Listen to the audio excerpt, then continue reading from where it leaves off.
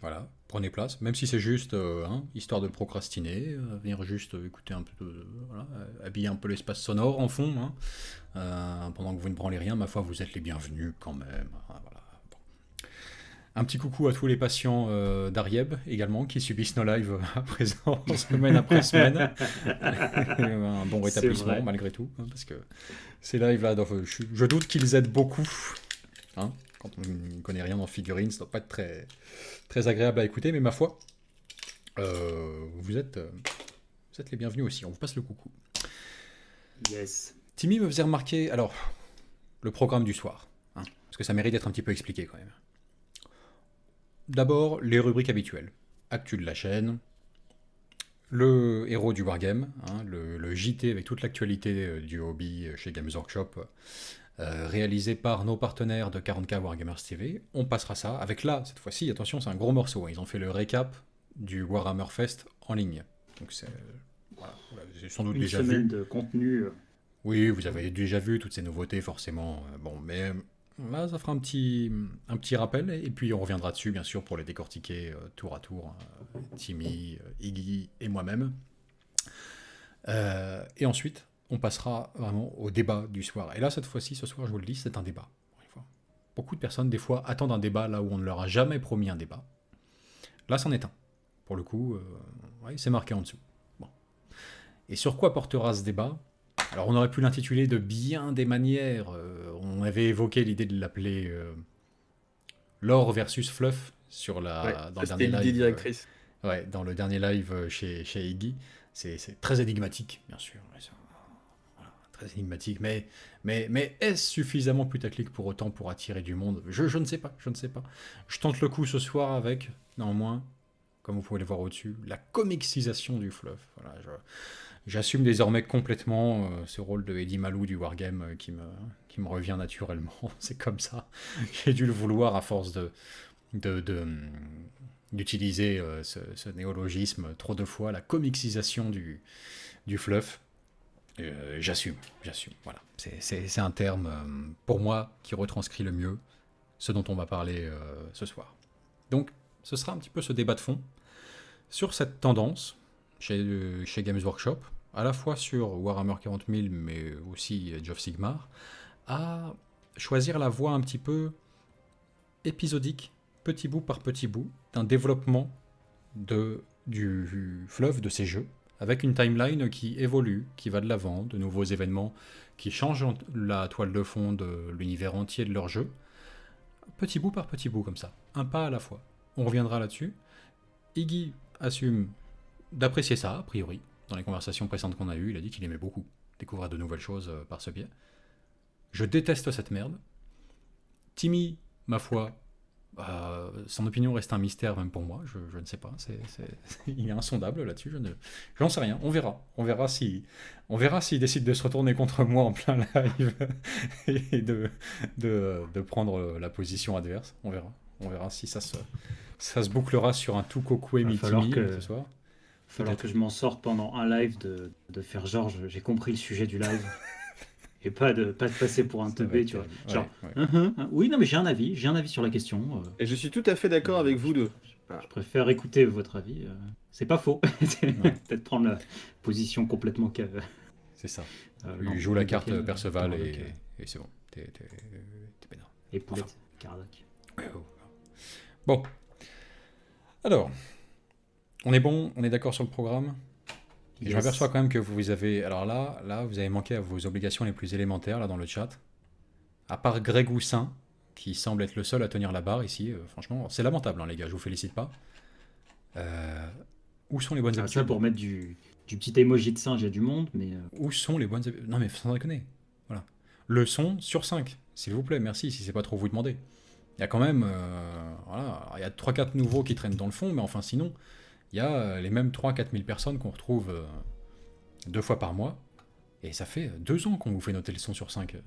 C'est toujours pas rentré vraiment dans les murs. Ça y est, c'est parti. Alors, World Eater, Gérard Moldave, Thomas G. Mon verre 2 sur 5. j'aime bien parce qu'on a Thomas G dit Faut faire 2 sur 5. point sur 5, tu vois. Ah, génial. Ce qui est forcément la musique du générique. Moi, Un vous appelez point, le mec qui est un icône de la Reine des Neiges, tout blanc avec des flocons de neige. Alors attends, bouge Est-ce que pas. c'est un Banner habitué? de la chaîne. Tu vas pas dire. Parce que tu dis, comment tu peux appeler Astérix peut-être? Non, on peut l'appeler Astérix. Je sais pas, il a peut-être un nom, non? Euh, étoile point, étoile point, étoile point, étoile point. En général, je ne sais pas. Ou la Reine des Neiges, hein, tant pis, hein. Reine des Neiges, La c'est pas Reine mal. des Neiges. Ça ressemble à un bot pour moi. Ce comportement n'est pas humain. Bref, ce grand écart est bien Et au-delà. il y a Gérard qui me traite de fragile, il dit Tim est faible. 4 sur 5. Non. Le team est faible. Bon. Impeccable. Eh bah, écoutez les gars, ouais, on est sur du 5 sur 5, voilà. Bon, bah, on commence sur de bonnes bases, parfait. Là, on peut vraiment y aller. Impeccable. Alors, actu de la chaîne, on avait dit. Et une fois n'est pas coutume, mais courtoisie oblige, j'ai bien envie de changer un petit peu la rubrique habituelle pour en faire une actu de la chaîne, Iggy TV. Voilà, on va profiter de la présence d'Iggy pour plutôt centrer ça sur lui. Alors, on t'écoute Iggy. Comment ça se passe en ce moment? Donne-nous des nouvelles du front du côté De la Iggy. chaîne? De Ouais. la front. Et ben moi j'ai été dans une période assez sombre et assez difficile en fait pour la chaîne. Parce que bah, d'un côté j'ai perdu le PC que j'avais que j'utilisais pour faire bah, tout, hein, les lives. Les lives entre autres, puis tout en fait, je pouvais pas récupérer en fait directement les fichiers, donc ça c'était compliqué. Parce qu'en fait là, vous voyez par exemple sur le live de Planet Wargame, il y a toute, bah, ne serait-ce que l'image en fait qui est calquée, hein, toutes ces petites choses-là, les polices aussi, qu'il faut les rechercher, etc. Donc il y avait ça. Après, j'avais les filles que je gardais tout le temps, parce que à cause virus, donc bah, c'est un peu difficile de travailler sur la chaîne aussi pendant qu'on est en train de garder les enfants.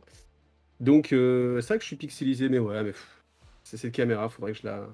Des fois, elle marche, et puis dès qu'on. En fait, tout est bien, et puis dès qu'on balance comme ça, tac, c'est. Voilà. Et donc, du coup, bah, ça en fait partie. Typiquement, là, c'est pas mon environnement habituel. Là, je suis sur un portable. Et puis, bah, il y a plein de choses comme ça à corriger. Donc là, je suis en train de reprendre pied parce que bah, les filles, elles sont retournées à l'école. Donc ça va. J'ai récupéré un PC, mais bah, tu découvres plein de petits problèmes. Hein, genre, tiens, cette prise jack, en fait, c'est pas une prise jack, etc. Donc il y a pas mal de choses à régler parce qu'en fait, c'est vrai que ça, on met beaucoup de temps en fait avant d'arriver à un setup, c'est-à-dire un environnement qui va être stable et utile, où on peut vraiment commencer à produire des choses. Et là, bah, du coup, j'ai perdu cet environnement, donc je suis en train de le retrouver, je suis en train de retrouver du temps, donc bah, j'espère qu'avec. Mais j'aime bien le côté 8 bits là, pour tous ceux qui ont une NES ou une Master System.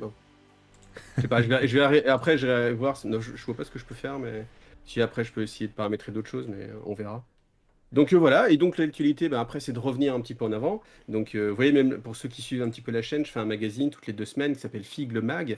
Et bah, là, le dernier, j'avais pas la possibilité de le faire, donc j'ai fait un live justement sur les news games, là, sur ce fameux Warhammer Fest hein, qu'ils nous ont fait, dont on va reparler encore ce soir.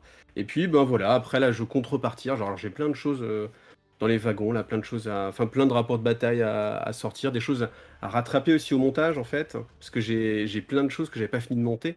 Et j'attendais mon nouveau PC parce que le PC était pas assez puissant. Et là, le PC est suffisamment puissant normalement, mais j'ai du mal à récupérer mes fichiers pour des incompatibilités inimaginable, enfin voilà.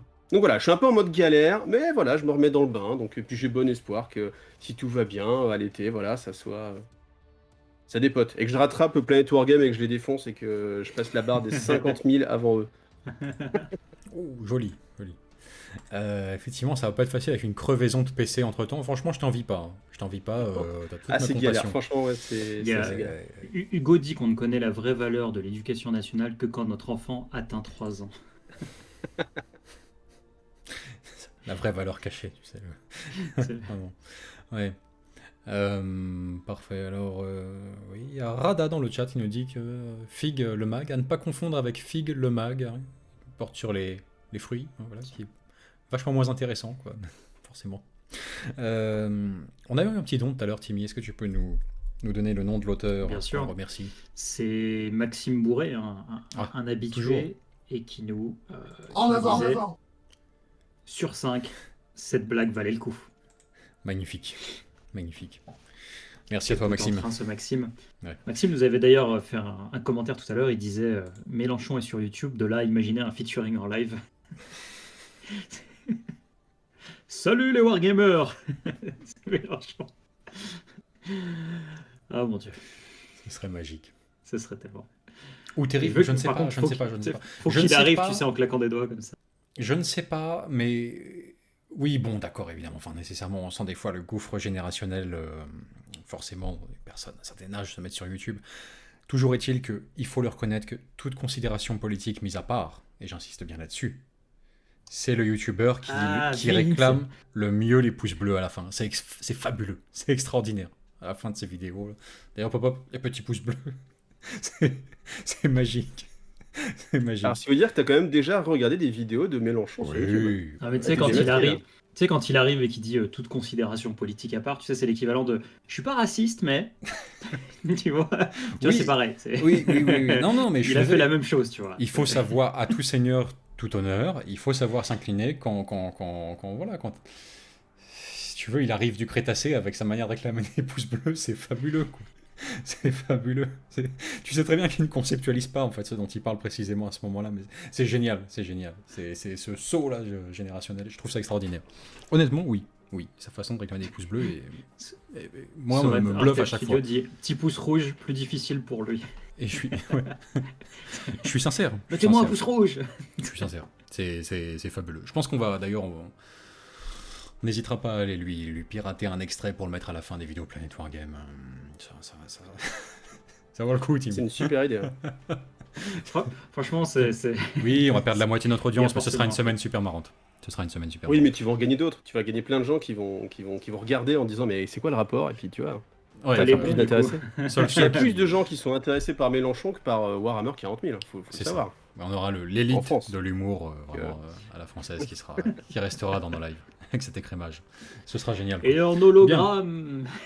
Alors, bon, très bien Iggy. Franchement, bon courage pour la suite du programme parce que franchement, je dis, la crevaison de PC en route, là, c'est l'accident. Bah, les enfants à la maison, ça aide pas non plus. Hein. Tu verras un jour, je te le souhaite, mais ça... Ouais, Et les deux en ouais. même temps, c'est difficile. Ça, c'est pareil que le PC, je souhaite ça à personne, hein, mais enfin. Du coup, bon courage. Ah, moi, c'est le contraire, tu vois. Moi, je le Bon souhaite, courage. mais il faut savoir que tu le payes. Le PC, tu le payes une fois, puis après, voilà. Mais... Enfin. Oh, putain. Il y a Rada qui nous dit si Mélenchon il se fait toper sa chaîne par YouTube, il pourra dire ma chaîne est sacrée, je suis parlementaire. Naturellement. C'est Bon. pas possible. Et à part ça, alors, le petit bilan d'ailleurs, Fig le Mac, parce qu'on en avait abondamment parlé la dernière fois que tu étais venu nous voir. Bon, j'ai vu que tu avais déjà fait un bilan exhaustif sur ta chaîne, j'avais regardé l'épisode Fig un peu. Avec le numéro 10, ouais. Voilà, bilan. Mais donc ce format un peu de magazine, mais version YouTube. Et Finalement. bah, du coup, Ouais. alors, moi, j'ai l'impression de trouver un peu mon rythme, en fait, en basant sur 3 ou 4 sujets à peu près, et avec toujours des choses qui sont un peu personnelles, en fait. C'est-à-dire que il existe déjà des magazines où c'est vrai, plus d'actualité, plus de choses. Moi, c'est vrai que j'ai tendance à plus me concentrer sur ce que je vais avoir sous la main, en fait, typiquement. Ou alors faire intervenir aussi des personnes pour présenter leur jeu. Ça, je trouve ça vraiment bien. C'est quelque chose qui me plaît, en fait, parce que comme moi, je suis dans le mode découvrir autre chose, je me dis, si moi-même, en plus, je peux découvrir en même temps. Donc là, j'ai fait venir... il y avait la boîte à mock dans les derniers, donc c'était pour un wargame ambiance Lego. Avant, il y avait Bunit pour. Je ne sais même plus comment s'appelle ce jeu, je ne sais plus. Warbound, si je dis pas de bêtises. Enfin voilà, ce côté-là, je trouve que c'est vraiment sympa. Celui Alors après, qui viendra avec moi sera mon frère. Eh bien, enchanté, jeune frère. Ça, c'est une belle offre. On l'a jamais eu celui-là, je crois. Le Enfin, capitaine. Pas souvent en tout cas. Ouais. Non, non, Ah. non, non. Le capitaine est un peu abandonné depuis le lancement effectivement de ces trucs-là. Merci beaucoup aux donateurs. Iggy, vas-y, on t'en prie, on t'a interrompu. Et je disais, la difficulté par contre, c'est qu'à chaque fois, il faut faire venir un intervenant, et à chaque fois qu'on fait quelque chose avec quelqu'un, c'est beaucoup plus compliqué que de se faire son truc tout seul au moment qu'on a prévu qui nous arrange, parce que là, faut prévoir et s'arranger avec quelqu'un. Donc c'est plus difficile, mais après, ça apporte vraiment une richesse, je trouve, et j'ai envie de le cultiver. Alors, je ne pourrais pas hein, physiquement à chaque fois rencontrer un nouvel auteur, mais j'ai déjà d'autres rendez-vous de prix. Là, dernièrement, je vais garder encore la surprise, mais j'ai participé en fait à quelque chose qui était assez sympa, et du coup je vais en parler dans le magazine parce que c'est vraiment très très riche sur le wargame de façon un peu générale et comment on peut l'utiliser un peu autrement. Ceux qui suivent vraiment, ils savent de quoi je parle. Mais voilà, ça c'est une partie que j'aime bien. Après, toujours faire de l'actualité. Les jeux que je suis beaucoup, Dystopia Noir par exemple. Bon là, je pense que personne, enfin il n'y a pas grand monde qui connaît, mais voilà, faire un petit sujet comme ça, présenter les figurines, faire des petits unboxings aussi sur des choses. Quand ça mérite pas d'être une vidéo dédiée, je pense que c'est pas mal aussi. Voilà. Mais bon, le format, il a que 10 épisodes, donc il va encore se chercher. Là, sur le prochain que je prépare pour vendredi prochain, j'ai d'autres choses de prévues, un petit peu différents. Plus, je teste des choses. Moi, j'aime bien tester pas mal de choses. Je pense pas que j'en sois encore loin de là, encore à mon rythme de croisière, avec telle date. Enfin, j'ai des dates de poser. Par exemple, Fig, c'est le vendredi, normalement vers 17h si tout va bien. Voilà, mais après, le reste n'est pas encore forcément fixe. Même le format du magazine n'est pas encore forcément fixe. Je... Coco. On a Coco Limaçon dans le chat qui nous demande si ton alliance avec Studio Tomahawk est vouée à continuer. Oh, plutôt, oui, je pense, oui. Il y a de fortes. C'est des gens que je connais très bien, en fait. Ouais, carrément, ouais. Parce qu'en fait, du coup, je connais personnellement des gens qui sont du studio Tomahawk. Donc, comme j'aime bien en plus leurs produits, forte raison. Là, d'ailleurs, normalement, dans les prochaines, on a. Alors, déjà, sur la chaîne, quand j'aurai récupéré un peu pied et refait mon setup, je devrais sortir un jour un rapport de bataille sur Saga, l'âge de la magie, qui est une sorte de pendant à Warhammer Battle, on va dire, V8, peut-être plus, et encore, même pas trop. Mais qui est un jeu médiéval fantastique, en fait, agnostique, c'est-à-dire qu'on va jouer vraiment les figurines qu'on veut, et typiquement, les figurines de Warhammer, elles sont très bien pour jouer à ça. Il y aura aussi une présentation de la nouvelle sortie de Mousquet et Tomahawk qui s'appelle, je ne sais plus, parce que le premier terme, je m'en rappelle plus, mais c'est sur les guerres napoléoniennes, ça s'appelle, je sais plus, je n'ai plus le titre, ça me reviendra. Donc voilà, oui, c'est voué à continuer. Probablement Canon et Arquebuse. Non, c'est... Black Powder. Je sais plus. Mais dans le chat, il y a bien quelqu'un qui connaît, peut-être quand même, La non? poudre noire.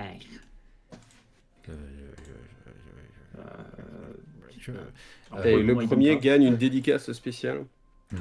Mousquet et boutonnière. Congo, non. Mais Congo, c'est très bien. Alors, Congo, c'est un superbe jeu. J'en parlerai aussi un jour sur la chaîne. Dans longtemps, je pense que ce sera l'année prochaine. Mais Congo, c'est vraiment, pour moi, le jeu le plus narratif qui existe. Parce qu'en fait, il n'y a pas de... Les missions, c'est une présentation, en fait, un journal à l'ancienne. Un peu style Indiana Jones, époque film 1, 2, 3, hein, pas les derniers.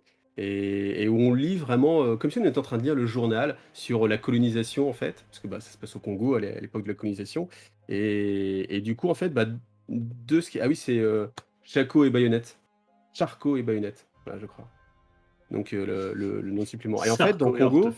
alors en fait, je sais pourquoi, parce que ça me faisait penser à Sarko, en fait. Voilà. Parce que vu qu'on est en mode, ce soir, on a dit qu'il faut placer tous les hommes politiques. Donc voilà, on a fait Mélenchon, on a fait Sarko. Voilà, je vous laisserai faire les autres. Et du coup, Congo, c'est hyper narratif. Chaque bataille est vraiment un événement, en fait, sur une sorte d'actualité fictive de l'époque. Et voilà, et ça mérite d'être présenté. En plus, et les figurines sont vraiment différentes, parce qu'on a l'habitude de voir. C'est vrai que le petit fascicule qui est dedans pour décrire l'émission, là, comme tu dis, sous forme d'un journal, c'est vraiment sympa ça. Ouais. Avec Vince, on était tombé sur une boîte, on avait trouvé ça vraiment. Ce passage-là était sympa. Après, on était tombé sur d'autres trucs qui nous avaient fait un peu plus rigoler pour d'autres raisons. Ouais. Parce qu'il y a des trucs qui sont un peu sortis de leur contexte, c'est un peu bizarre. Si tu veux, ouais, il faut se replacer dans le contexte. Mais c'est ça qui est intéressant. Moi, je trouve ça déguisant. En fait. Tu peux acheter une boîte d'expédition de blanc ou de trucs comme ça, tu fais. Ok, ouais. C'est étonnant. Mais après, l'emballage du truc, justement, je trouve que c'est assez bien fait à ce niveau-là.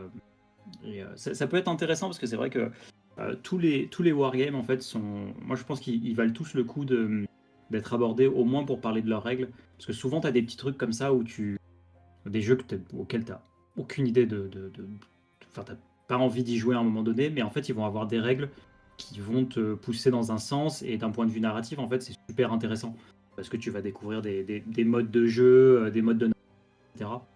Et du coup, à ce niveau-là, c'est top, quoi. D'ailleurs, Mathieu Verret dit Congo date déjà et il n'y a jamais eu vraiment de polémique. Oh, mais t'inquiète pas, les polémiques, elles arrivent après. Quand ce sera sur YouTube. Ouais, parce que c'est pas connu. C'est Iggy qui va les bouffer, apparemment, les polémiques. Il est candidat.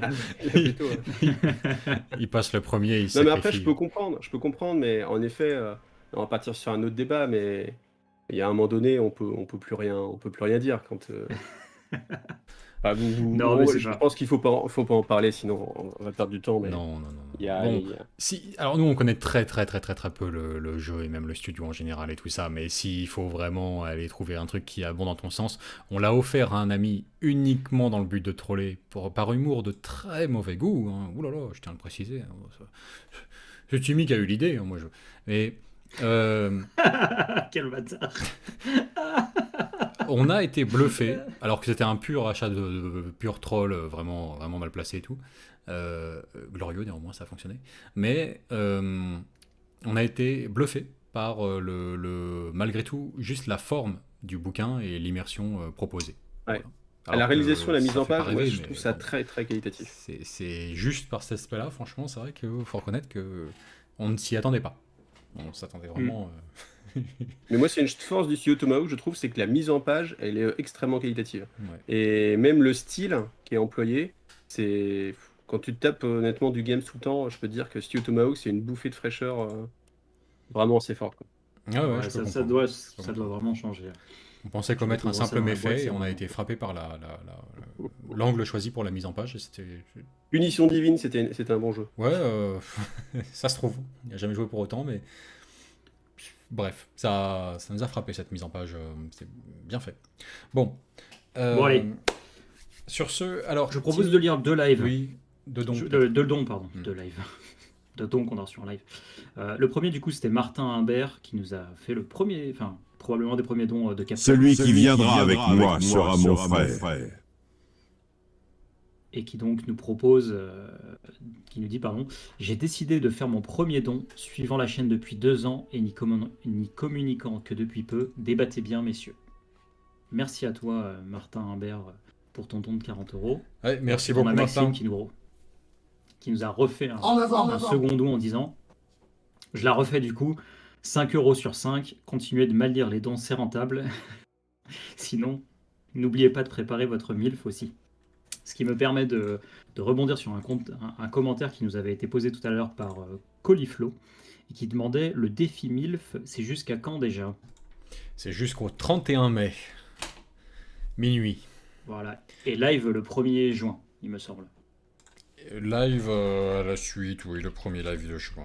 Je crois que c'est le mardi. Ouais. C'est ça. Enfin bon, 31 mai, c'est ce que vous devez retenir, parce que sinon tu t'en reçois jusqu'au 1er juin pendant le live en fait, tu vois. Donc voilà, je vous mets l'adresse mail dans le chat pour participer à ce glorieux concours, je rappelle. Hein, le principe, vous nous envoyez une figurine peinte par vos soins, c'est important, ou plusieurs à la rigueur, mais une seule suffit. Sortie par Games Workshop avant 2006. C'est le thème du concours. Voilà. Donc, soyez pas bonnets, passez pas à côté de la seule condition. Avant 2006. Voilà, date de sortie de la figurine. Ça veut être un festival, un festin de nostalgie, quoi. Bon, on replonge dans nos premières amours figurinistiques et celles qui tiennent bien l'épreuve du temps et malgré tout restent...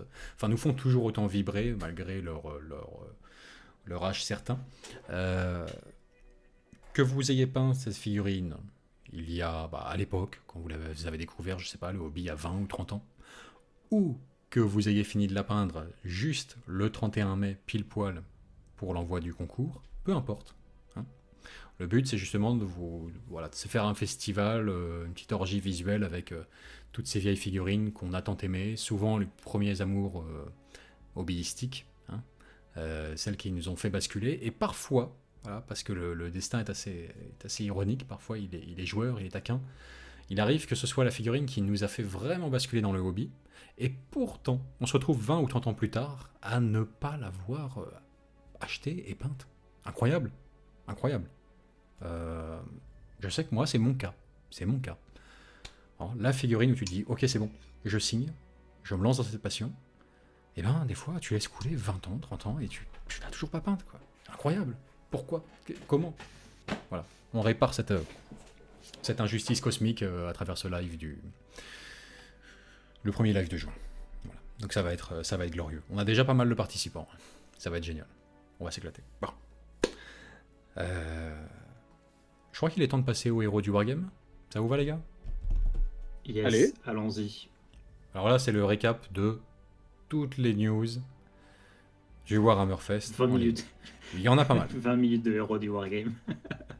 Il y en a pas mal. Vous allez voir. Vous allez voir. Il est chargé en soude caustique, cet épisode. Bon. En même temps, j'ai envie de dire, comme absolument tout commentaire à ce sujet de ce Warhammer Fest depuis qu'il a eu lieu, il faut le reconnaître et on vous remettra une couche derrière. Voilà, on va déneiger encore un petit peu la voix en remettant une couche de sel, je pense, par la suite. J'en doute pas. Bon, mais, ma foi, c'est comme ça. C'est des moments qu'on doit traverser ensemble. Bon, c'est parti. Héros du Wargame. On se retrouve juste après les JT pour décortiquer tout ça. Hop là. Et je vous balance le lien vers la chaîne de 40K Wargamers TV dans le chat, histoire que vous alliez aussi jeter un œil à la chaîne des copains, si le cœur vous en dit. Et puis, ma foi, pourquoi pas s'abonner, voire mettre la cloche. Enfin. Bonjour à tous et bienvenue dans le Héros du Wargame, affichera le l'image JT de la chaîne 40 000 Wargamers, en partenariat avec Planète Wargame. Cette semaine dans votre Héros du Wargame, un retour sur le Warhammer Fest Online. On vous parlera aussi des sorties et des précos de la semaine, un petit focus sur une magnifique Lady et un carton rouge. On commence notre review du Warhammer Fest par Age of Sigmar avec l'annonce attendue de la sortie de la V3 du jeu, une nouvelle édition qui arrive après la saga Broken Realms. Les forces de l'ordre sont prêtes à reconquérir les terres perdues depuis l'ère du chaos. On nous présente en tête de gondole Indrasta, chasseuse de monstres brandissant la légendaire lame de Tegenvar. Après cette Lagarta à la sauce AOS, voici venus les nouveaux Stormcast qui l'accompagnent dans ses exploits épiques. Pour autant, tout bon héros a son Némésis, et Games Workshop profite de ce festival pour nous présenter Kranios. Il arrive avec son Broken Realms, dernier volet de la série. Cet ancien dieu des tremblements de terre revient avec dans son sillage toutes les forces de la destruction. On voit ici poindre une profusion de personnages nommés qui valident le virage déjà pris par Games Workshop d'héroïser ses productions et son univers, à la manière d'un DC Comics et autres. Poursuivons avec AOS et une proposition qui, sans être indécente, semble déjà séduisante. Les nouveaux vampires nous ont déjà été présentés, et nous en reparlerons un peu plus tard dans votre JT. Mais de Locavane, la mère des cauchemars pour les Soulblight Gravelord, ou bien encore la dynastie Virkos avec Radukar et Volga accompagnés de ses redoutables loups, on peut dire qu'avec ces sorties, tous les fans des Dents Pointues, de Nosferatus jusqu'à Twilight, peuvent être comblés. Mais où est-ce que j'ai bien pu mettre mon livre d'armée contre vampires ? Petit. Passons maintenant à Warhammer 40 000 dans ce Warhammer Fest. Haut les cœurs, mes sœurs, avec l'arrivée de Morven Val. Sauf erreur de notre part, c'est une première, car la jeune abbesse est ni plus ni moins que la représentation d'un haut seigneur de Terra. Elle est commandant suprême de l'Adepta Sororitas, et en bonne chef de guerre, elle nous est présentée avec son codex, tout nouveau, tout beau. Dans ces news, on nous présente aussi le livre du feu, prochain supplément de la zone de guerre Sharadon. Pas trop vite les gars, j'ai même pas commencé à lire le précédent. Dans ce deuxième volet, on retrouvera les règles spéciales de Be'lakor et, aux surprises, de Morvenval. Attendez 2 minutes là, est-ce que cela veut dire que la chef des sœurs de bataille ne se trouvera pas dans le nouveau codex Sista ? On ose l'imaginer. C'est un carton jaune, dernier avertissement la prochaine fois, c'est dehors. On poursuit ce Warhammer Fest avec une surprise inattendue, la ressortie de la bande de Gaunt et de ses fantômes. Le commissaire légendaire créé par Dan Abnett est de retour avec une nouvelle livrée de toute beauté. Corbeck, Eliman Roan, Larkin, Bragg, Owen McCall, bref une bonne partie de sa bande l'accompagne. Et ça fait plaisir. Si vous ne les connaissez pas, nous avons une vidéo sur la chaîne qui vous en dit un peu plus sur Gaunt, le lien est dans la description. A noter aussi l'annonce de la Black Library qui va ressortir Sombre Imperium et Guerre et Peste. Et ça, c'est une bonne nouvelle car les bouquins sont très bien. On poursuit ces annonces Games Workshop avec une WAG des cavernes ou l'arrivée d'une boîte d'armée orc Beast Snaga. Du grotte, de l'orc énervé, des squigs à la Mandalorian et Zodgrod. Sans oublier un codex tout nouveau et un sacré warboss, de la poésie dans sa plus pure expression. A noter aussi pour 40k les Cadiens relookés, intéressant mais c'est juste quelques têtes et armements, pas de quoi sauter au plafond. On finira avec l'annonce en pointillé d'une future boîte qui fleure bon la guerre psy entre les Chevaliers Gris et les Thousand Suns. Enfin, et pour terminer ce Warhammer Fest, une review des idonettes pour Warhammer Underworld, quelques champions de lac et un nouveau Aeronautica Imperialis. Anecdotique, d'autant que le jeu ne sortira pas en français. C'est ici une transition toute trouvée qui nous amène à notre carton rouge. Oui, carton rouge à Games Workshop sur Necromunda qui nous sort une boîte de démarrage enfin cohérente à un prix enfin accessible. Autour de 120 €, nous on était super chaud. Tout ce qu'il faut avoir pour un jeu d'appoint dans un des meilleurs rendus de l'univers Games Workshop. Et là, la tuile, cette boîte n'existe pas en français. Pourquoi ? Comment ? En quel honneur ? S'ils avaient sorti cette boîte il y a 3 ans, nul doute que Necromunda aurait fonctionné largement mieux pour sa sortie. Bref, on est frustré, comme un unijambiste dans un concours coup de pied au cul. Et en plus, comme si ça suffisait pas, pour retourner le couteau dans la plaie, il nous montre ça. Lady Credo, seigneur rebelle, entre la princesse Leia, Mata Hari et Calamity Jane, tellement charismatique, tellement narrative. On s'y voyait déjà, inventant des scénarios tellement cyberpunk et grimdark au fond d'une cité ruche. Mais non, c'est pas pour nous, pauvres Frenchies que nous sommes. Allez, arrêtons nos rêvasseries de joueurs narratifs et passons aux sorties et précommandes de la semaine. Cette semaine, les vampires sortent de leur crypte sous la forme des Soulblight Gravelords. Nous les connaissons déjà et on ne s'en lasse pas. Locavane, mère des cauchemars, transformée par la magie de Tsench et qui semblerait ne pas avoir un caractère facile. Un seigneur vampire, des chevaliers de sang, de magnifiques squelettes en boîte de vin, des zombies vraiment classe, eux aussi en boîte de vin, des chauves-souris prêtes à vous ponctionner le sang, à moins que ce soit l'argent, et bien sûr, un lot de cartes et d'accessoires de jeu. Tout ce qu'il vous faut pour incarner des contes vampires du plus bel effet. On termine ce JT du hobby avec les précos de la semaine, et attention, accrochez-vous, c'est du lourd. Sur la ligne de départ, avec AOS et la suite des Soulblight, un start collecting composé de 20 Graveguard, 5 Black Knight et accompagné d'un Wright King. Arrivée aussi des loups redoutables, de Bellama Volka, Radukar et les très attendus Kritsa le prince des rats et Lady Annika. Ensuite pour Warhammer Underworld, une bande de faucheurs de Canaan. Et enfin pour finir, Warhammer 40 000 avec la préco du Codex Mechanicus, accompagné de ses traditionnelles cartes et dés. Bien sûr un combat patrol tout frais, avec un Tech Priest Engineer, un Onager d'une Crawler, 3 cataphrons et 10 Kitari Rangers. Vous en voulez encore ? Il y en a. On continue cette vague d'arrivée avec les figurines que nous avions déjà vues ou qui étaient dans des boîtes et qui arrivent en délotage. J'ai nommé le Maréchal Skitari, l'Élite Esperax pour les Drukhari, le Chronomancien et les Écorcheurs pour les Nécrons, un Capitaine Space Marine avec ses très attendus intercesseurs lourds. Mais ce n'est pas tout, et si jamais il vous en manquait, en premier lieu un Combat Patrol Nécron, 10 Immortels, un Night Sheet, 3 Tombblade et un Overlord, et en second, le Combat Patrol Space Marine avec 10 Infiltrators, un Impulsor, un Lieutenant en armure Phobos, 3 Eliminators et 3 Suppressors. Ouf, n'en jetez plus, la cour est pleine, il n'y a plus de place dans les rayons, excusez-moi, mon banquier vient d'appeler. Voilà, ce numéro du Héros du Wargame est maintenant terminé, merci de l'avoir suivi. N'oubliez pas de mettre un petit pouce en l'air, de vous abonner à la chaîne et de la partager autour de vous. Je vous rappelle que vous pouvez aussi soutenir la chaîne sur son Tipeee, car plus que jamais, sans maîtrise, La Chagat n'est rien. Ouais. Eh bien, que de Parfait. nouveautés. Danse, t'as vu Que hein, de il y a- nouveautés, il y a- en effet. Voilà. Bon, bref. Actu chargé, quoi. Actu chargé. Allez, revenons à nos moutons. Voilà, parfait.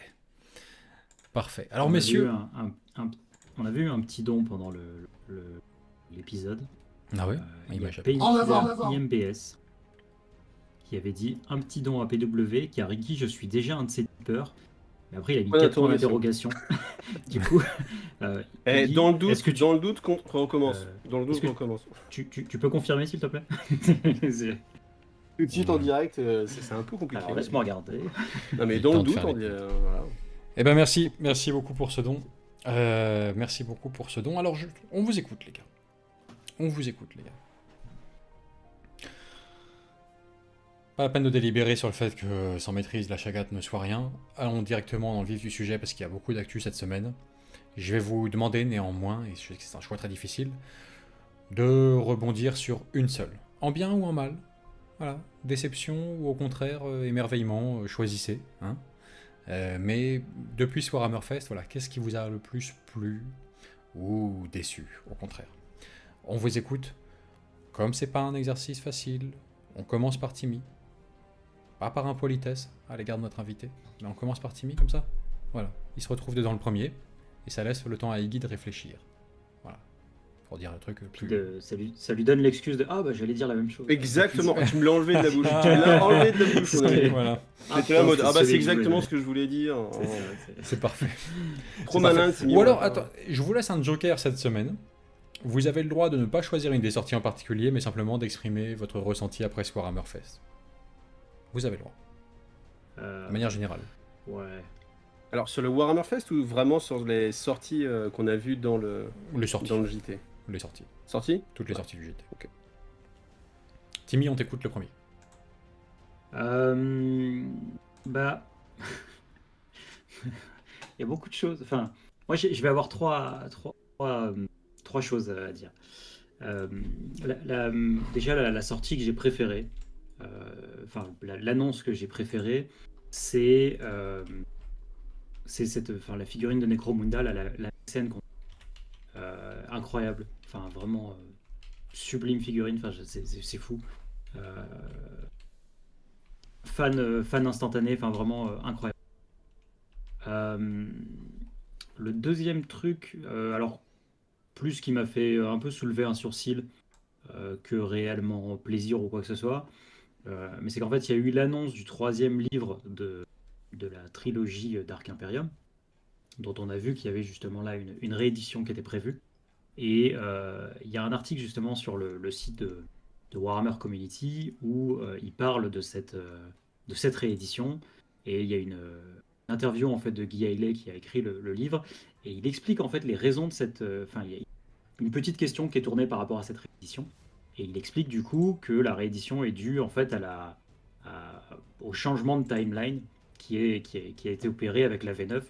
Vous vous rappelez de Vince qui qu'en a longuement parlé quand la V9 est sortie en fait, où je vais pas dire qu'il s'offusquait, mais il faisait remarquer à tout le monde que quand même, attention les gars, enfin, vous avez vu, avant on était 120 ans après la campagne de Titus, et maintenant on est de nouveau dedans, quoi.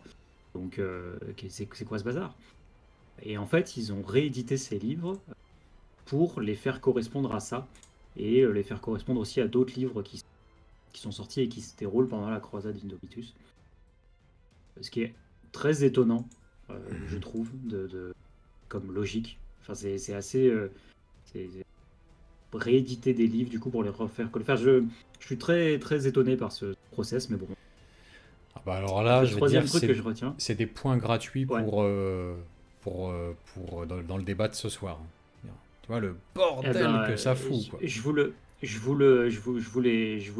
donne, vous les au tableau, et puis on les garde pour tout à l'heure. Oui. Et le troisième point, Vince, maintenant que tu es sur Warhammer Community, est-ce que tu peux revenir sur la page d'accueil Bien sûr. et nous montrer la figurine Beast Naga qui est tout en haut?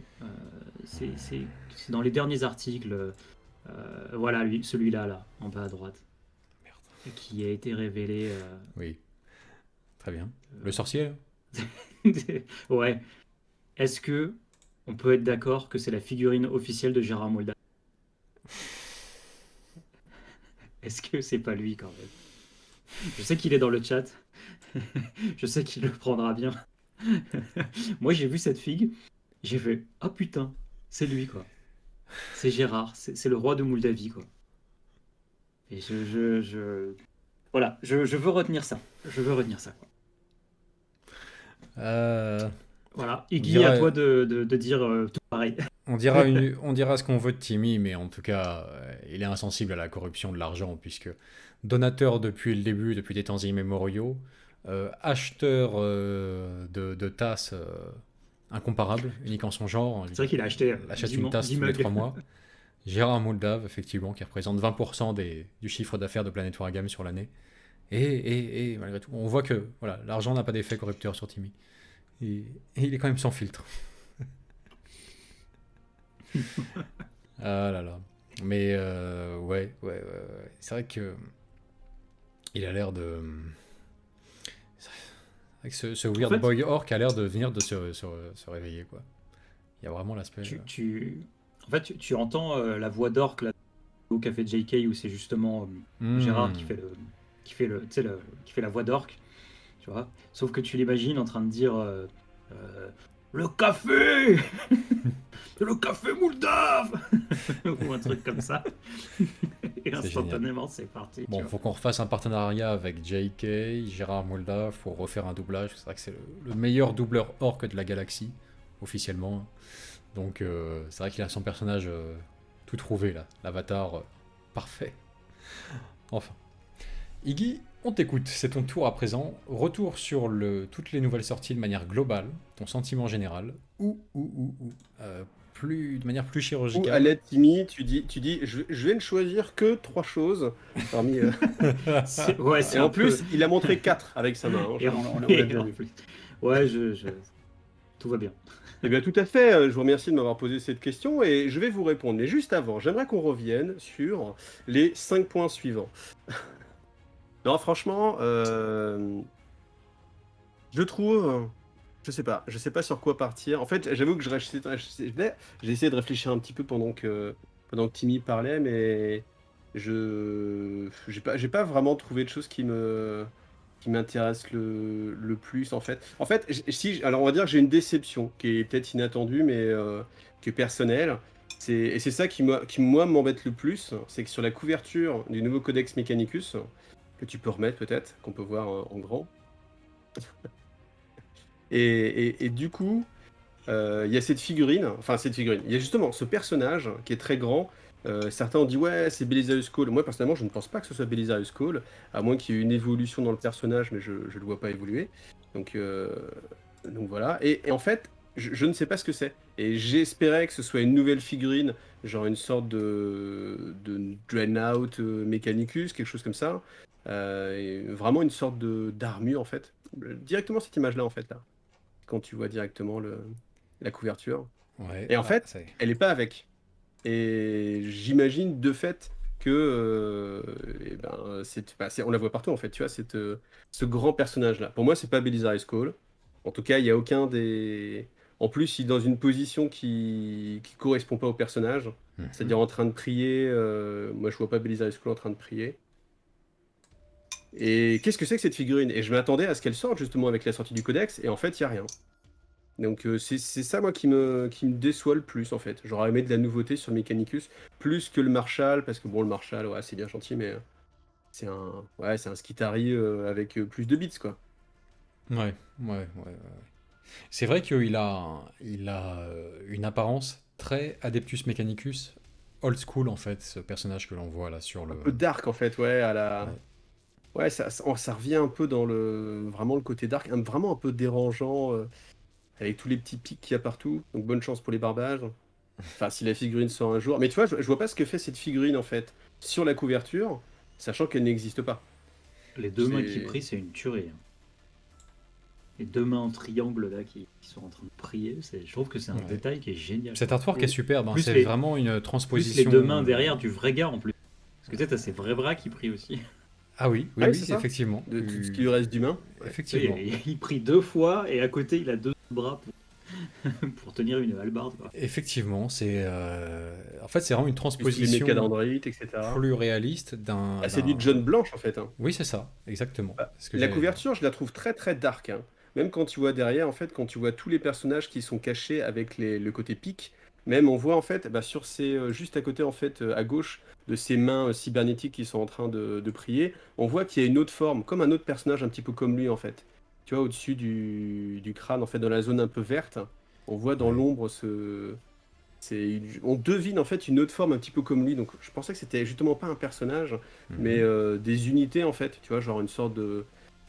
Ouais, un peu. En plus, c'était un peu raccord parce qu'ils avaient sorti pour les sœurs de bataille avec leurs armures de combat. Donc là, c'était à peu près la même chose, mais en pendant Mechanicus en fait.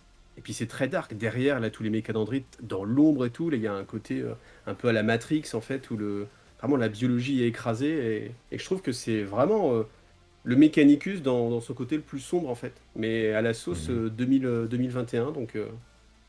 Mais même le côté, je trouvais que ça avait vraiment un côté avec surtout la sortie des vampires en même temps. On pourrait croire, si tu regardes, si tu louches un petit peu, tu fermes un peu les yeux, on a l'impression que sur le côté, en fait, tu vois des contes vampires. Avec les lances, les pics, les crânes assez métalliques. Il y a un petit côté comme ça, je trouve, conte vampire un petit peu. Voilà. Donc très dark, quoi. Ouais, Mais pas de effectivement. figurine, donc voilà. Et j'imagine qu'elle va pas être dans le codex, sinon ils en auraient parlé quand même. Enfin, de toute façon, le codex il sort, on a déjà les dates, on a tout, donc elle est pas dedans. Donc après, est-ce qu'ils vont nous faire le coup de, tiens, dans le supplément numéro 3, retrouver cette magnifique figurine? Malheureusement, ça on l'a de plus en plus, donc Est-ce qu'il le sortirait pas dans la zone de guerre machin, ouais, mais dans le prochain là on en bouquin ou revient un à ce truc que comme ça? disait, je ne sais plus à qui j'ai répondu tout à l'heure, mais tu sors un codex, 37,50 €, tu Ah, sors un supplément. je dis pas que c'est ce qu'il faut faire, mais tu vois, Ouais. est-ce que Bah, Figurine n'a j'ai peur que ce soit ça en fait. Moi j'ai peur que ce soit ça. Quand tu vois ce qui se passe pour les sorts de bataille, tu te dis. Et de là, tu vois, le mettre carrément sur la couverture. Tu l'as sur la couverture du codex, mais non. Donc c'est. Ouais, Enfin, voilà, ça m'interpelle. Ça bah, m'interpelle. oui, je suis tout à fait d'accord avec tout ce que tu as dit, hein. Déjà, je l'avais Après, pas remarqué, tu fais bien peut-être de. Ouais. peut-être que ce qui peut arriver en fait, c'est que le moment où ça a été commandé en fait à l'artiste, la figurine devait sortir et que des faits des problèmes. Je suis prêt à servir une fois encore. Avec moi, mes frères. C'est un gros nom. Iggy vient de découvrir le fait de se faire ça, c'est le Dread Noted. piétinement, quoi. Alors, ça nous arrive chaque semaine. C'est. Je sais un qu'il y a vrai quelque plaisir. chose qui. T'es là en train de Bah, parler vous- dans un live tranquille et tout à coup t'as vous envie avez d'aller bien te des cacher, chances. te C'est des rouler en jolis boule noms. dans un coin. Ça fait ça. Ça fait ça, c'est vrai que c'est. Voilà. Se faire Dread Noter, c'est ça. C'est une expérience Non un mais peu je vais faire ça traumatisante sur la ma première chaîne, fois. j'ai compris. Vous voulez des gros trucs qui balancent plein dans les oreilles à chaque fois qu'il y a des dons, et bah ok, je vous ai compris. Tipeur de Iggy TV, je vous ai compris. Ce qui est très drôle, c'est qu'il y avait, comment dire, quand tu t'es pris les premiers dons là au début du live, il y a Hugo qui était notre invité la semaine dernière. Il a dit allez-y, faites venir le Dreadnought, faut qu'il se fasse Dreadnoughter comme moi. Tu sais, moi je l'avais Voilà, lu, j'étais en mode chose bête. ah, il est con. Tu sais, ça se reproduit à la fin, ça se reproduit après. Je fais putain, c'est vrai que c'est drôle en fait. Franchement, enfin, c'est pas très agréable parce que t'es en train de parler, et puis il y a juste un gars qui arrive, fait avec moi, mes frères. Bordel, qu'est-ce qui se passe, tu vois? Non mais comme ça je me sens dans la famille, je me suis fait introniser, voilà, c'était. Puis c'était une belle pièce. Donc. Bien vu. C'est génial. Bon, évidemment, merci beaucoup à Arieb, hein, encore une fois, vraiment. Un grand merci pour son soutien aussi régulier. Qu'est-ce qu'il nous dit là pour le coup, Arieb? Est-ce que tu peux nous retrouver son petit message, Timmy? Alors, il nous dit ce soir, je supervise les internes, donc j'ai les mains libres et propres. C'est important. Je peux me poser comme un roi et vous écouter. Eh bah, merci à toi. Royal. Merci à toi. Et puis, faut être les internes, du coup, je sais pas. Et Xrur dit Ariab est 45% du CA de P2V. C'est exactement ça. On ne tourne que grâce à lui. C'est génial, c'est génial. On est en train d'acheter du nouveau matériel pour tourner les rapports de bataille et ils seront financés à 100% par lui. Oui, c'est bien, c'est bien. C'est vraiment l'apothicaire officiel du chapitre. Quant aux alors autant j'avais quelques considérations voilà, pour les patients qui subissaient nos lives et tout, les internes, non, il n'y aura pas de pitié pour eux particulièrement. Je veux dire, comme bizutage pour une entrée dans la médecine, on a vu pire. Voilà, donc je pense qu'ils font bien pire entre eux que de s'imposer des lives de figurines. Donc oui, c'est un bizutage soft, ça va. Ils sont bien traités. Ils sont bien traités par rapport aux habitudes du milieu. Bon, donc... Voilà. Iggy, on a eu ton ressenti sur ces sorties-là. Est-ce qu'il y avait également autre chose sur lequel tu voulais revenir, à part le Mechanicus? Euh... La V3 d'AOS, Gros. Alors la V3 d'AOS, de toute façon, j'attends, on va en reparler, on va y avoir droit vraiment beaucoup. Donc non, pas plus que ça pour la V3 d'AOS. Je sais pas si ça va me convaincre ou pas de franchir le pas. Ce qui aurait pu me faire franchir le pas, en fait, c'est justement on va dire, les contes vampires, qui s'appellent maintenant les Blight Soul Grave Master, un truc comme ça, Grave, je ne sais plus quoi. Sous le Blight Lord. Ouais, un truc comme ça, ouais. Personne ne sait, c'est fou, on les a vu Grave, passer il y a 30 secondes. Grave machin. Et en fait, j'avoue que ah, il y a un petit frisson, mais en fait, j'ai eu le frisson avec la bande de Warhammer Underworld, que je trouve vraiment superbe. La figurine de Raduca, elle est vraiment bien aussi. Mais derrière, je sais pas, ça manque de la petite impulsion qui fait que... Parce qu'en fait, j'ai déjà des contes vampires, c'est la seule armée que j'ai en feu battle V8. Et... Oui, je me disais peut-être passer à OSV3 avec les Blight Lord Grave Bones, mais en fait, non. En fait, non, c'est Ah, déjà voilà. acté. T'es sûr Ouais, que... en fait, non. Non? Ouais, franchement, ouais, ça me... Ouais. En fait, moi ce qui me fait débuter une armée, en fait, c'est vraiment ou jouer à un jeu, souvent, c'est l'univers et ce que ça représente. Et le visuel, franchement, là, En fait, ouais, je sais pas, c'est passé à côté. Ça m'a frôlé, tu vois, mais je ne sais pas, je sais pas. C'est Je marrant saurais parce pas que le décrire exactement, mais... depuis Je dis pas que les figurines sont moches, tu vois, mais il y a... Ouais. Je sais pas, ça accroche pas plus que ça. Ce qui est verra, hein. amusant, parce que depuis la sortie des Age of Sigmar, c'est la faction, du point de vue des figurines, à l'esthétique la plus vieux monde compatible. Depuis Curse City et les vampires qu'on a vu sortir derrière, c'est vraiment une armée du vieux monde de Warhammer Battle, honnêtement. Pour l'essentiel. Les centaures Vargeist, là, je suis pas sûr que ce soit passé à Warhammer Battle. Mais bon, pour l'essentiel. Et Ouais, malgré ça, ça fait pas entièrement c'est pas suffisant pour le déclic chez toi. Ouais, je sais pas ce qu'il fallait, mais... En fait, j'aime bien le côté vampire, mais je te dis, bah, typiquement, le Lord Vampire, là, avec les petites chauves-souris dans les cheveux, c'est une figurine auquel j'accroche vraiment pas. Et... Ouais, je sais pas, j'ai pas le coup de cœur, C'est comme quand tu visites une maison, tu vois, sur le papier, ça a l'air bien, tu saurais pas dire, mais tu te sens pas chez toi. Je me sens pas chez moi avec ces contes vampires-là, en tout cas. Pourtant, les zombies sont bien, les squelettes, ils sont bien aussi, je sais pas. Ouais. Il me manque quelque chose. Peut-être, en fait, c'est les chevaliers de sang. J'aime pas trop les chevaliers de sang et peut-être, tu vois, c'est peut-être là où ça peut jouer. C'est pareil, je sais pas comment ça s'appelle, la covaille ou je sais pas quoi, le mix centaure, chauve-souris, araignée, vampire, j'accroche pas. Donc voilà, moyen. Ouais, ça le fait pas. Ça le fait pas. Ouais, très bien. Bah, c'est sûr que si l'unité de ligne vampire principale te plaît pas spécialement, les chevaliers de sang, et il faut reconnaître qu'ils ont peu changé depuis leur version finalement précédente en résine. Quand la ligne d'une armée te plaît pas, l'unité de ligne, ou la troupe pour 40k, en général, pour moi c'est mort. C'est presque le plus important finalement, c'est la troupe, la ligne, quoi, le corps de l'armée. Tu peux avoir de super... Il faut des figurines coup de cœur en fait. Ouais. J'ai des figurines coup de cœur, mais elles sont en Warhammer Underworld, donc j'ai envie de jouer à Warhammer Underworld. Mais de là à en plus partir sur AOS, qui est vraiment un jeu, c'est pas comme Warhammer Underworld justement où tu dis allez, j'achète une petite bande à 32 et puis après c'est fini quoi. Là c'est un gros investissement. Donc, Oui, tout à fait. Tout à fait. Bon, bah écoutez, pour le débrief sur ces news là, voilà, j'ai recueilli vos avis. Timmy, est-ce que tu peux nous faire un petit relevé de chat avant qu'on passe à la suite? Ouais, bien sûr. S'il te plaît. Alors attends, bah déjà on va lire le... Il y a un bruit de fond là, c'est moi ou quelqu'un passe l'aspirateur chez vous? ouais, j'entends un petit bruit de fond aussi, ouais. Ça vient de chez moi, il pleut, c'est le vent, c'est la tempête. Ok. Écoute, je sais pas ce qu'on pourra faire pour ça. Moi je confirme. On avait un don du coup de Rawal Jitrama qui disait mince, juste après Arieb. Bon bah pas possible de suivre ce super débat de ce soir, mais je passe faire mon petit don habituel. Bonne soirée à tous et des bisous. Merci à toi Rawal pour ce petit don, le petit don du mardi soir. Oui, qui merci. permet de faire avancer la cause. Merci. Et dans le chat gratuit, là, les places, les places Et dans le subventionnées chat par le CE, là, gratuit, les places gratuites du concert plèbe. subventionnées par le CE. Qu'est-ce qu'on a? Dans la plèbe, Oui. on nous dit, il y a Martin Humbert qui nous dit: je suis d'accord avec les troupes. D'ailleurs, je dirais que dans le cas de la plupart des armées, je n'aime que l'unité de ligne ou presque. Sinon, on nous pose la question: quel est ton avis, Vince, Ouais, sur ça. les news? Parce qu'il y en En a qui 5 voudraient points. savoir.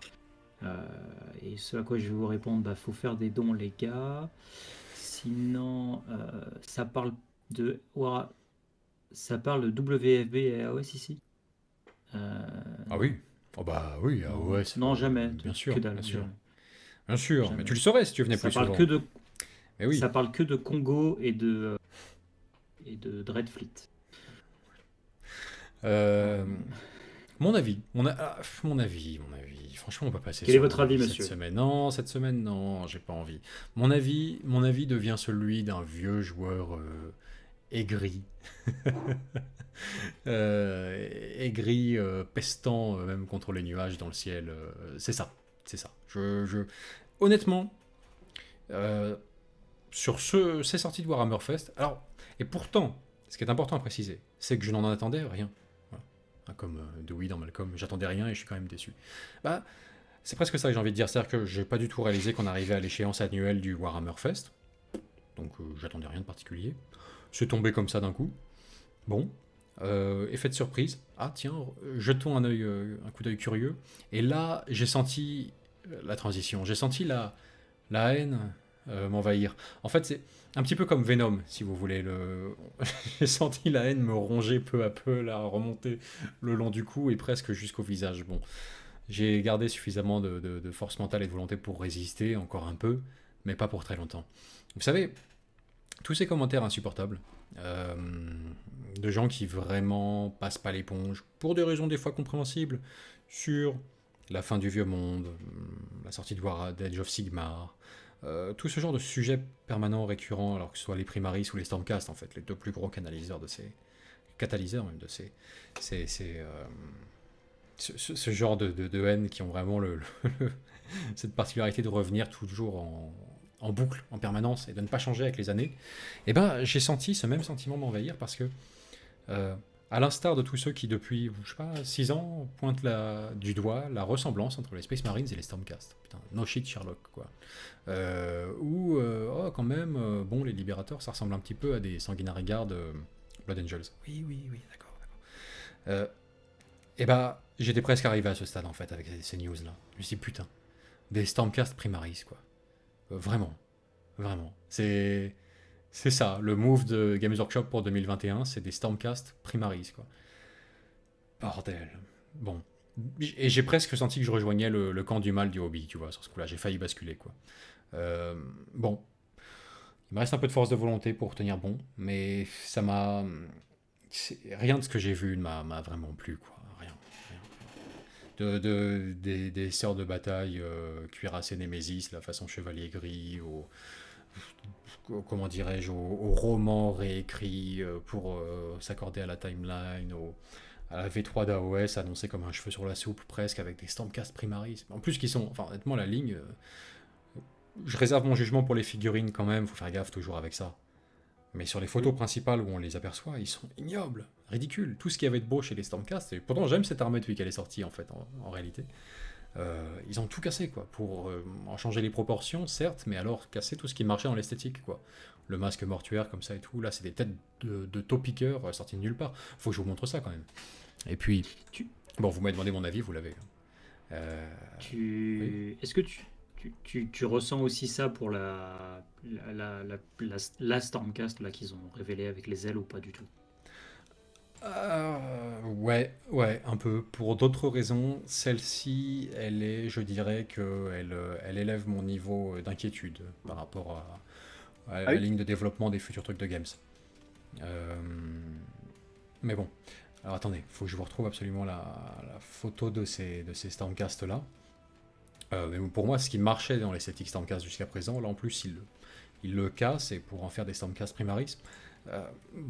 Bon, non, désolé, ça le fait pas pour moi. Je suis pas convaincu du tout.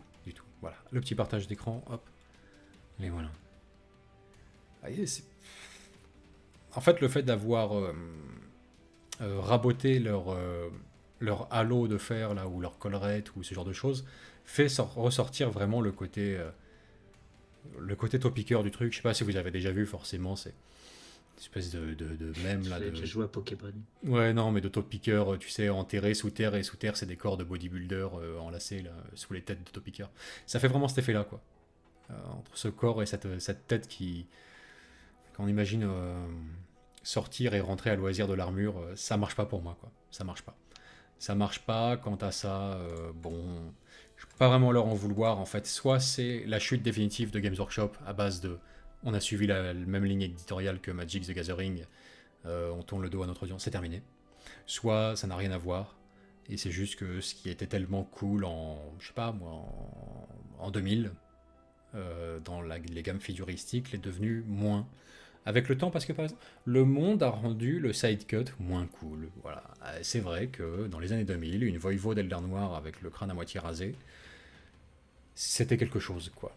Le monde, depuis, a rattrapé, capillairement parlant, Warhammer de ce côté-là, et c'est vrai que ça le rend moins cool tout à coup. Bon, enfin, on verra bien ce que ça donne. Mais en tout cas, c'est vrai que moi, entre les nouvelles versions qui tombent comme ça, comme un cheveu sur la soupe, ce renouvellement perpétuel de bouquins à acheter sans cesse, qui présente de moins en moins d'intérêt en interne. On sent la passion qui commence à venir là. Ah ouais, non, là, c'est terrible, c'est terrible. C'est vrai qu'on a complètement omis le fait qu'il y a quand même une version d'AOS qui a été annoncée. Oui. Avec ce truc-là. Oui. Oui, mais parce qu'ils semblent l'avoir omis eux-mêmes, ils l'ont balancé comme ça, quoi. Enfin bref. Ah oui, il y a Carlos qui dit on en parle de la grappe d'amélioration cadienne. Énorme news, ça aussi, incroyable. Incroyable. Oui. Alors ça, personne ne l'attendait. Mais Une c'est nouveauté fou. garde impériale. Ah oui. Ah non, mais ça veut dire que Adeptus Astartes, pardon. Non, les Adeptus, Cadiens, les Cadiens sont là pour durer encore. Ils sont là pour 10 à 20 ans, quoi. Ça restera la gamme garde impériale pour les années à venir. Parce que désormais, apparemment, c'est pas un kit comment dirais-je, c'est pas un kit de conversion. C'est rajouté dans la boîte, quoi. Acheté à part, voilà, si on te propose ce kit, allez hop, 9, 12 euros, emballé, c'est pesé. Non, ce sera intégré aux boîtes de troupes cadiennes désormais.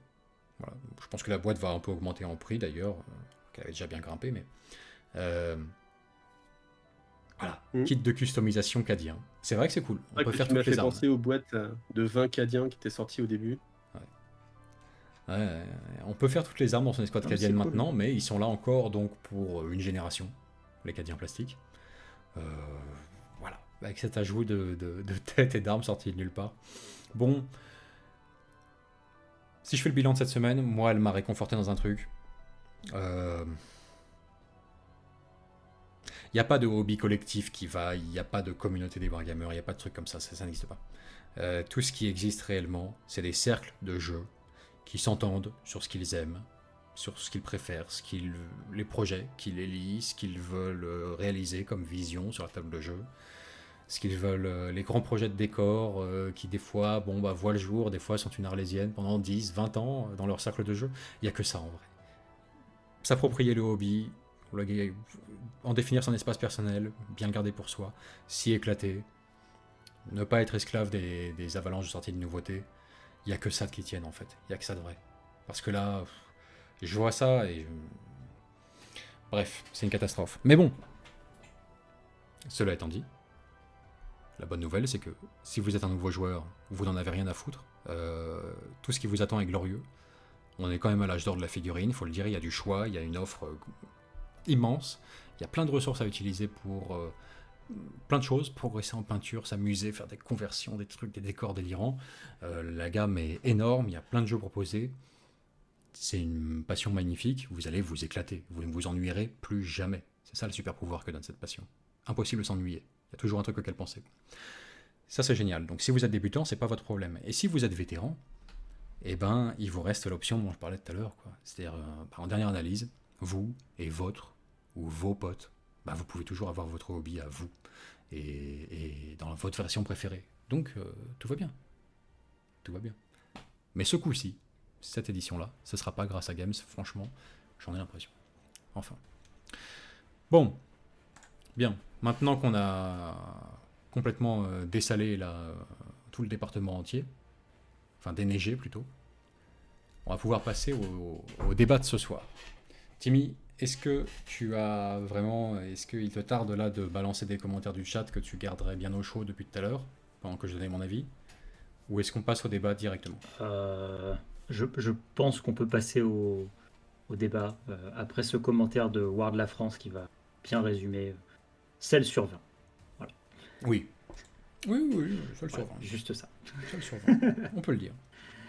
Et j'ai hâte d'avoir le prochain don de Dreadnought.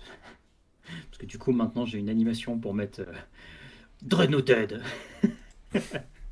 Voilà. Il est content. On pourra faire ça maintenant. Je suis très content. Donc, Oui, bon, c'est pas mal. Enfin, je veux dire, vous avez un bandeau avec le marqué Dreadnought. Enfin, allons-y, mes frères et tout, mais moi, j'arrive et je ferai ma petite animation perso. Dreadnoughted. Voilà, ça me fait rire. C'est comme ça. Le débat de ce soir sur la Congo-Mexique. Martin Imbert, la solution, débrouillez-vous tout seul ou vivez dans le passé. Il a rien compris, c'est parfait. Désolé Martin sur ce coup-là. Mais bon, faudra revisionner ou remonter un petit peu les méninges là. Parce que, non, pourquoi le passé ? Non. Ce qui vous plaît personnellement, ce que vous aimez vraiment dans cette passion et à développer en petits groupes. C'est pour moi le meilleur, clairement. Parce que là, voilà, Stormcast, Trimaris, une V3 plus complexe encore. De toute façon, nous, c'est simple. Après, on passe au débat. On a résolu Age of Sigmar. C'est terminé. On est passé pas. du. Non, déjà on n'y joue pas. D'abord, ça règle la question. Encore. On n'y joue pas. On y a joué plein de fois. On n'a jamais été aussi près d'y jouer. On y a joué abondamment, mais nouveau. là dernièrement, on n'y joue pas du tout. On est complètement sur 40K. Non. Et encore que pour ce qu'on joue à 40K dernièrement, avec tout ce bordel, c'est pas évident. Mais on y a joué abondamment. Et non, mais on est passé du niveau 1 au niveau 99 d'Age of Sigmar tout de suite, instantanément pour nous.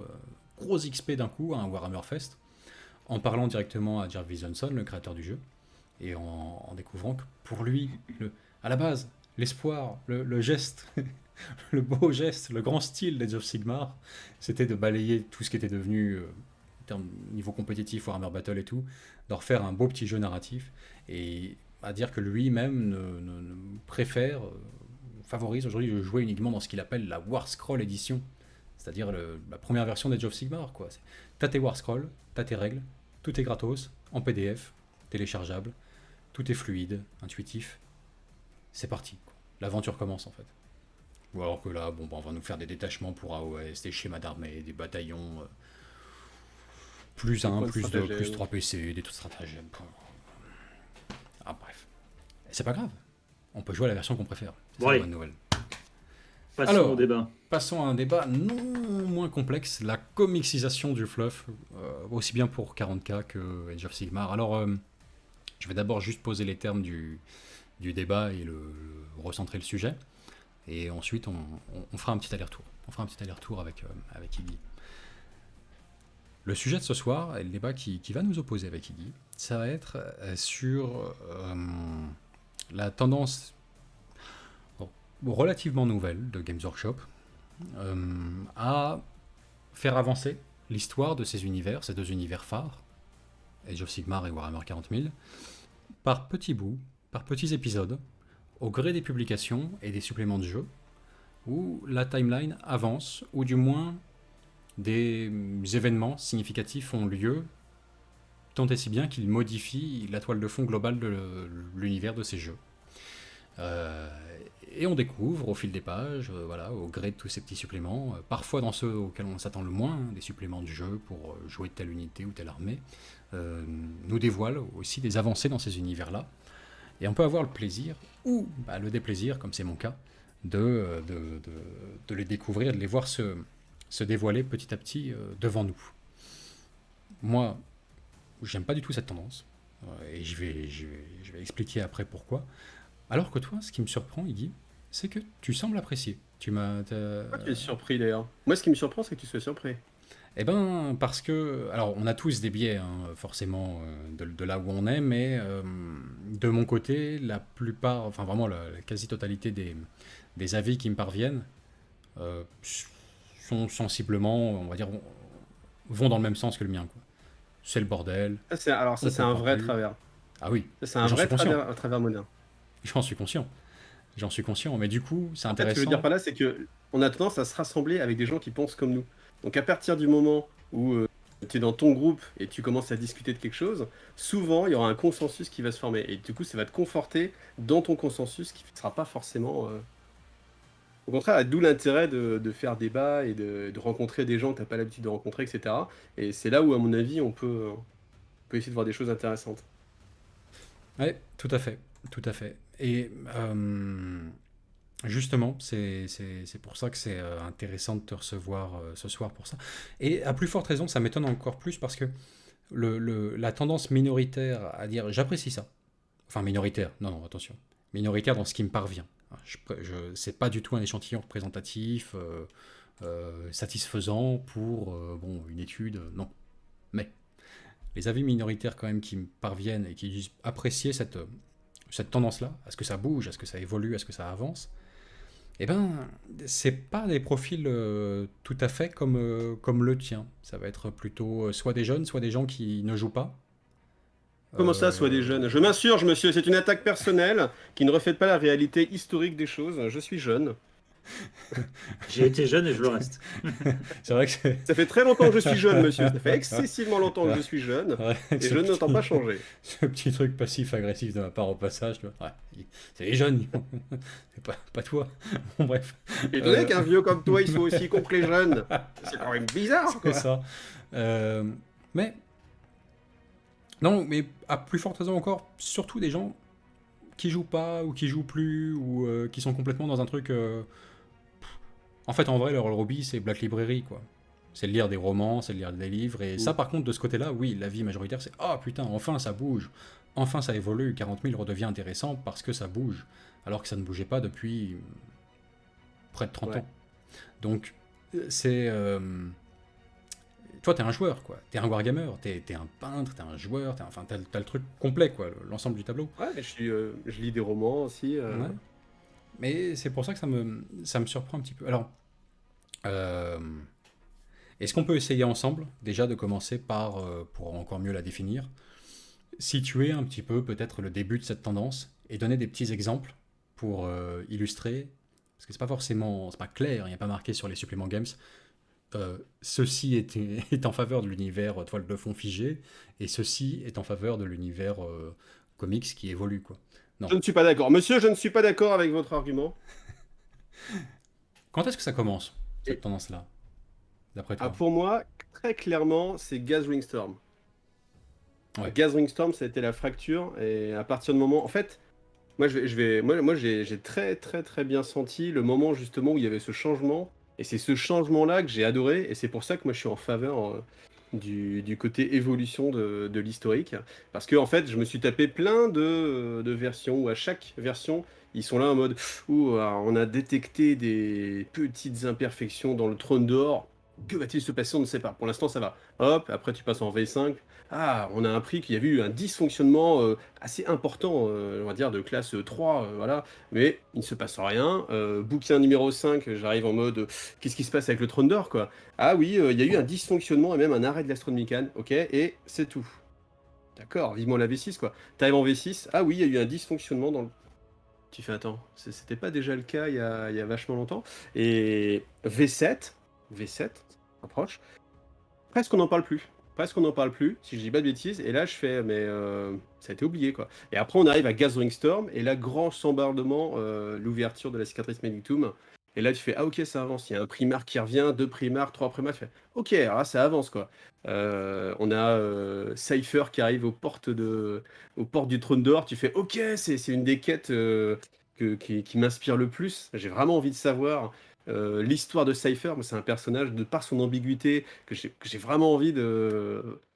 Alors, je suis en train de me dire, est-ce que du coup, le fait de savoir, ça briserait pas un peu la magie? Je ne sais pas, mais en tout cas, un jour, j'aimerais vraiment savoir son but, de quel côté il est, et que ça aille au bout, en fait. Et Et puis voilà, et puis après, tu arrives en V8. Donc V8, je m'étais dit, ok, ça va être. Moi, V8, je l'avais vraiment imaginé, mais alors là, j'étais complètement dans mon fantasme, en mode guerre civile de l'Imperium. C'est-à-dire Robot Guilliman qui arrive, qui a une vision. Alors j'allais dire moderne, mais en fait, c'est une vision passéiste parce qu'il vient finalement du 30 000, mais qui serait pas en adéquation. Et c'est. Enfin, Robot Guilliman, il est clairement pas en adéquation avec l'Imperium dans lequel il arrive. Et le fait qu'il fasse une sorte de dissidence et qu'il dise non, mon père s'est trompé, venez avec moi, moi je sais ce qu'était sa vision originelle, un petit peu comme ce qu'a fait Horus en fait. À l'époque, j'aurais trouvé ça mais grandiose, vraiment quoi. Et qui est pas les loyalistes et les non-loyalistes, mais quelque chose de cette ampleur-là et une guerre civile au sein de l'Imperium. En plus, avec d'un côté la cicatrice Magnetum de l'autre. Ah, j'aurais trouvé ça génial. Et puis au fait, non. Il va voir son papa, il discute, il récupère une épée. Ouh, youpi, t'as un item. Ouais, c'est cool. Et après on sait pas, on sait pas.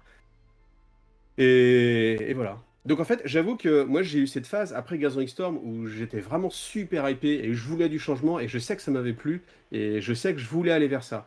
Après, il y a eu Psychic Awakening où on s'est tapé 9, ouais, je dis pas de bêtises, 9 bouquins où ils étaient là, attendez-vous à des révélations aussi majeures que ce que vous avez vécu avec Gathering Storm. Et moi, quand tu me dis Gathering Storm, franchement, ça me fait vibrer. Et pour moi, c'est un de mes meilleurs événements dans le monde de... Parce que là, je suis en train de repenser, quand ils avaient sorti les premiers suppléments de campagne, avec Cadia ravagé, où on pouvait participer et tout, il y avait un truc d'ampleur mondiale, où on pouvait rentrer, en fait, si c'était une victoire du chaos ou pas. Et du coup, le sort de Cadia devait dépendre de ça. Au final, il s'est avéré que c'était 50-50. Tu fais ouais, super. Et j'étais resté sur bah oui, le fluff n'avance pas et cette déception en fait. Parce que moi j'aime justement enfin, je trouve ça vraiment génial. Et Gathering Storm, tu fais ok, ça y est, enfin Games Workshop part sur la branche que j'ai envie qu'ils suivent. Génial. Et puis tu arrives à Psychic Awakening où j'étais vraiment dégoûté de l'absence d'évolution et il se passait rien et même des choses sont enlevées, enfin c'est fou. Après un passage que j'avais vraiment aussi adoré, c'était sur les gros suppléments. Et il y avait celui sur Leto, Monka et Koyon et celui sur les Space Wolf avec qui s'appelait je sais plus comment il s'appelle. Euh, et où il y avait vraiment une évolution majeure, c'est-à-dire que Fenris se faisait attaquer, waouh, t'apprends des choses sur Leto, gros spoil, l'éthéré suprême n'est plus, etc. Et tu fais waouh, c'est génial. Et Psychic Awakening, franchement, au secours. Donc là, je suis plus en mode un petit peu déçu de cette non-évolution et de cette régression-stagnation. Voilà. Mhm. Oui, pour toi, c'est la déception par rapport à Psychic Awakening parce que c'est creux, il n'y a pas assez, Ah c'est ouais. pas assez substantiel. Après, ouais. Il n'y a rien à se mettre sous la dent vraiment de Après, ah ouais, significatif. après Gathering Storm, franchement, moi j'étais super hypé. Hein. Et en plus, avec la chaîne, je voulais vraiment faire du Psychic Awakening à fond. Et en fait, je me trouve devant le bouquin et je dis quoi en fait? Qu'est-ce que je dis qui n'a pas déjà été dit? Bah, euh, voilà quoi. Mais en fait, c'est une différence majeure et c'est une différence aussi entre nos chaînes par exemple. C'est que moi, ce qui va vraiment me faire kiffer, c'est dès que je trouve des choses qui sont nouvelles en fait. Et c'est vrai que les vidéos fluff et les prochaines que je vais faire, elles sont orientées là-dessus en fait. Elles sont orientées sur pas l'univers tel qu'il est, mais plutôt, eh, vous saviez que, le saviez-vous, tu vois, un truc un peu comme ça. Et c'est vrai que moi, c'est plus ça qui me hype. Peut-être parce que j'ai de la bouteille aussi et au final. Ouais, je suis un peu blasé, tu vois. C'est un peu toujours. C'est comme quand je lis des romans où il y a du Space Marine, pas l'impression que ce soit vraiment. Enfin, c'est tout le temps un peu réchauffé, en fait, je trouve. Puis le côté héroïsme, en fait, ça me fait plus vibrer, en fait. Le côté héroïsme, il est seul au monde, l'honneur, quoi qu'il arrive, fraternité, pour l'empereur, le sens du sacrifice, tu fais oui, bon, ok. Comme 20 bouquins que j'ai lus avant, quoi. Bon, voilà. Oui, mais D'où mon Intéressant. intérêt, justement, pour les personnages un peu comme Cypher ou des choses comme ça, tu vois, tu fais, ah, j'aime bien, ou l'Alpha Légion, par exemple. oui, là où il y a plus d'ambiguïté, quoi. De complexité. Complètement. Hein, Et personnage d'Archangel. multidimensionnel, quoi. Tout à fait. Alors, avant d'aller plus loin, peut-être demander l'avis de Timmy d'ailleurs sur le sujet. Mais avant d'aller plus loin, voilà, il s'agirait toujours dans le but de poser aussi les termes du débat. Bon, je suis d'accord avec le Gathering Storm, en gros. Bon, moi j'irais jusqu'à dire même End Times pour Warhammer Battle. Aussi, c'est vraiment le début. C'est un pré-Gathering Storm, quoi. C'est avant et les conséquences sont encore plus dramatiques, bien sûr. Mais Oui, là, c'est clair. Donc le Psychic Awakening par la suite, oui, c'est l'exemple absolu pour moi de cette tendance-là, effectivement. Sur tout ça, je suis d'accord. Pour bien en définir les termes quand même, il faut bien préciser qu'il ne s'agit jamais, qu'on apprécie plus un aspect ou l'autre, de notions absolues, évidemment. Quand je dis je suis partisan plus d'un univers figé, stable, toile de fond, avec une timeline, donc des dates qui n'avancent pas, qui n'évoluent pas, ça ne veut pas dire, évidemment, quand quelqu'un dit ça d'ailleurs, de manière générale, qu'il est contre tout ajout, tout apport, toute modification du fleuve de 40K, ou de AOS ou Battle. Évidemment, ce serait stupide. À ce compte-là, tu ne peux pas venir implémenter les taux, à ce compte-là, impossible de présenter un nouveau chapitre, à ce compte-là, pas possible de développer un petit peu le background d'unités qui étaient en retrait, en leur donnant un peu plus de corps, un peu plus de saveur, etc. Et toutes les belles choses qu'on a pu voir éventuellement depuis 98 en fait, en gros, parce que le moment où le fleuve de 40K prend sa forme telle que le monde la connaît réellement, le moment où ce jeu en plus gagne en popularité réellement en France, enfin, c'est presque la seconde naissance de Warhammer 40 000, vraiment c'est la 3e édition, quoi. C'est 98. 99 la date de sortie magasin en France, je crois. Bon. C'est ce moment-là où on nous pose Warhammer 40 000 tel qu'on le connaît aujourd'hui, dans les grandes lignes, quoi. Ça dure, effectivement, de 98, donc jusqu'à des années assez récentes, quoi, jusqu'à des 2013, 2015, bref. Bon, ce gros bloc-là, vraiment, oui. Toile de fond de Warhammer 40 000, pour autant, il s'est passé des choses pendant ce temps-là. Il y a eu l'introduction de nouvelles factions, il y a eu le développement, l'étoffage de fleuves de factions existantes, il y a eu évidemment plein de fictions aussi, il y a eu des tonnes de choses, à vrai dire, des tonnes de choses. Si on compare vraiment la 3e édition dans son tout début jusqu'à la fin de la 6e, ou la 7e, quoi, il s'est passé déjà des tonnes de trucs.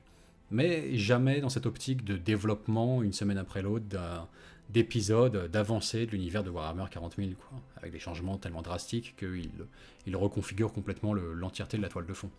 Donc quand on dit qu'on est partisan plutôt de cet univers monolithique, figé, comme ça, du lore éternel en quelque sorte, quoi, et de l'ambiance de 40K, ça ne veut pas dire qu'on est contre tout apport ou tout ajout.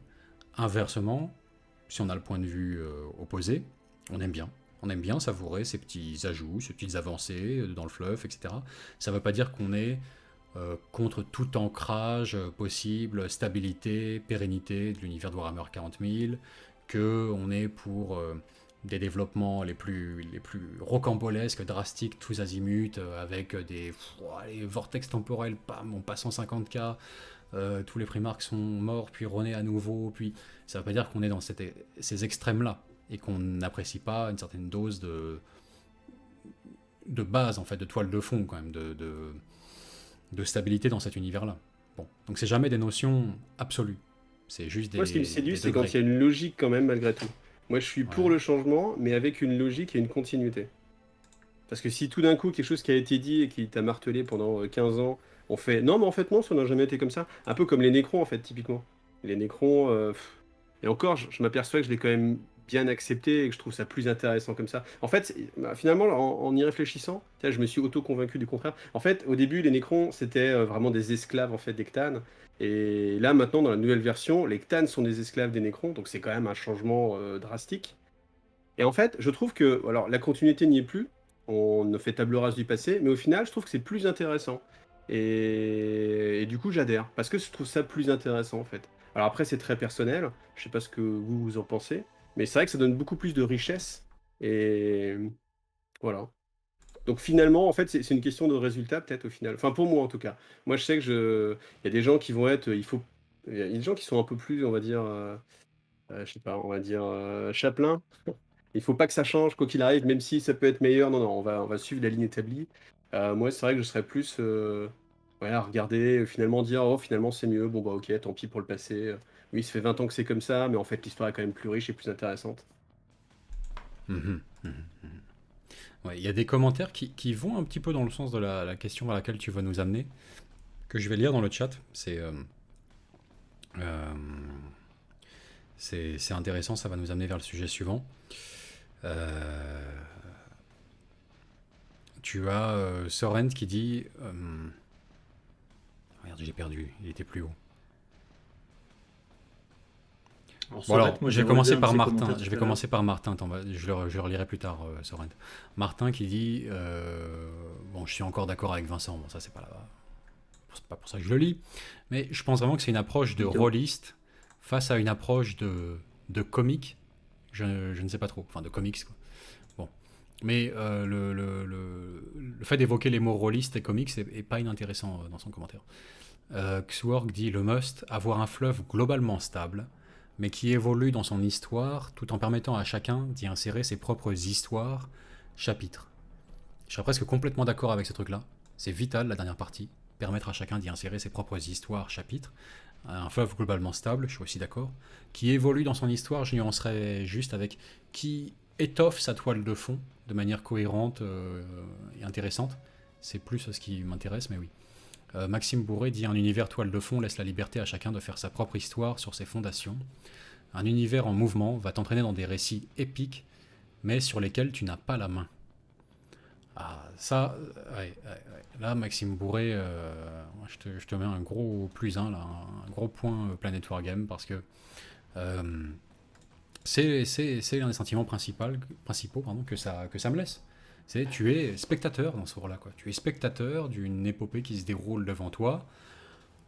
On passera sur la forme en plus, qui n'a pas été très glorieuse, je trouve, dernièrement, les Psychic Awakening. Bon, au moins on est d'accord sur les Psychic Awakening, ça va pas du tout, il n'y a rien à sauver là-dedans, quoi, malheureusement. Bon. Même la fin et même les personnages emblématiques, typiquement Ephraël Stern. Moi, j'attendais beaucoup. En fait, j'avoue que j'ai été naïf et jusqu'au bout, plus crédule, je sais pas, mais jusqu'au bout, j'ai espéré en fait. Jusqu'au dernier tome, je me suis dit, allez, Ephraël Stern, allez, ça va le faire. Ça va être vraiment quelque chose de majeur. Parce qu'en fait, j'avais lu les suppléments sur, les romans sur Ephraël Stern et tu dis, ah, ça c'est un personnage, waouh, quoi. À elle seule, elle peut renverser la situation, quoi. Et puis, il n'y a rien, quoi. Il n'y a rien, puis même la fin de Psychic Awakening, tu fais c'est nul. C'est nul. Enfin, moi j'étais dépité. Franchement j'étais dépité. Parce que j'y croyais à chaque fois, à chaque maillon qui cassait, je me disais allez il en reste un, tu vois, allez il en reste un. Il y en a eu 9, donc je peux dire que. Ouais. Oui, finalement, bon bah voilà, arrive à la fin et. Mais oui, il n'y a plus d'histoire, il n'y a plus de. Je partage ça parce qu'en plus, ce qui est assez dans le timing assez triste, c'est que c'est à ce moment-là que Games a commencé à nous envoyer des produits pour les reviewer. Donc, il y avait cet enthousiasme quand même initial phénoménal, qui est plus symbolique qu'autre chose, parce qu'en vrai, c'est pas ce qui fait la base d'un business model pour une chaîne, je veux dire, ça va pas loin.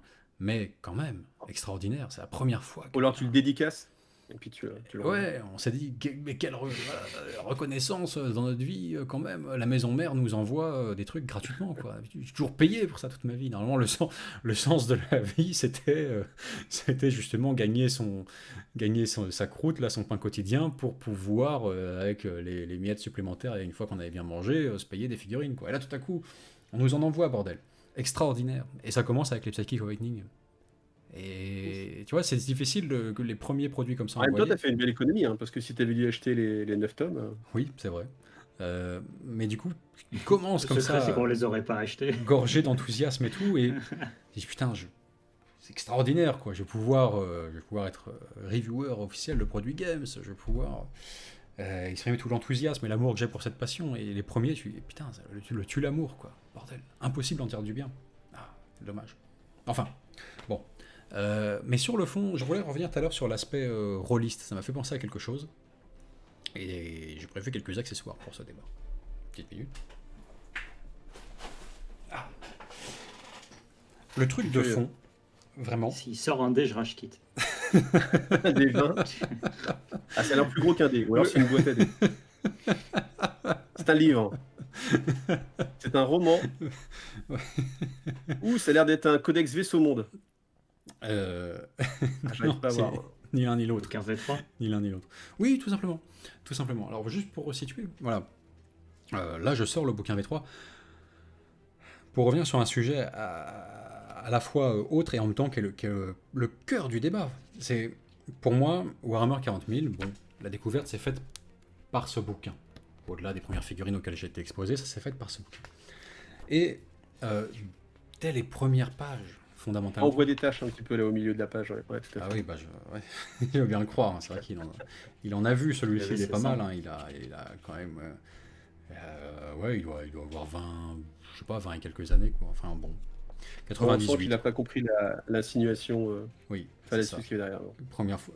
Si, mais je fais le choix de l'assumer. Mais il parce que rebondit, tu vois, pour garder le bon nier bout de serait la beaucoup chaîne. Il trop fait non, honteux. on va Non, rebondir, mais ouais, tout tout à fait. concorde, hein, je veux dire, moi, t'as trop de pièces à charge là pour que je nie, hein. Effectivement, les pages sont gondolées. Si on retrace les dates avec la date le de naissance, ça correspond aux âges des premiers émois amoureux. Pourquoi pas, ça concorde, ça concorde. Bon, ce que je veux dire par là, c'est que qu'est-ce que c'est ça fondamentalement? Et pourquoi est-ce que ça a le pouvoir comme ça de happer complètement tout l'intérêt d'un adolescent, d'un préado? Parce qu'il n'y avait pas Internet. Oui, mais surtout parce que ce sont des livres-mondes, quoi. Ce sont des livres-mondes, ces trucs-là. Et je pensais, quand j'étais jeune, que celui-ci était celui qui me plaisait, qui me correspondait, mais qu'il y en avait plein. Il y en avait plein des livres-mondes comme ça, où on les ouvre, et on est immergé dans un univers, en fait, tout autre, quoi. Ce cadrage de qualité. Bon. Et en fait, cette modalité-là de présentation d'un univers, d'un monde, sous cette forme précise, d'un livre aux aspects multiples, il y a du texte, il y a des illustrations, il y a des citations, il y a des images de figurines, il y a plein de choses, il y a des photos, des artworks de plein d'artistes différents, mais cette façon-là, en fait, de plonger là-dedans, j'ai beaucoup réfléchi à ça, et pourquoi ça me plaisait tant. Et en réalité, on le trouve dans très très très peu d'autres choses. Il n'y a que les bouquins type Donjons et Dragons qui m'ont fait le même effet.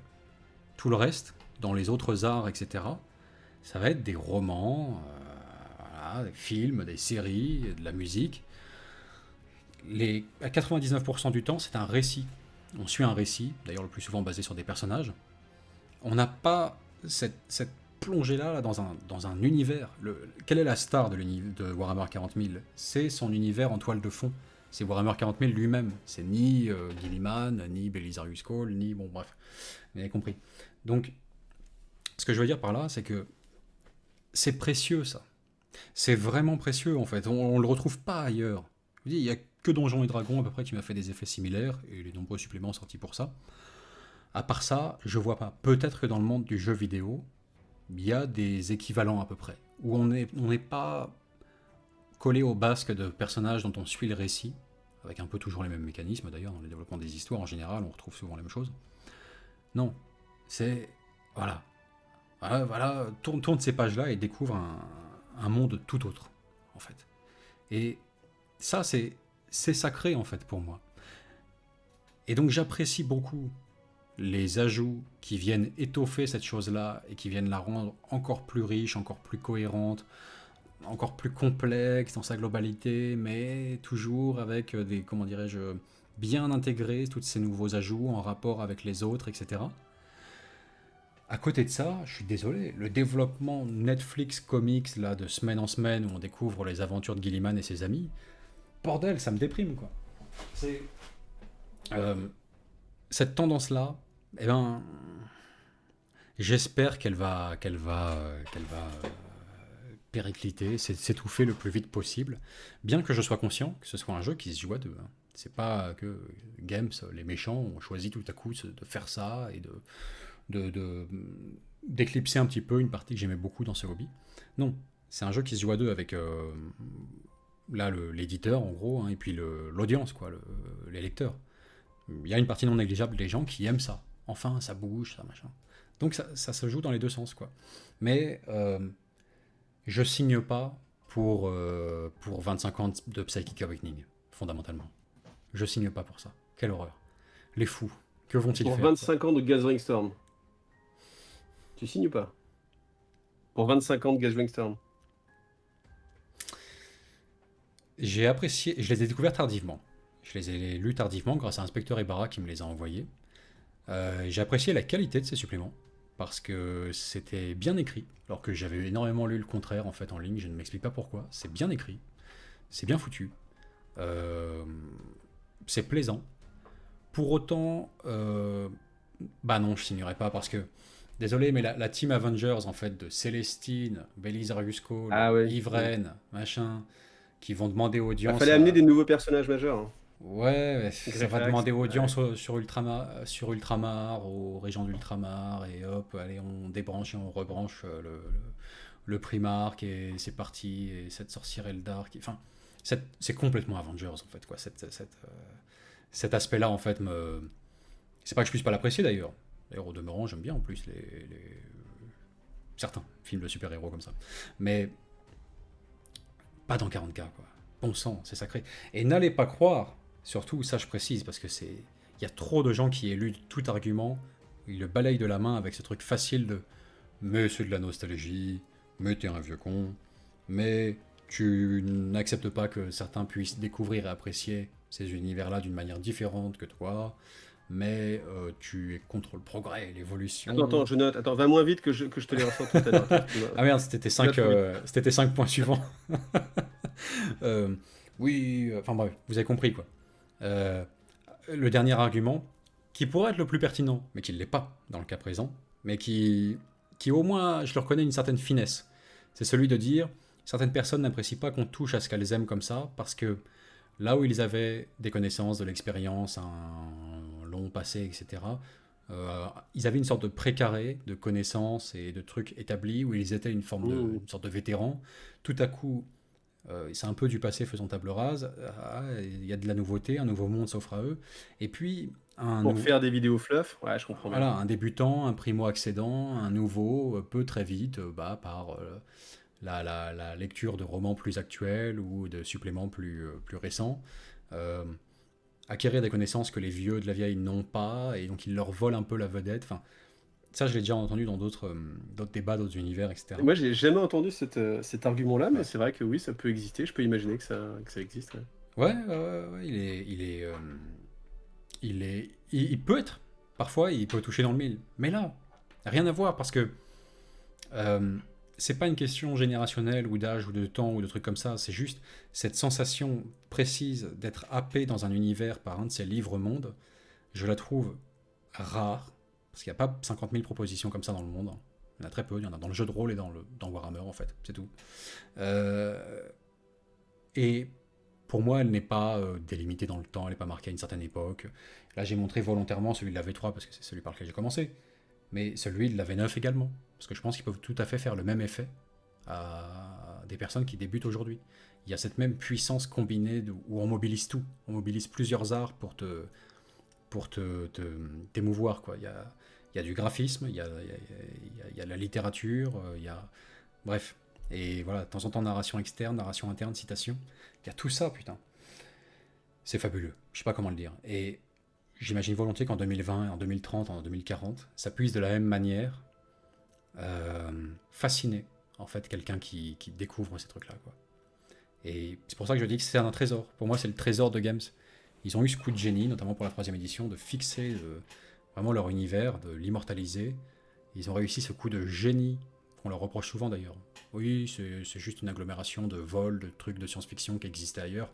Non, c'est leur génie à Games, ça. C'est leur génie, c'est d'imaginer un univers cohérent, thématique, avec une identité hyper forte. Alors que l'idée de base, c'est un univers où on pourrait jouer à la fois des Rambo façon guerre du Vietnam, des elfes de l'espace, des super guerriers, chevaliers, paladins du futur, etc. Et que sais-je, j'ai dit les elfes de l'espace, ouais, et des aliens. Des aliens. De aliens. Et des robots aussi, des Terminators. C'est fou. Tous les films des années 80, basiquement. Ils ont réussi ça, quoi. Putain, c'est leur génie, ça. C'est voilà, d'avoir les Arsène Lupin de la SF, quoi. C'est des génies de ce côté-là. Bref, ils ont réussi à voler avec brio. Et voilà, c'est juste ce côté un peu de trésor là que je vois servir à n'importe qui, à des nouveaux et tout. Bah, j'aimerais le voir perdurer, que cette offre continue à exister et qu'elle puisse émerveiller de nouvelles générations aussi, quoi. Je trouve ça trop bien. Et alors Il y avait Ouais. Il y avait, comment dire, il y avait Little Conan un peu plus tôt dans le live qui disait une partie du côté sombre V3+ vient de cet immobilisme. On a le sentiment qu'il n'y aura pas d'échappatoire, l'Imperium restera comme il est, et comme dit le titre, la guerre éternelle. Bah, c'est ça. S'ils font réellement des avancées significatives et on va dire, irréversibles du fluff, en un sens ou en un autre, ça aboutit forcément à un changement de tonalité d'univers. Moi, je le dis honnêtement, j'ai eu super peur. C'est vrai, hein, peur, hein, mais vraiment, hein, pour un homme adulte, lors de la V8 avec le retour de Gilliman et tout ce qu'il introduisait. C'est le retour de la... Alors, je vais commencer par les moins graves. Le retour de la rationalité, le retour de la science, le retour d'une certaine pondération, et surtout, le retour de l'espoir, quoi. Quelle horreur! L'espoir dans 40K, c'est le seul truc qui définit 40K, c'est le désespoir, en fait. Il n'y a pas d'espoir. C'est le seul truc qui le définit. Heureusement, je reconnais que Games a eu tout à fait le bon goût. Enfin, c'était... il rebattait les cartes, mais avec le même rapport de force tendu entre les deux, puisque tu en avais ça du côté Imperium, mais on avait la Cicatrix Maledictum et tout le bordel, etc., côté chaos, ce qui fait que ça se voulait plus ou moins se contrebalancer, et donc ne pas complètement basculer d'un côté épique, qui serait l'inverse de 40K en fait. On dit souvent épique pour 40K parce que il y a des actions juste... voilà. Épique ça veut dire stylé en fait dans le langage courant, mais c'est tout sauf épique, c'est tragique 40K, c'est l'inverse en fait, c'est l'exact opposé quoi pour moi. Bon bref, du coup, je sais pas, tiens, Iggy, vu s'ils veulent revenir à ce statu quo et préserver ce truc essentiel, de toujours une minute avant minuit, avant l'apocalypse et tout, est-ce qu'ils ne seront pas condamnés finalement à faire que des circonvolutions pour toujours retomber un peu sur le même statu quo au final, le même... tu vois, est-ce que toutes les innovations comme ça sont pas vouées à faire un peu un effet de pétard mouillé à la fin, un peu Psychic Awakening, où ça change pas grand-chose, puisque si ça change tout, c'est ingérable en fait, d'un point de vue transposition, Je sais figurine, tout pas, ça. ça peut apporter des choses intéressantes en fait. Moi, je vais reprendre l'exemple de ce qu'il y avait dans War Machine, où à un moment dans War Machine, il y avait un tournoi aux US, et le vainqueur en fait de ce tournoi influençait la trame du jeu. Et dans la version d'après, sa faction, si elle avait gagné, donc si le gars avait gagné le tournoi, eh bien, du coup, en fait, devenait la faction dominante, c'est-à-dire qu'il se passait un événement qui faisait qu'elle prenait un peu le pas sur les autres. Et je trouvais ça intéressant. Moi, je serais pas contre quelque chose qui serait vraiment un petit peu tout le temps en évolution, qui avance, et plutôt que quelque chose de statique. Mais moi, j'ai une vision de quelqu'un qui a longtemps joué au jeu, enfin, qui joue depuis longtemps. Donc, ouais, je suis assez là. Je voulais reprendre juste un message de Maxime, là, avant qu'il soit vraiment trop loin. Ou de Max, c'était où? Qui parlait de Dan of War 3 et qui disait.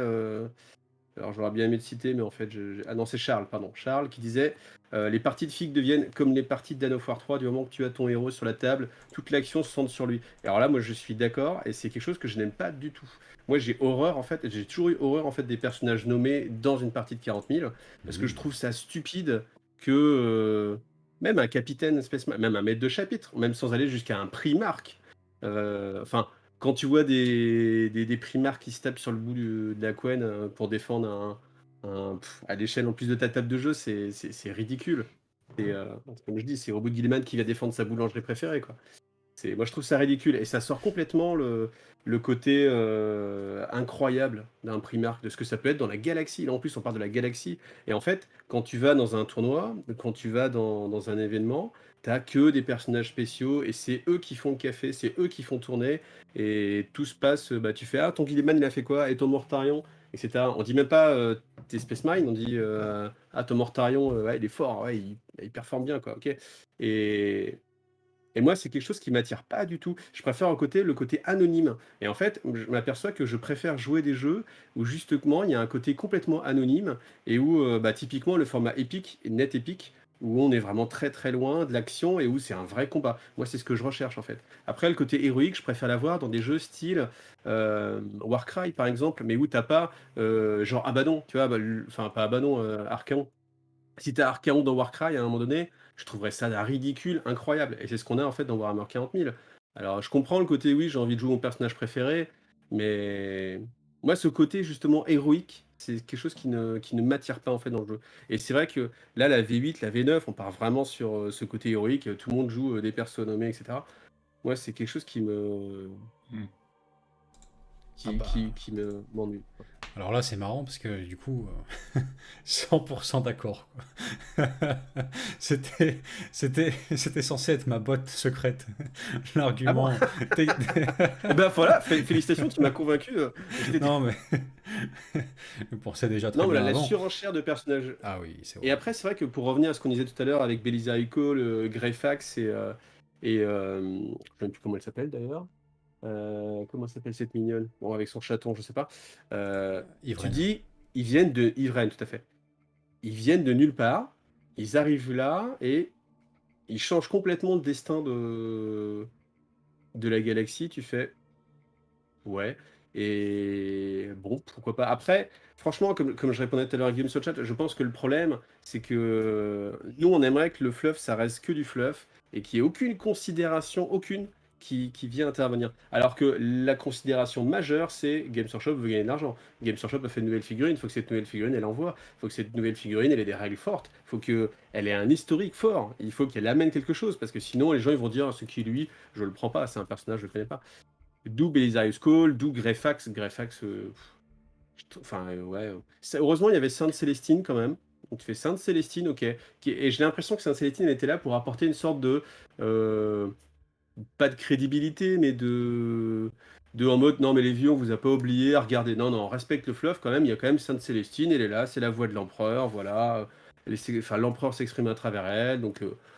Ok, elle valide un peu les deux autres personnages random qui sont arrivés là, créés de toutes pièces. Voilà. Hmm. Donc,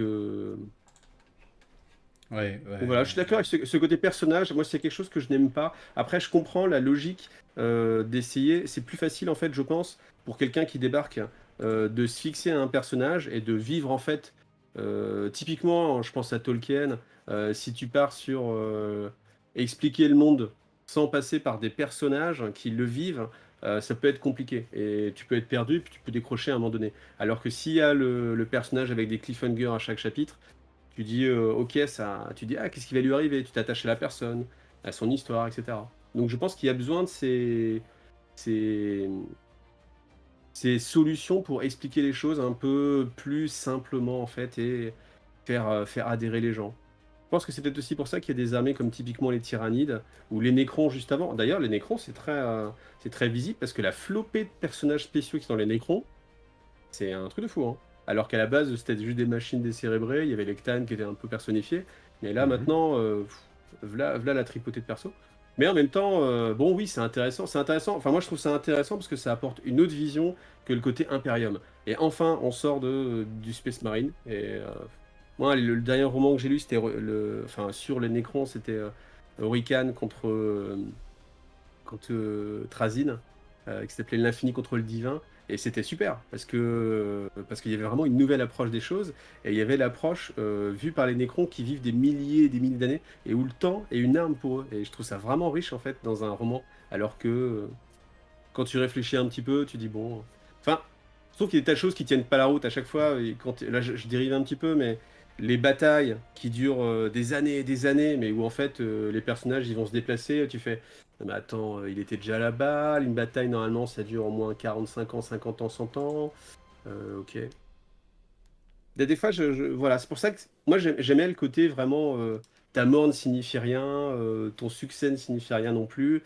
Et typiquement, en fait, c'est la préface que tu as dans la V3 et que tu retrouves tout le temps. C'est un monde où vous ne signifiez rien, où vous n'existez pas, en fait.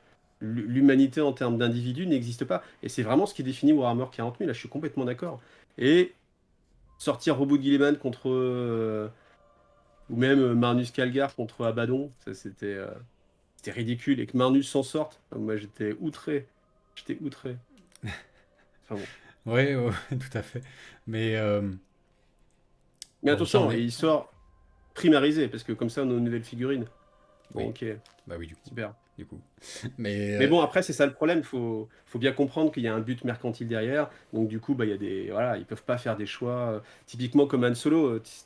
Han Solo, oui, il devrait mourir. Maintenant, tu le fais pas mourir parce que c'est un personnage et que tu sais que derrière, tu vas le réutiliser dans ta licence et que ta licence, elle va bien marcher, que tu vas vendre des produits dérivés et ainsi de suite. Il est pas mort dans le 6, enfin dans le 7. Si, mais... Spoiler, merci. Quel épisode 7 Non, mais d'ailleurs, c'est un bon exemple parce que,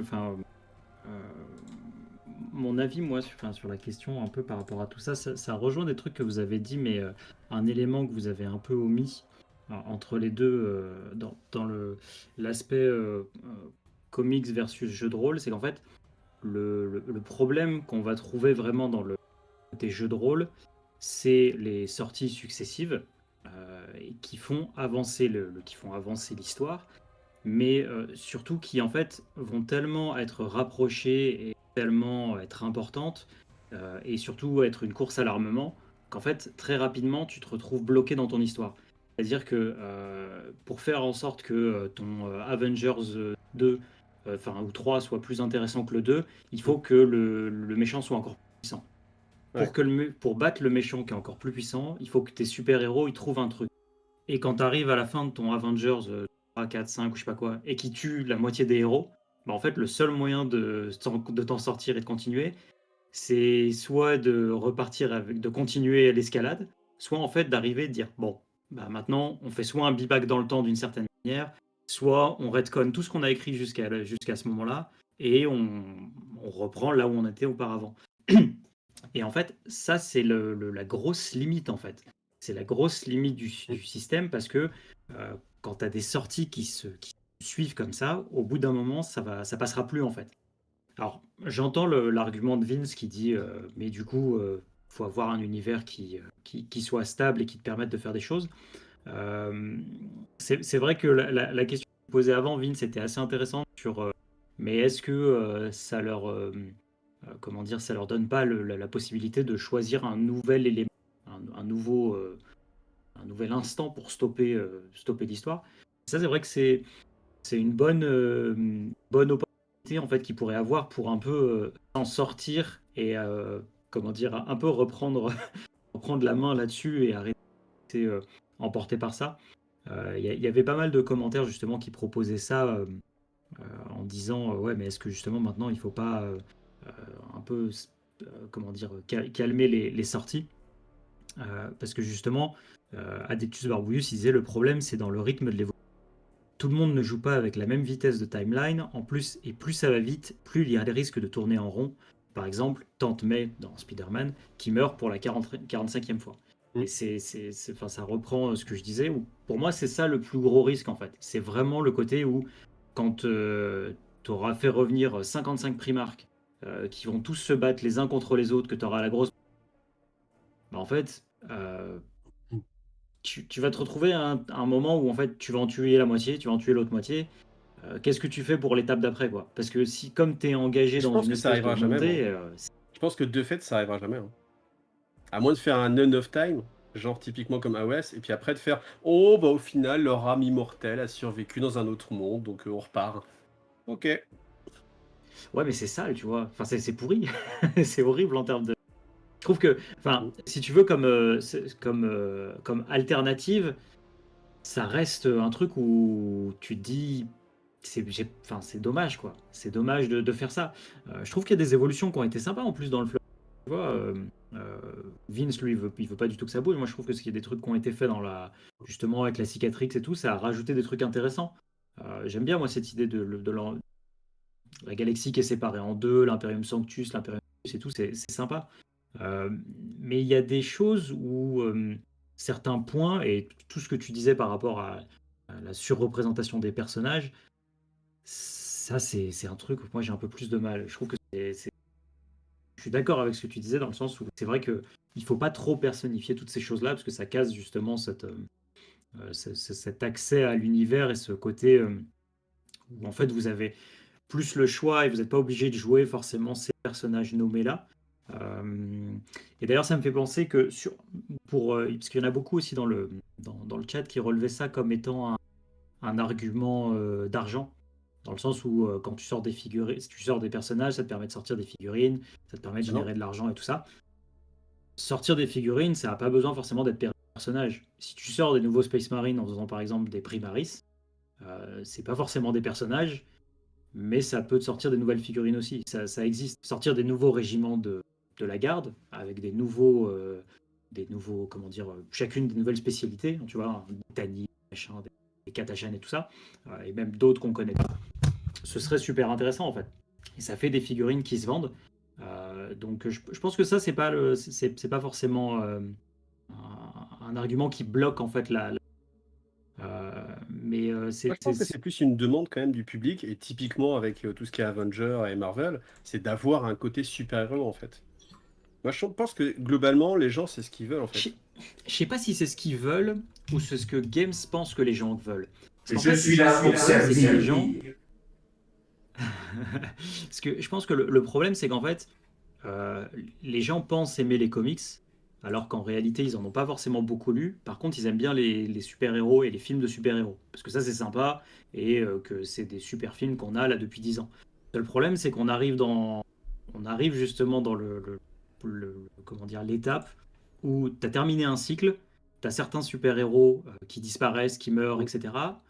Tu les remplaces et ça passe ou ça casse en fait à ce moment-là. Et je pense que c'est si tu veux, les gens ils sont à fond dedans quand c'est la première partie avec ceux qui connaissent, qu'ils adorent, si tu veux, quand c'est les Avengers, parce que c'est ceux qui connaissent, tout le monde aime Iron Man, enfin tout le monde les connaît, etc. Quand tu arrives sur la deuxième partie, que tu commences à sortir des héros de seconde zone que les gens connaissent moins bien parce que tu t'es débarrassé des premiers, c'est là où en fait c'est beaucoup plus ça passe ou ça casse. Et d'un point de vue univers, c'est beaucoup plus chaud quoi. Et dans 40 000, moi j'ai pas envie de voir le moment où ils nous ont tué enfin ils ont retué Gulliman, ils sont redébarrassés de gros persos comme ça, de gros bluffs bien, et qui se remettent à nous proposer d'autres choses parce que bah faut continuer le cycle, tu vois. Ça me ferait un peu peur quoi. Timmy, je vais te demander de nous lire les dons, s'il te plaît, parce qu'on en a reçu 2 depuis tout à l'heure. Et Yes. pour recentrer un petit peu le truc, voilà, vous mettez un pied du côté, on va dire, hors lore ou fluff pur, pour rejoindre un peu le côté figurine, sortie, etc., etc. C'est un sujet connexe, hein, je suis bien d'accord. J'espère qu'on va passer par là, ça va être super intéressant. Mais on va... Allez, on fait un dernier point sur la partie segmentée vraiment fluff ou lore pur. Lore pur.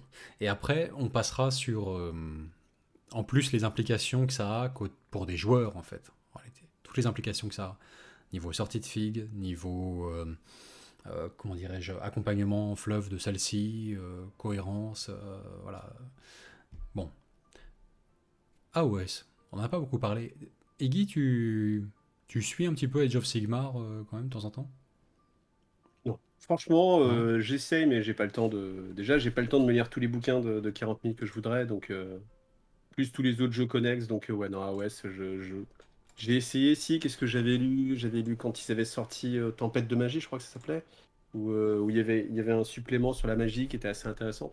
Mais en fait, c'est des bouquins, faut déjà avoir un beau passif en fait pour pouvoir vraiment comprendre toutes les implications. J'avais lu On Time parce que je trouvais ça vraiment intéressant aussi que ça change, j'étais curieux de voir ce qui allait se passer. Euh, voilà, mais sinon après, ça demande trop d'investissement pour avoir les bases, pour pouvoir vraiment comprendre. C'est un peu comme si tu regardes, tu commences par regarder le dernier Avenger, tu fais, ouais, je comprends pas tout et j'apprécie pas tout. Bon, faut que je me retape 10 films avant, dans quel ordre je me les tape, etc. Donc voilà. Et puis comme le jeu après m'intéresse pas plus que ça pour l'instant, on verra. Euh, voilà. Hmm. Ça pour répondre pas trop. Ouais, non, non, mais c'est parfait parce que c'est enfin, justement, quelque part, c'est là où je voulais en venir. J'arrive pas à suivre AOS. Bon sang. Bon. Tout à l'heure, je parlais de question de degré. C'est pas binaire, c'est pas 0 ou 1, c'est pas voilà, 100% pour un univers absolument figé, il faut jamais qu'il y ait d'évolution ou d'ajout de fluff. Non. Ou au contraire, non, il faut absolument que ça bouge tout le temps, qu'il n'y ait pas d'ancrage et tout. Non, c'est jamais 100% comme ça. Heureusement, Warhammer 40 000 va toujours présenter un équilibre plus comment dirais-je, plus égal en fait, vraiment entre ces deux parties là de fluff, toile de fond, figée, atmosphère, etc. Et puis, de l'autre côté, développement, nouveauté, avancée de la timeline, roman et suppléments sur des héros, etc.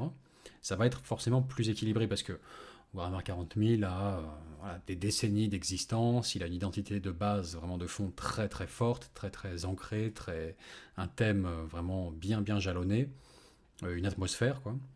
Bon, Age of Sigmar est loin d'avoir ça encore. Hein.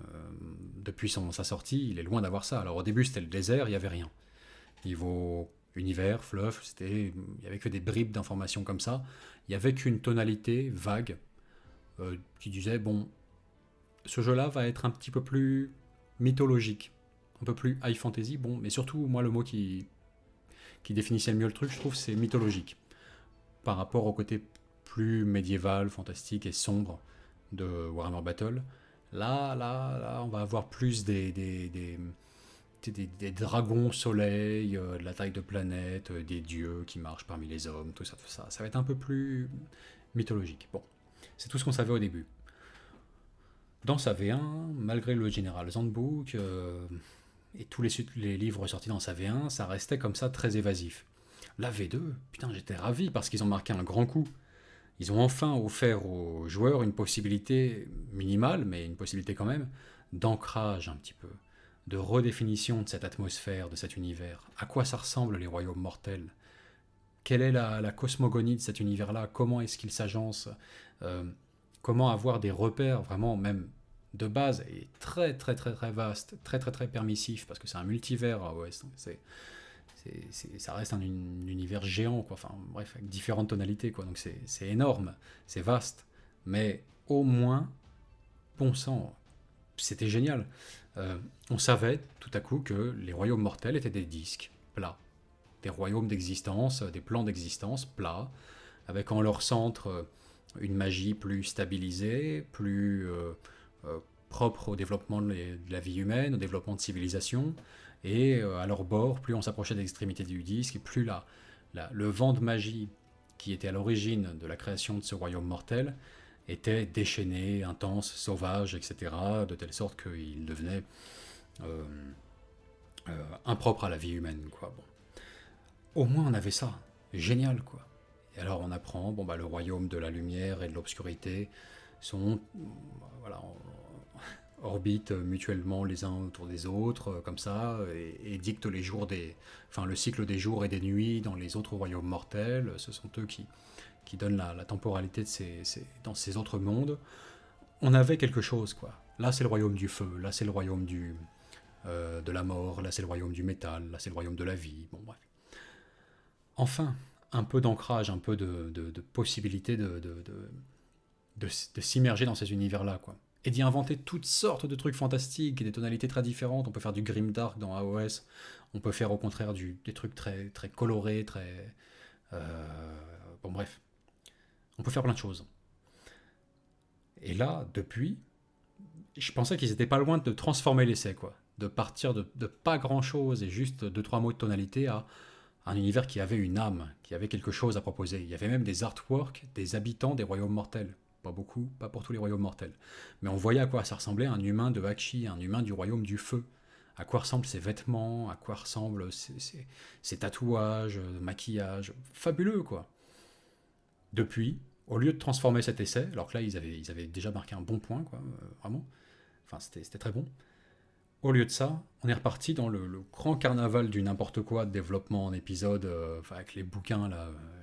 bon, les Techlist, les accords, les machins, Mortal Realms. Le bouquin là de la. Même dès le bouquin de la V2, ça commence, mais par la suite là. Et c'est parti, et le nécroséisme, et Nagash, et Sigmar, et qu'est-ce qu'ils ont fait, et en quoi ça change. Sachant que tous ces trucs-là, en fait, sont incompréhensibles en plus, si tu n'as pas lu les romans correspondants. C'est insuffisant. Pour être compris tel quel, là, les passages sur le nécroséisme dans le bouquin d'Age of Sigmar de base. Non, on part du principe que si tu veux vraiment avoir la moindre chance de comprendre ces trucs-là, bah c'est parti, quoi. Roman sur le sujet, va lire les romans Black Library, en anglais ou en français. C'est un sujet que je pense que serait assez intéressant d'aborder aussi. En fait, le côté... Moi, je trouve qu'il y a un appauvrissement du fluff de Games Workshop au détriment, enfin pas au détriment, mais en te poussant à aller sur la Black Library en fait. Et j'ai l'impression, là, il y a quelqu'un qui me posait la question, il me disait: «Est-ce que ça vaut le coup, j'aime que le fluff, d'acheter les codex V9?» Moi je lui dis: «Franchement non, franchement non, C'est je c'est trouve que ça vrai vaut que pas c'est le très coup». décevant à ce niveau-là. Ah bah, c'est pauvre. J'ai fait la remarque à Vince en recevant. C'était lequel le dernier? C'était la Death Guard, je crois, et je sais plus lequel était l'autre. Enfin, et même et ceux pour même pour AOS aussi, hein, d'ailleurs, hein, même tu ouvres le bouquin et la part, la proportion en fait de fluff en Mmh. termes de pages, donc pages, enfin plus artwork, hein, plus par rapport, enfin en comparaison de la portion de règles, c'est un tiers quoi. Enfin, d'un côté tu vas avoir une dizaine de pages, de l'autre tu en as beaucoup, beaucoup, beaucoup plus quoi. C'est assez surprenant à ce niveau-là, hein. Quand tu prends le livre, que tu commences à tourner les pages, tu fais: «D'accord, l'armée, ça te montre un peu Mortarion, machin». Tu fais: «Ah OK». Puis après, tout de suite, tu arrives, tu tombes sur les figurines. Ah, 2-3 pages. Et après, boum, le reste, c'est un pavé, que des règles et des trucs comme ça. Ouais. Et c'est très. Je pense que si tu fais du tournoi, je pense que tu kiffes. Parce que enfin, si tu apprécies pas si tu fais du tournoi, mais si tu as comment dire, l'aspect analyse de règles que tu adores et tout ça, bah alors là, tu vas kiffer parce que du coup, tu as les points, tu as les machins. Tu as le bouquin, tu fais: ah, ouais, ok. Bon, je sais comment les jouer maintenant, enfin, et encore, parce que maintenant, il va falloir que je creuse dedans pour savoir vraiment maîtriser ça. Ah oui. Et c'est ça en fait. Moi, Ce qui ce est pas que je donné. trouve dommage, Mais c'est qu'avant, typiquement, j'achetais tous les bouquins pour en apprendre, pour avoir l'historique et pour l'univers. Et maintenant, bah, clairement, je les achète plus parce que c'est si tu joues l'armée que tu l'achètes. Si tu joues pas à l'armée, c'est un exactement. bouquin qui t'apporte strictement rien. Même sur les nouvelles unités, et quand il y a des nouvelles unités ou même des nouveaux personnages, ça m'a fait... Qu'est-ce qu'il y avait? Ah bah si, c'était sur le Codex Necron en fait. Où je me disais: ah, le retour du roi silencieux, ok, ça va envoyer du lourd. T'arrives, bah y a rien en fait, t'apprends rien. Moi j'étais bon, ok, il y avait le roi des tempêtes, comment il s'appelait comment il s'appelait le roi des tempêtes? Attention, question pour un champion. Je suis le roi des tempêtes, Necron, je m'appelle. Ouh. Rotigus. C'est pas celui avec la lance, là? C'est pas celui avec la tête métallique, si c'est lui, c'est lui. J'ai Oui. des bras métalliques. Imhotep, Imhotep, tout à fait. le seigneur des tempêtes. Et Je en l'ai pas fait, googlé. moi je me disais, Oui. mais quelle va être la relation entre Imhotep et le roi silencieux? Amical. Et ouais, c'est ça, c'est neutre, pack de non-agression, larvé, ok, no comment. Et tu fais, c'est tout. Tu fais, enfin, je sais pas, on passe pas à côté d'un truc de fou, quoi. Je sais pas. Et la déception. Et là où j'ai plus pris mon pied sur le fluff Necron, bah, c'est clairement dans le bouquin, encore une fois. Et j'ai l'impression que maintenant, alors c'est pas un message qui est forcément très dit, mais que si vous aimez le jeu, ok, les codex c'est pour vous. Si vous êtes plus sur l'univers, bon, c'est service minimum dans les codex parce qu'il y a tellement de règles à faire rentrer que bah, du coup, voilà, allez passer plutôt votre chemin avec ceux qui sont pas intéressés par le jeu et qui veulent juste lire des bouquins et puis lisez les bouquins, vous serez bien entre vous, quoi. Et ce clivage, en fait, je le trouve vraiment dommage. Et en plus, je pense que ça va encourager l'effet qu'on trouvait un petit peu dommage, à savoir s'orienter plus vers le jeu, au détriment de la logique. Tu vois, est-ce que c'est fluff? Je sais pas d'ailleurs si c'est. J'ai l'impression que c'est une notion qui a vraiment disparu en fait maintenant avec la V9. J'ai pas l'impression qu'il y a. Alors moi, je suis issu de la French Wag, et la French Wag, il y avait une très forte connotation. Enfin, il y avait plusieurs écoles, mais il y avait une très forte école fluff où les gens jouaient vraiment en mode moi, je veux que ce soit exactement tel que décrit dans le fluff, avec peu importe si c'est fort ou pas, etc. Et là, j'ai l'impression que si le fluff, tu le mets vraiment de côté, t'en parles plus, et ben les gens, ils vont jouer ce qui reste. Donc, ce qui reste, c'est ce qui est fort. Voilà. Et tu vas pas jouer un personnage ou une unité parce que c'était décrit tel quel ou parce que tu as accroché à l'univers, mais parce que voilà, c'est fort ou pas fort. Typiquement, combien de fois, enfin tous les chapitres Space Marine en mode on va faire les Black Marines. Pourquoi? Ah bah parce que comme ça je ferai du Blood Angel ou Dark Angel ou. Alors ok, pour le jeu, c'est. Oui, pas de souci pour le jeu, mais tu fais. Bon, t'as perdu un peu le côté et-collection, peut-être sur l'historique en fait. C'est tout ça, c'est clairement au détriment de l'histoire en fait. Maintenant que tu collectionnes plus des Blood Angel, mais que tu collectionnes des Black Angel qui vont devenir ce que tu veux en fonction de la sortie du codex. Typiquement, dès qu'il y a un nouveau codex, ils vont changer de couleur, enfin d'âme. Bon. Ça, je pense que c'est pas forcément une tendance globale. Enfin, à vrai dire, je saurais pas dire si c'est une tendance globale. J'ai plus envie de croire, je veux dire, que c'est comment dire, en fonction du style de jeu que tu apprécies. Dans le sens où si tu si apprécies le jeu en tant que tel pour un aspect plus les règles, peut-être le tournoi aussi dans un certain sens et tout ça, que tu es plus sur ce genre de profil psychographique, oui, ça va, enfin, tu vas plus facilement passer outre de ces choses-là. Après, je sais pas si c'est réellement plus la majorité. Je pense que c'est une Je pense école qu'on que laisse tu moins peux le choix, en trouver. fait. Je sais, Tu vas je suis pas. beaucoup plus facilement trouver des choses qui vont t'emmener vers. Bah, pas forcément, parce que tu as aussi par exemple, comment dire, toute la customisation qui est faisable en V9 avec justement ton propre les chapitre. chapitres Space Marine, les trucs comme ça, où ils ont leurs propres suppléments pour justement les jouer un peu fluff. Tu vois, t'as ces options-là aussi, quoi. Donc après, c'est la possibilité, enfin, t'as cette possibilité-là. Après, c'est un peu ce que disait Vince au départ quand il était un peu en mode, de toute façon, le moyen de calmer tout le monde, c'est de dire, une des solutions potentielles, c'est de jouer avec vos potes et de vous ficher du reste. Je pense que c'est un peu la possibilité en fait. Si tu veux, je pense qu'il y en a qui kiffent jouer avec justement un Space Marine, c'est un pion. Et du coup, tu lui colles le fanion qui te fait kiffer sur le moment parce que c'est le plus puissant, parce que c'est une combinaison, etc. etc. Ou alors, tu es dans un groupe de jeu où, bah, en fait, vous, ce qui vous fait kiffer, c'est le Space Marine Black Templar. C'est un Black Templar. Je m'en fous si jamais les mecs, ils ont un bolter qui est Force 2 dans leur codex. C'est des Black Templars, tu vois. Et du coup, je joue les règles Black Templar, machin. Et quand on arrive, si tu veux, même non, en fait, d'ailleurs, c'est pas, je joue Black Templar, mais j'adapte les règles en fonction de est-ce que c'est fluff ou pas.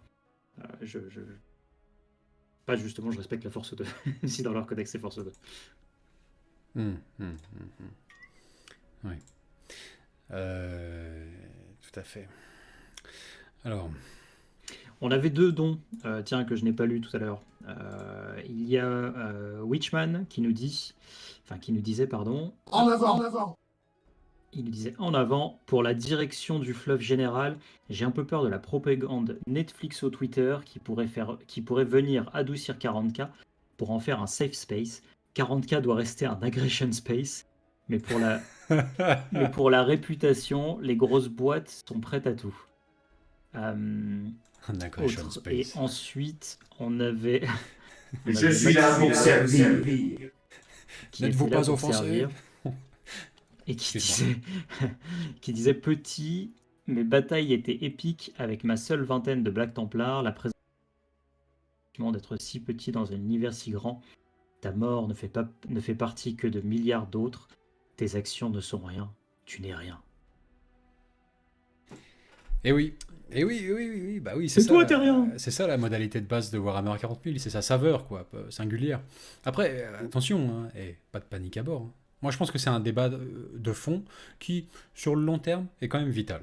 Faut être honnête. Le jour où Warhammer 40 000, pour moi, si le curseur est vraiment trop mis sur ce côté comics, que moi, personnellement, non, c'est pas le 40K que j'ai aimé. Et encore une fois, hein, je réfute l'argument, c'est de la nostalgie. Non, j'ai discuté avec des très jeunes qui pensent exactement pareil, qui se sont mis au hobby il y a 2 ans. Après avoir arrêté pendant 12 ans. C'est ça. Ils avaient commencé au collège. C'est ça. Bon, qu'est-ce que je veux dire? Oui, si ça part trop dans cette direction-là, effectivement, c'est un changement de tonalité d'univers, clairement, je le dis. Bon, mais fort heureusement, ça reste complètement possible de l'apprécier totalement selon ces modalités-là, avec cette âme propre à cet univers qu'on aime tant, etc. Voilà, pas exagérer. Oui, il y a des retours de Primark qui surpatent. Oui, il y a un côté, tu suis un petit peu les aventures de super-héros. D'accord. C'est vrai, ça existe. J'aime pas. Mais conjointement à ce que vous décriviez tout à l'heure, là, ça c'est énorme comme remarque, hein. Le fluff, effectivement, est de plus en plus relayé à Black Library, quoi. Alors, maintenant, ça se vit à travers des romans, quoi, Warhammer 40 000. Tu veux savoir, tu veux connaître les éléments qui séparent ça de ça, tel que c'est présenté dans ton codex, va lire ce roman. Les suppléments de jeu comme ça ne sont plus des stand-alone que tu peux aborder sans rien y connaître au reste de Warhammer 40 000. Ce qui était le cas avant, pendant très longtemps, hein. C'est dommage, je le déplore, franchement. Ce que disait tout à l'heure, alors je ne sais plus qui, c'était il y a très longtemps, mais il trouvait un parallèle qui résumait bien ça. Et il disait, c'est comme dans Star Wars, si tu n'as pas lu les romans qui séparent les épisodes genre 6 et 7 en gros, tu ne comprends pas pourquoi la rébellion est toujours la rébellion alors qu'ils ont gagné. Voilà, faut acheter un bouquin pour comprendre. En avant. Bah, ouais. Mais vous aviez gagné. Oui, c'est ça, ouais. Pourquoi encore Space Clodo? Ça devrait être vous, l'Empire, normalement, l'Empire du bien. Ça devrait... Enfin bref. Mais non, il y a une raison, visiblement. Voilà. À laquelle le spectateur casual du film n'a pas droit. Non. C'est expliqué, donc, d'après ce que disent commentaires dans un la roman. raison, Vince. Ailleurs, voilà. C'est expliqué ailleurs. Et bah, t'as un peu ça aujourd'hui dans Warhammer, et quel dommage. Quelle indignité, quoi. Avant, voilà, il faut qu'ils gardent ce qui a fait vraiment leur force. Personne ne se mettra sur notre route. Putain, l'intercesseur, il est pas mal. Enfin, l'agresseur, il porte bien son nom. Il est agressif. Hein. Il est remonté aussi, ouais, il est remonté. Hein. Il vient de se faire agressorer. Vince agressed. Ouais, passive agressif. Je sais plus. Je ne sais plus. Mais oui, voilà, il faut qu'ils gardent ce qui faisait leur force. T'as le livre de base. T'as tout ce qu'il faut pour apprécier cet univers et te passionner pour ça pendant des années. Il n'y a pas de problème. Et en plus, si tu veux y adjoindre le codex de ton armée de cœur, c'est parfait, tu connaîtras encore mieux ton armée de cœur, mais tout ça reste abordable, compréhensible, etc. Même pour les autres joueurs. C'est essentiel qu'ils comprennent aussi ton armée, quoi. Sinon, comment veux-tu qu'il y ait du narratif sur la table qui ait lieu quand tu ne sais pas quelle est la faction ennemie, tu comprends pas très bien le Kuljin Stealer, tu comprends pas très bien les Eldar, etc. Bah, c'est vrai que oui, les Eldar, avant, dans leur fleuve de base, tu peux les apprécier, et après toutes les aventures d'Ivren et machin, et la fracture de Bieltan, et l'élite, qui se bat contre Ivren, puis qui a sa pote après, puis... Quand tout ça, c'est décrit dans 4 bouquins différents ailleurs, bah ouais, t'as pas les pièces suffisantes pour vraiment avoir tous les éléments en main pour tout simplement aimer ce foutu univers, quoi, et ta faction préférée. Dommage. Mais bon. Il faut absolument que je lise les dons, parce que celui d'Arieb, il est vraiment drôle. Alors je vais commencer d'abord par celui de Carnage, qui est 5 €. Hop, En avant. En avant Guingamp. Et vive les codex V3, Armageddon, Black Templar, Salamanders, Fondu de la vitesse et Garde d'acier. Et du coup, Arieb, qui nous donnait 10 €. Personne ne se mettra sur notre route.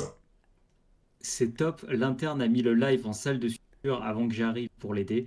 Lui, il va peut-être un peu dormir cette nuit.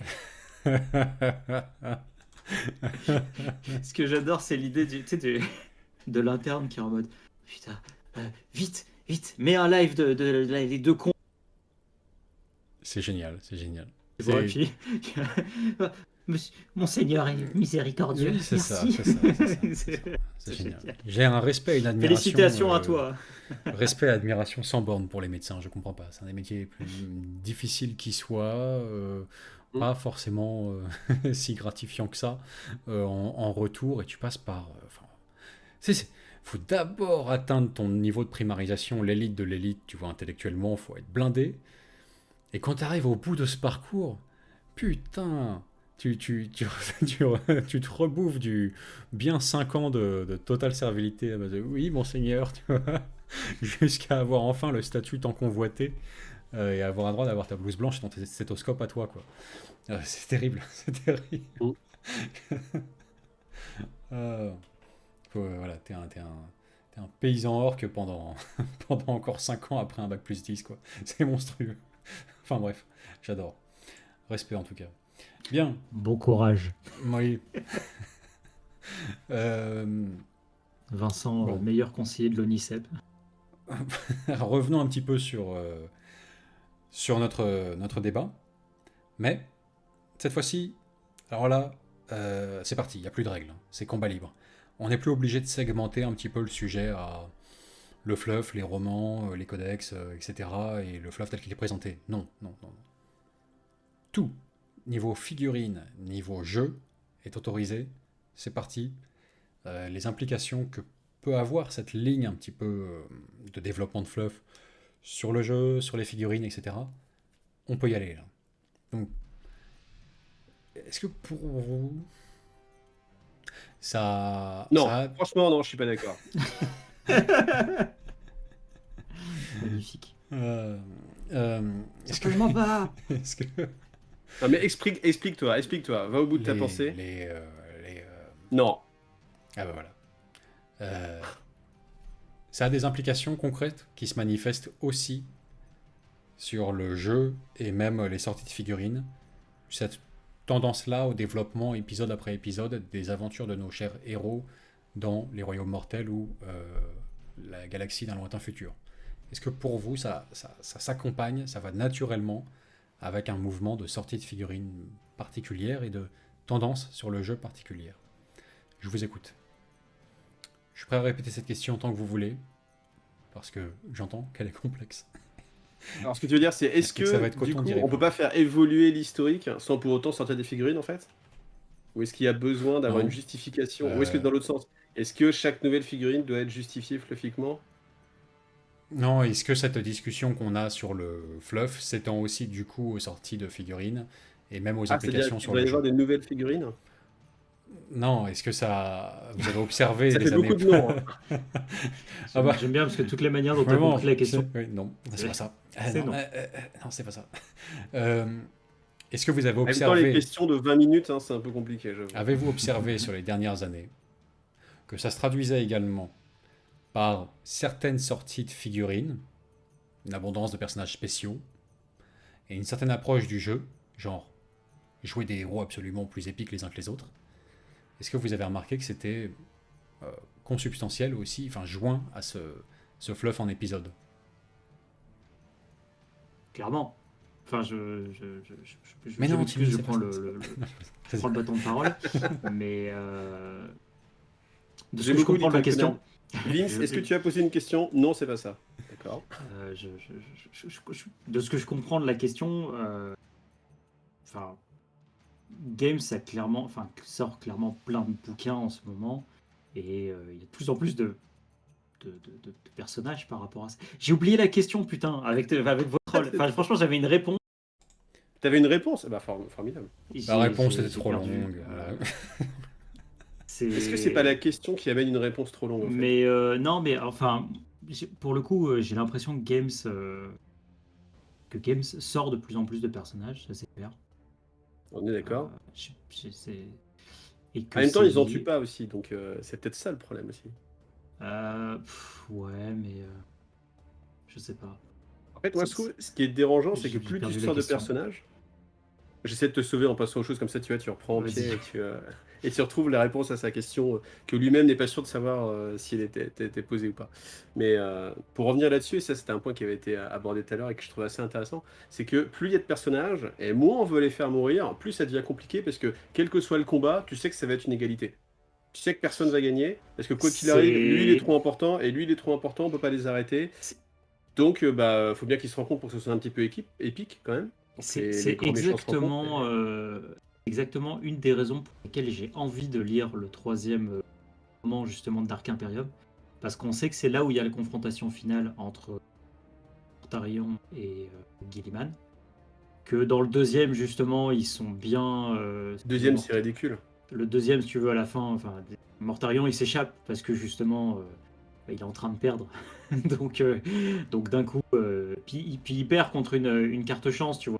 Ouais. Il y a une Non, mais meuf c'est un- qui est une paria, donc en fait, ils arrivent, ils tirent la carte anti-warp. Le gars qui est dans le warp, il arrive, il fait ah, je peux rien faire. Du coup, il se TP ailleurs et je t'aurai un jour.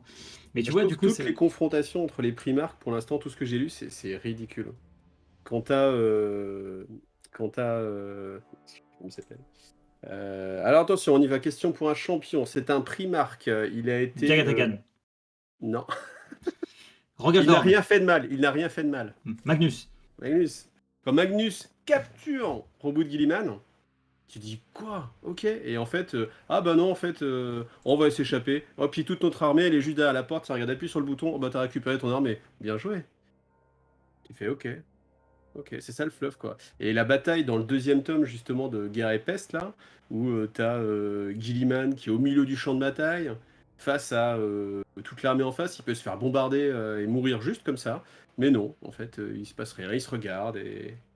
Ah, ces affrontements en fait, je trouve que ça casse complètement le personnage, parce que un personnage qui doit être épique justement, alors du coup ils le mettent dans l'action, mais il faut pas qu'il ait une action vraiment importante, parce que sinon ça va déstabiliser tout l'univers derrière. C'est Et, vrai. et de fait, ça décrédibilise complètement le pouvoir qu'il peut avoir et son impact. Là où Gilliman, je trouve, ce qu'il peut apporter, c'est vraiment peut-être d'une vision vraiment très lointaine et d'essayer justement d'influencer l'Imperium. Et moi, ce qui m'a plu en fait, à chaque fois que j'ai lu des romans, enfin, tous les passages sur Gilliman où il se pose des questions sur la politique de son père et ce qui est devenu l'Imperium avec le culte et le credo impérial, ça c'est intéressant. J'ai envie de lire ça. Ça m'intéresse. Après, quand il est en mode je me bats pour sauver ma vie parce que je suis un Primark. Non mais t'es un Primark, t'étais pas censé avoir besoin de sauver ta vie là. C'est juste un Space Marine en face, quoi. Ah non, mais de justesse, limite, merci à mon pote qui était sur le côté, merci sergent de m'avoir sauvé, quoi. Putain, je trouve ça ridicule. Je trouve ça ridicule, tout en sachant que moi j'ai été élevé dans un monde où on me disait que les Space Marine Primaris, non, même pas les Primaris, mais un Space Marine qui pouvait être renégat pouvait partir et à lui seul dominer une planète. J'ai été élevé là-dedans, en fait. Donc quand tu passes de ça Tu à... étais élevé avec des mensonges. Mais voilà, écoute, en tout cas, moi, ça m'a bercé en fait, parce que t'imagines, tu dis à quel point c'est un surhomme et tout, mais ce côté élitisme et surenchère, il est horrible. Et moi, par contre, ça c'est quelque chose où enfin, le vase a débordé depuis très longtemps. Genre, tu dis, ok, avant de devenir le simple aspirant Space Marine, t'es déjà l'élite de l'élite de l'élite de l'élite de l'élite de ce que peut être un être humain. Ok. Après, tu deviens juste intronisé. Après, dans ceux qui sont intronisés, il y en a plein qui meurent, parce que c'est hyper difficile, c'est très compliqué, ok. Après, tu peux être scout, si tu survis, tu peux être tactique, si tu survis, tu peux être vétéran, si tu survis, tu peux être lieutenant, tu peux être sergent, capitaine, etc. et blablabla, et blablabla. Mais attention, parce qu'il y a les primaristes qui sont encore au-delà, et dans ce rang des primaristes, tu as ceux qui sont vétérans, ceux qui sont capitaines, ceux qui sont... Et en fait, il y a un moment, tu fais... pff, ok. Puis après, ils te font, hey, attention, il y a des chevaliers gris, les chevaliers, ça c'est autre chose. Ok. Et dans les chevaliers gris, il y a aussi tous ces grades. Et tu te dis, mais à la base, le Space Marine chevalier gris de base, c'est déjà l'équivalent d'un maître de chapitre. Et pourtant, il y a encore cette surenchère. Et puis après, la cerise sur ce gâteau là qui a complètement fait déborder le vase, c'est, je vous donne en mille, ils sont dorés, ils sont grands, ils s'appellent les Custodes. Et tu fais... Ok. Et tu lis des romans avec les Custodes, et les Custodes, ils se battent ils se battent dans des égouts. Il y en a qui meurent. Contre eux, de la plèbe. Tu dis, un Custodes, il y a 3 mecs, c'est chaud pour lui. Et même un capitaine Custodes. Trajan Valoris. Non, Trajan Valoris, encore lui, ça va. Mais c'est ça, en fait. C'est qu'à un moment donné, faut bien qu'il y ait une La tension. figurine Parce que officielle si de tu Tim. lis un roman... Si tu lis un roman et que tu sais que, typiquement, Captain Marvel, pour en faire le parallèle, parce qu'on est en mode comicsisation, si tu sais qu'il peut rien lui arriver et qu'elle est vraiment trop puissante, bah c'est sûr que le Custodes, il est là, son armure impénétrable, il avance, il flingue tout le monde, etc. Il n'y a pas beaucoup d'enjeux. Alors que là, t'as quand même un Custodes qui est quand même un des meilleurs de son ordre, qui se fait mettre en difficulté parce qu'il y a 3 gars en face. Il y en a un qui meurt dans les squads de 4, tu fais... pff, ouais, ok, c'est chaud. Enfin, moi, je trouve que ça brise complètement. Et puis, il y a trop de Space Marine, tout court. On était d'accord, je sais plus qui disait ça sur le chat. Il y a Non, beaucoup ça trop va, mais c'est quand il y en a de, plusieurs. de Space Marine. Ils sont tellement présentés comme l'élite de l'élite que le fait de voir que ça tout le temps, c'est que maintenant, un Space Marine, c'est ridicule. Ça n'existe même pas. Tu vois. Et ça, c'est quelque chose, moi, qui me fait... D'où mon intérêt justement pour que les personnages spéciaux, on les laisse loin et on revienne à des bonnes batailles avec une escouade de 10 tactiques contre une escouade de 20 Ormagaunt et puis voilà. Oui, ça, c'est sûr que Sur cette partie-là, on est 100% d'accord. Il n'y a pas de doute là-dessus. Ouais. Voilà, Fulgrim qui prend une planète seule avec cette marine. Oui, c'est ce que c'est censé être. Un Space Marine, il y a autant de Space Marine que de planètes, je crois, un truc comme ça. Et ils suffisent à défendre l'Imperium. Ok, ok. Là, ils se battent avec la garde impériale. Pour 10 gardes impériaux qui tombent, il y a 2-3 Space Marines qui tombent. D'ailleurs, dans les récits, il y en a tellement qui meurent que je pense que les chapitres, ils seraient tous décimés depuis super longtemps. Enfin, à chaque bataille, chaque journée, il y a au moins 10 mecs qui meurent. La bataille, elle dure des années. Enfin, c'est.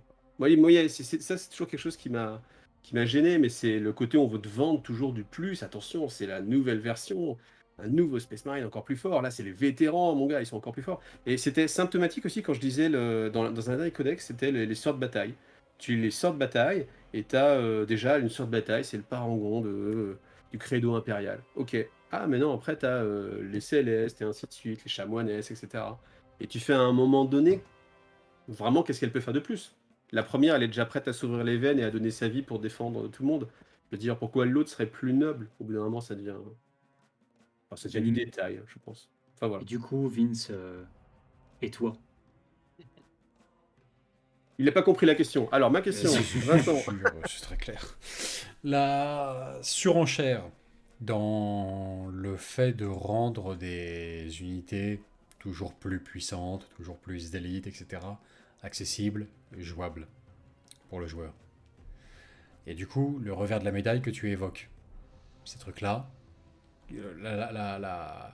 le niveau moyen, la baseline de perception de puissance, forcément, en prend un coup quand tu mets sur le devant de la scène des personnages d'une telle ampleur, Primarque, Custodien, etc., etc., et que pour le bon déroulement d'un roman, le bon déroulement narratif de celui-ci, t'es obligé d'en faire mourir, etc., et dans une perspective de jeu, de la même manière, les figurines doivent pouvoir disparaître. C'est un jeu où tu as des figurines, le but c'est de retirer les figurines de l'ennemi, et que lui il retire tes figurines, quoi. Ça reste le but du jeu, donc... Si à partir du moment où tu les mets en scène comme ça de manière si récurrente sur les champs de bataille dans les parties, forcément, la perception de grandeur de ces dites unités en prend un coup, quoi. Ça va ensemble. Donc. Mais est-ce que vous pensez que la base de la base, la racine, qui est de vouloir jouer des unités toujours plus puissantes, toujours plus épiques, toujours plus importantes narrativement dans le schéma des choses, on voit bien que ça pose pas du tout de problème à beaucoup de joueurs, hein. Une énorme partie des joueurs ultramarines n'ont aucun problème à sortir Guilliman toutes les semaines. Tous les vendredis, c'est parti en 1500 points. Voilà, et Guilliman et Mortarion, je pense, se sont foutus sur la gueule dans tellement de parties à travers le monde, à vrai dire que... Enfin bref, on les voit plus souvent que certaines unités de base de 40K. Complètement. Bon, est-ce que vous pensez que tu vas dans un tournoi, tu ouais, fais ça. Mais réelle volonté des joueurs ou inclinaison volontaire de la part de Games Workshop pour essayer de créer une volonté de ce côté-là, en fait. Est-ce que c'est l'offre qui est là pour venir répondre à cette demande de la part des joueurs, ou est-ce que c'est au contraire, c'est, comment dirais-je, enfin, est-ce que c'est la demande qui engendre l'offre, ou est-ce que c'est l'offre qui est là pour essayer de créer une demande de ce côté-là, quoi? Vous me comprenez? Est-ce que ça vient des joueurs, cette volonté-là? Toujours plus grand, toujours plus gros, toujours plus fort, blasé devant la base des unités proposées, l'enjeu narratif des engagements, le fait de ne pas pouvoir jouer de Primarque, par exemple. Ça vient des joueurs ou ça vient de Games, pour vous? Question C'est les difficile. joueurs. Hein, mais... Je pense Pour que moi, ça c'est vient de les joueurs. l'humain, en fait. Pour moi, c'est exactement. En fait, ça vient des joueurs parce que c'est l'aspect humain qui te pousse à. En fait, on a envie d'en savoir plus sur les Primarques. 30K, par exemple, c'est ça. C'est une réponse à ça. C'est une réponse à. On veut en savoir plus sur les personnages des Primarques. Et en soi, c'est pas gênant. C'est intéressant. Enfin, ça peut même être intéressant sur certains aspects. On a envie de se dire, les personnages des Primarques, de les jouer en partie, pourquoi pas, ça appelle. Et en fait, c'est quelque chose auquel il faut résister, parce que justement, c'est quelque chose qui est très complexe à mettre en place, parce que faire une partie équilibrée ou une partie intéressante, comme tu dis, avec des Guilliman, des morts, des nobody qui sont censés représenter un dixième de la puissance de ces gars face, et que tu représentes ça avec des points à une échelle de 2000 points, c'est impossible d'avoir quelque chose qui tienne la route. Donc c'est clairement une erreur. Maintenant, je pense qu'il y a aussi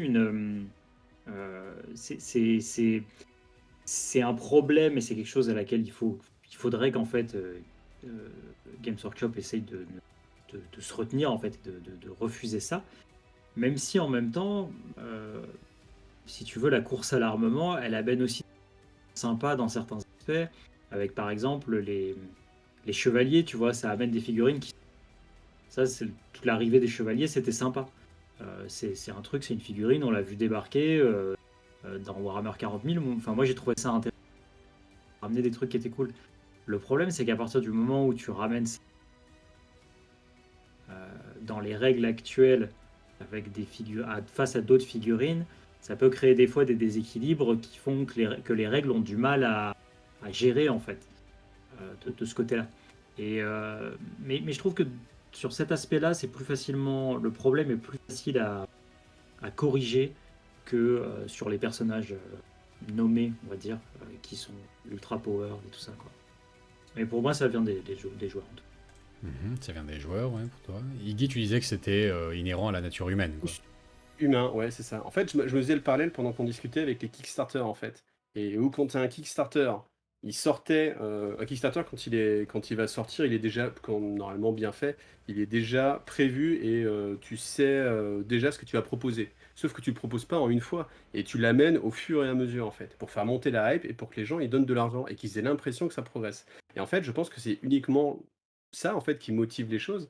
Et si il y en a qui ont essayé, tu sors un Kickstarter en disant voilà, il n'y aura pas de stretch goal, c'est-à-dire que là, on vous offre directement tout, on est carré, on vous explique, hein, voilà, il n'y aura rien à gagner de plus parce que tout est là. L'offre, de toute façon, on va pas inventer des choses dernier moment, donc tout est prévu et c'est carré. Voilà ce que vous avez pourtant, et ben ça marche pas. Ça marche pas parce qu'il n'y a pas cette hype. Et en fait, moi, j'ai toujours connu les gamins qui venaient au magasin et qui fait c'est quoi le plus fort? Parce que c'est quoi le plus fort? Et pour en faire en fait le parallèle avec, là je voyais dans le chat soit des BZ ou soit les Avengers, il y a toujours le débat, mais qui est le plus fort? Parce qu'au final, c'est inhérent à la nature humaine de savoir définir qui est le meilleur. Parce qu'il y a ce côté hiérarchique qui est en nous en fait. Et, et voilà, il y a cet instinct de le plus fort. Donc du coup, ce qui va t'attirer, c'est le plus fort. Donc C'est marrant souvent, parce que excuse-moi, je m'excuse de te couper, mais tu non, vois, vas-y. là, on a ce besoin de savoir qui est le plus fort, et en même temps, la réponse, la meilleure réponse, c'est justement qui est le plus fort entre Batman et Superman, tu vois. Bah, en fait, ça dépend. Tu vois, la réponse n'est pas simple. Parce que, bah, en vrai, Batman, il arrive, il met une patate. Superman met une patate à Batman, c'est fini. Mais dans Batman versus Superman, il arrive et par son intelligence, tu vois, il arrive à Ouais. mettre en place des trucs et il le bat, tu vois. Mais, tu vois, et ce qui fait qu'en fait, la réponse, elle n'est pas binaire, genre qui est le plus fort, lui ou lui. T'as une approche situationnelle, en fait. Et ça, je pense que c'est une réponse qui peut un peu corriger ce besoin qu'on a dans un certain sens. Ça rejoint un petit peu ce que dit Arieb dans le chat. Les personnages ultra burnés devraient rester de l'ordre de la légende. Comme ça, ils font vibrer et restent intouchables. Bon, ils font l'objet de débats C'est vrai. éternels, on se gratte la tête, on réfléchit, on rêve, on en débat ou pas, et puis oui, ça reste de l'ordre de l'imaginaire, des C'est confrontations vrai que quand ils ont hypothétiques. commencé à sortir des primarques, tu fais ok, je suis curieux de voir quoi. Et après, c'est vrai que finalement, quand tu tues à chaque fois ton primarque à chaque partie, bon, ça perd de sa superbe. Mais je suis complètement d'accord avec ce qui se dit sur le chat. De toute façon, il faut pas qu'il y ait un camp qui gagne par rapport à l'autre, parce que si le camp du fleuve gagne, le camp du jeu perd, et si le camp du jeu gagne, ça veut dire que le camp du fleuve perd. Et c'est à chacun de trouver son curseur en fait entre différentes choses. Mais voilà. Mais malheureusement, je pense qu'on n'échappera jamais au c'est qui le plus fort. Mais après, moi, quelque chose que j'avais adoré, vraiment, et globalement, j'aime pas les Space Marines. C'est la seule armée presque que j'ai. Enfin, avec les Eldar Noirs, c'est les seules.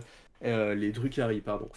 C'est les seules factions que j'ai pas à 40 000. Parce que justement, ce côté, on le voit partout, c'était complètement, en fait, à l'opposé de ce que j'avais comme vision pour le Space Marine. Pour moi, le Space Marine, ça devait être la figure légendaire.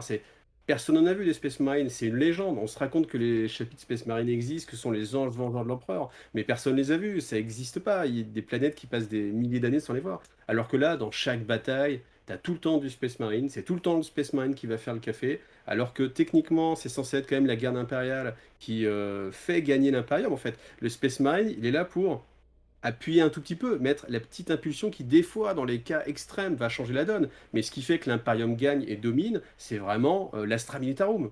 Mais ça, en termes de... Enfin, dans le 40 000 de maintenant, même dans le fluff, on le voit pas du tout. Là, à chaque fois, c'est ah oui, il y a des gardes impériaux. Oui, bon, bah, on va leur apprendre à se battre. Ok. C'est censé eux qui épuisent les ressources ennemies et qui font que même une troupe d'élite adverse, elle va se faire marcher dessus parce qu'il y a 200 000 les Manros.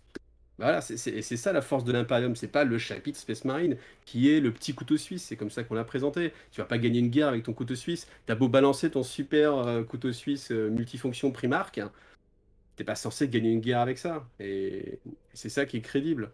Donc voilà. Et donc tout ça pour dire, oui, là où je voulais en venir, parce que je me suis laissé embarquer, c'est qu'à un moment donné, dans le White Dwarf, ils avaient sorti les Space Marine de films d'action. Et ça, j'avais trouvé ça génial. Et on jouait à peu près 8-10 figurines à 1500 points. Le plus gros véhicule, je crois que c'était un Razorback. Et il avait un canon laser. Il traversait la table. Et c'était genre sur du 2+, tu tues toutes les figurines en ligne droite sur la table. Genre auto-kill. Le mec le plus basique, hein, je crois il l'avait appelé genre le beau gosse ou un truc comme ça.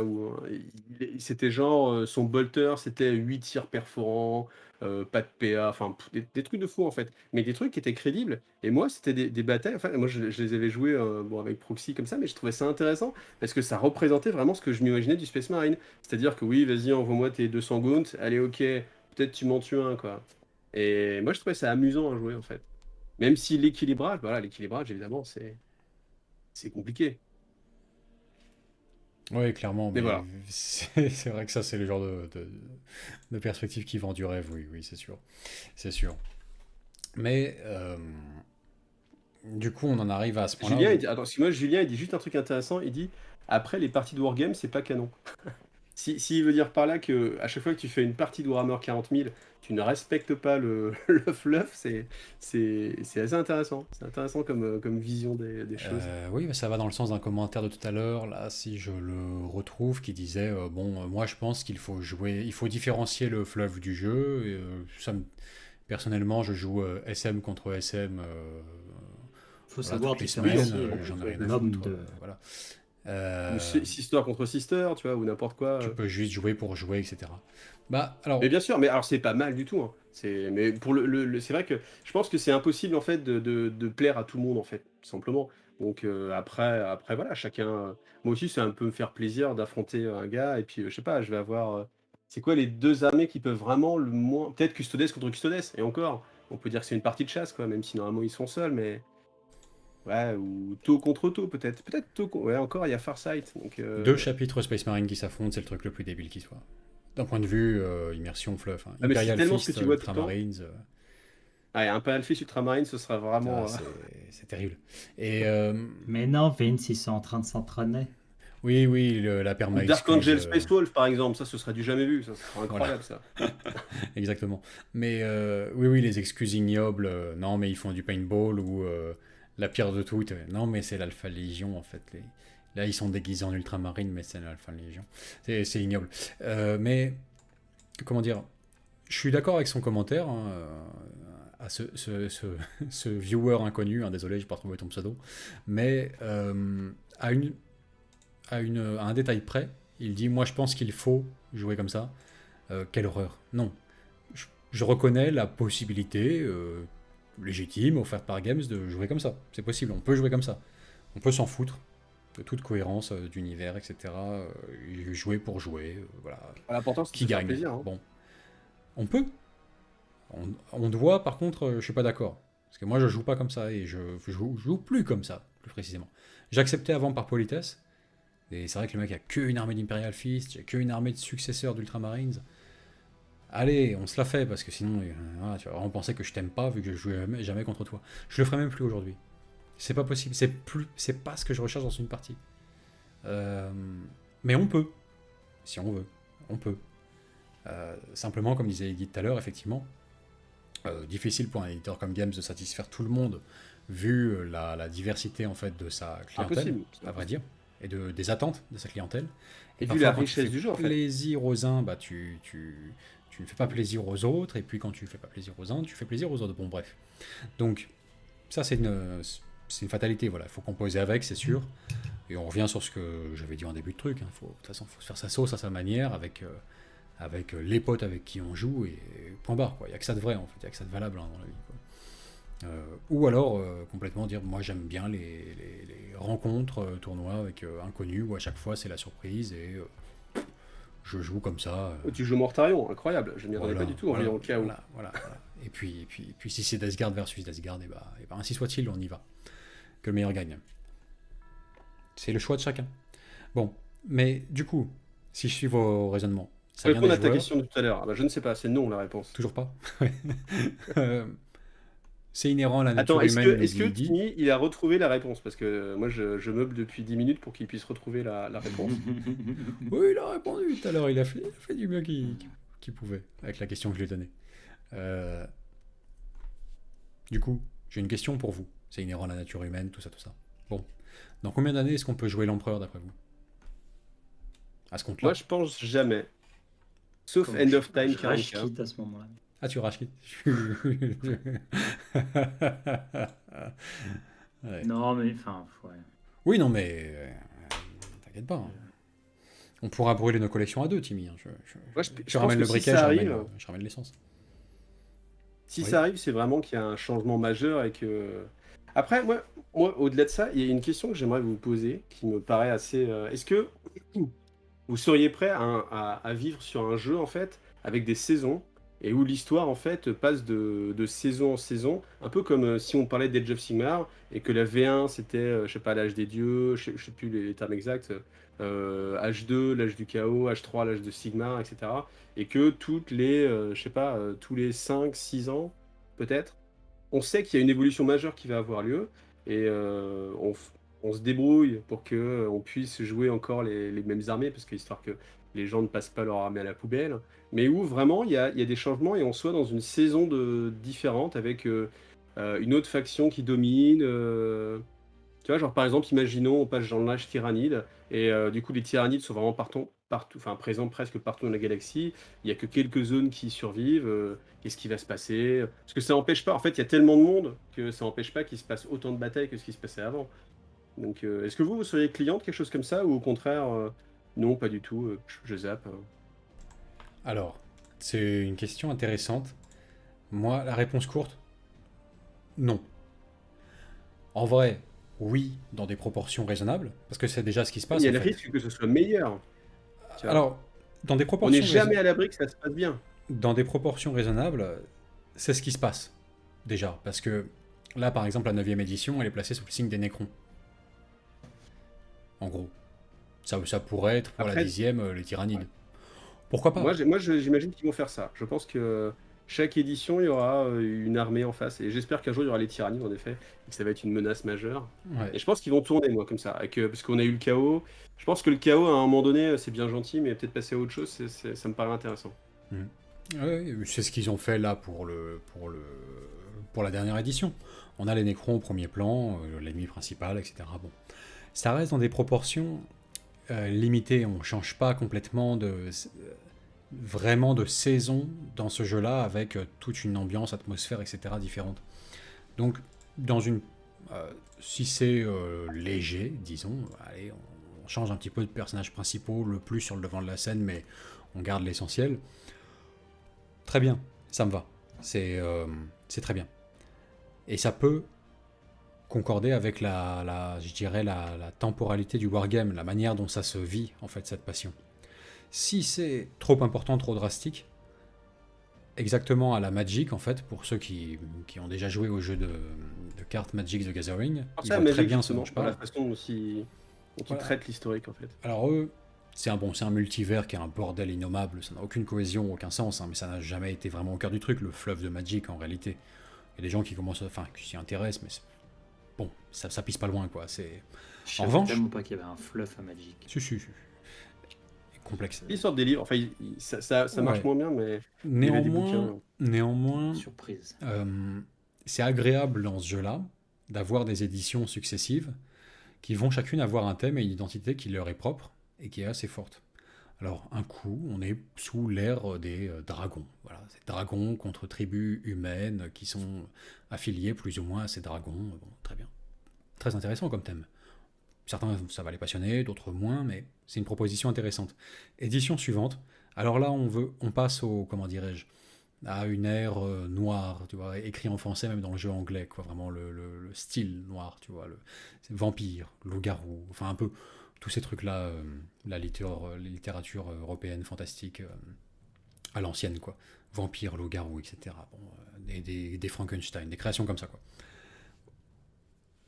Pour des jeux comme ça, comme c'est un jeu de cartes, où il peut y avoir un renouvellement, il peut y avoir...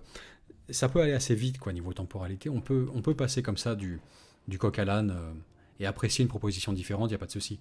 Par contre, le wargaming, c'est vraiment une passion, quand on prend en compte le modélisme et tout ce qui va avec et tout, c'est une passion du temps long, c'est une passion qui se vit dans le temps long, en fait. Certains développent des projets depuis une vingtaine d'années, quoi. Euh, ça ne se prête pas à des changements comme ça, aussi drastiques et aussi resserrés dans le temps, je trouve. Mais voilà, question de degré. Si c'est léger, allez hop, on met un peu les nez sur le devant de la scène cette fois-ci, comme ça. Très bien. Si c'est... allez, c'est parti.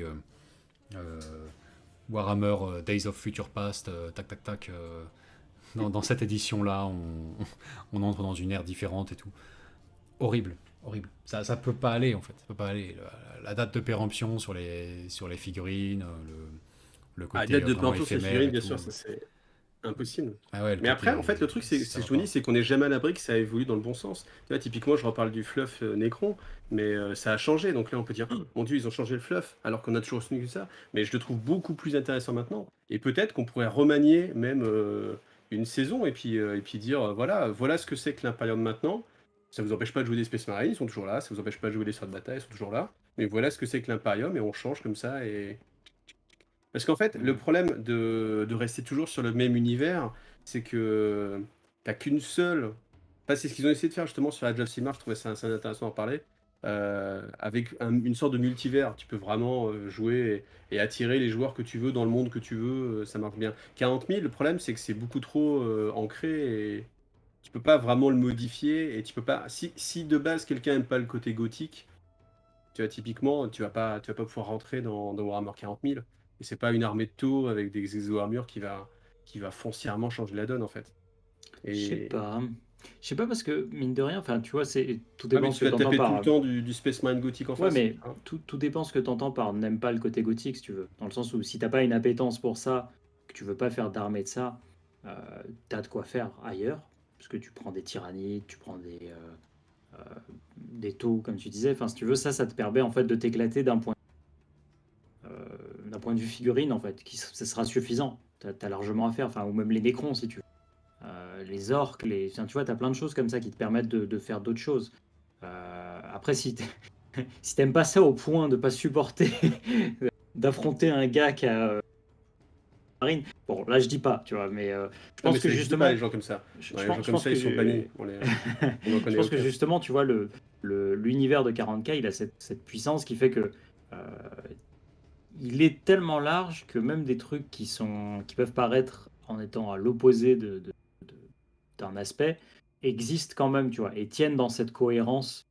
Ils ont quand même leur place, quoi. Et du coup, ils donnent un havre d'existence potentiel à des personnes qui ont des appétences différentes, quoi. Là, ça, je suis en train de me dire, depuis tout à l'heure, on dit que le monde du fluff et le monde du jeu sont deux choses différentes.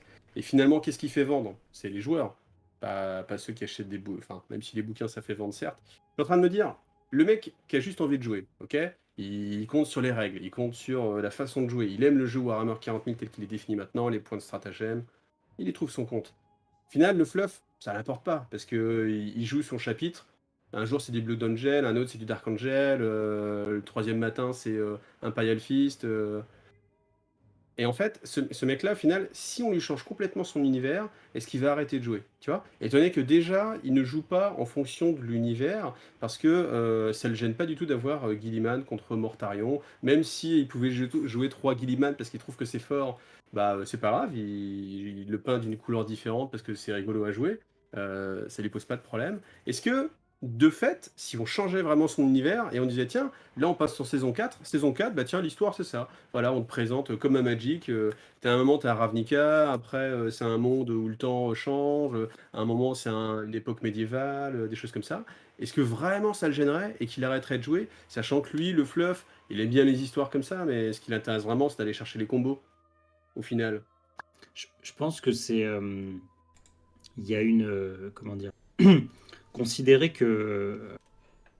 Enfin. Considérer qu'en fait, ce qu'il faut, c'est vendre les figurines parce que c'est ça qui va rapporter de l'argent. Il y a un problème dans cette vision-là parce qu'elle reste aussi très court-termiste et que justement, en fait, elle va te coincer dans cette logique que tu décris justement où bah, en fait, tu es obligé de constamment sortir des nouveautés pour vendre à ces gens-là. Et en fait, je pense que tu as justement la possibilité de complètement arriver et dire non, on va faire de l'argent parce qu'on est une entreprise et on veut vivre et actionnaire, tout ça. Mais juste, on va pas le faire en se basant sur les figurines et vendre des bouquins et des bouquins de règles et des choses comme ça. Mais on va se baser sur le fluff, qui est la chose la plus puissante qu'on a, qui est notre univers et tout ça. Et en fait, bah, tu l'adaptes en faisant un peu l'angle que choisit Games justement par rapport comment dire, aux films et aux adaptations et aux trucs comme ça, tu vois. Les romans ou ce genre de choses. Je pense que ça, c'est un angle aussi qui est qui en termes de business en fait tient la route, peut même à mon avis être encore plus grand que ce qu'est Games aujourd'hui et qui collerait avec cette possibilité là, tu vois.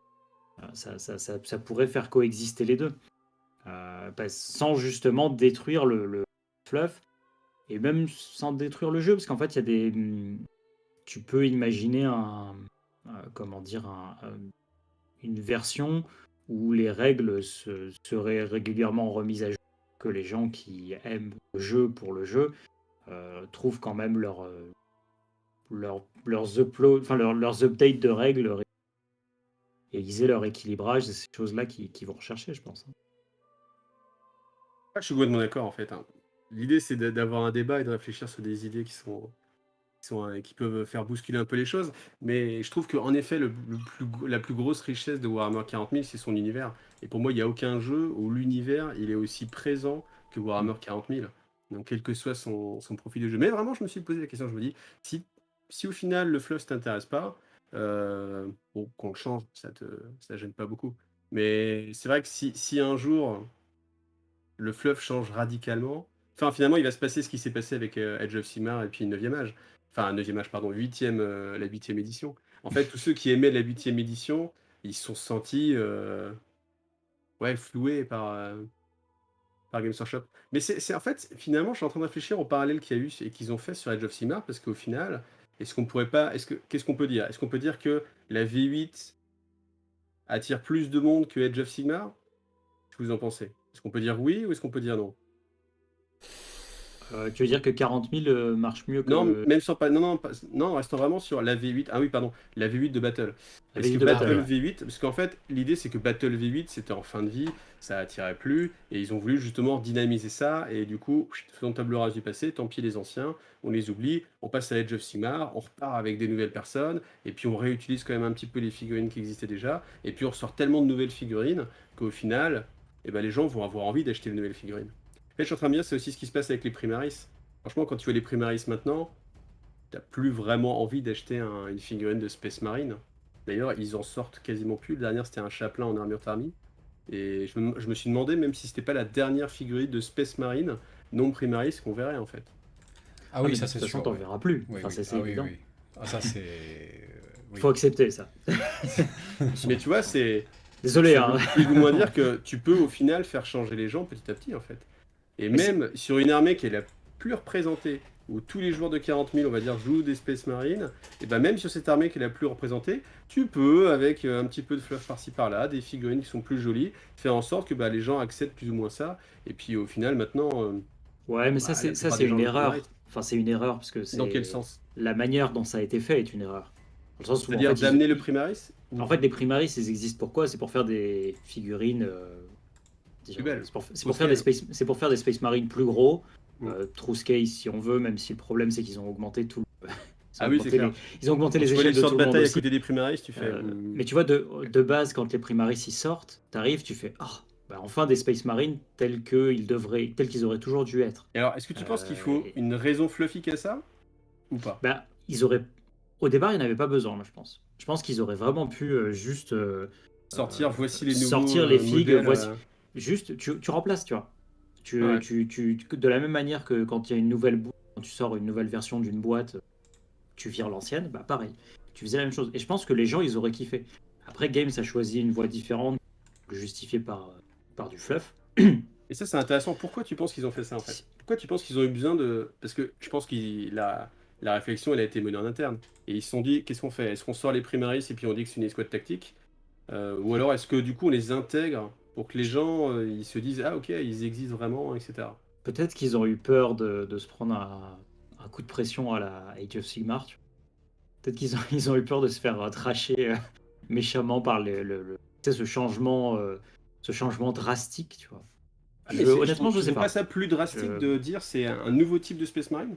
Moi, personnellement, je trouve ça plus choquant de dire, ah bah tiens, au Non, parce que final, il y a un ça- gars qui est arrivé, il fait ça- des Space Marines meilleurs que l'Empereur. ouais, mais ça permet C'est la ce qui simplifie. ça permet la coexistence. Là, tu as une période où techniquement, tu peux encore jouer tes mini-marines avec les primaris.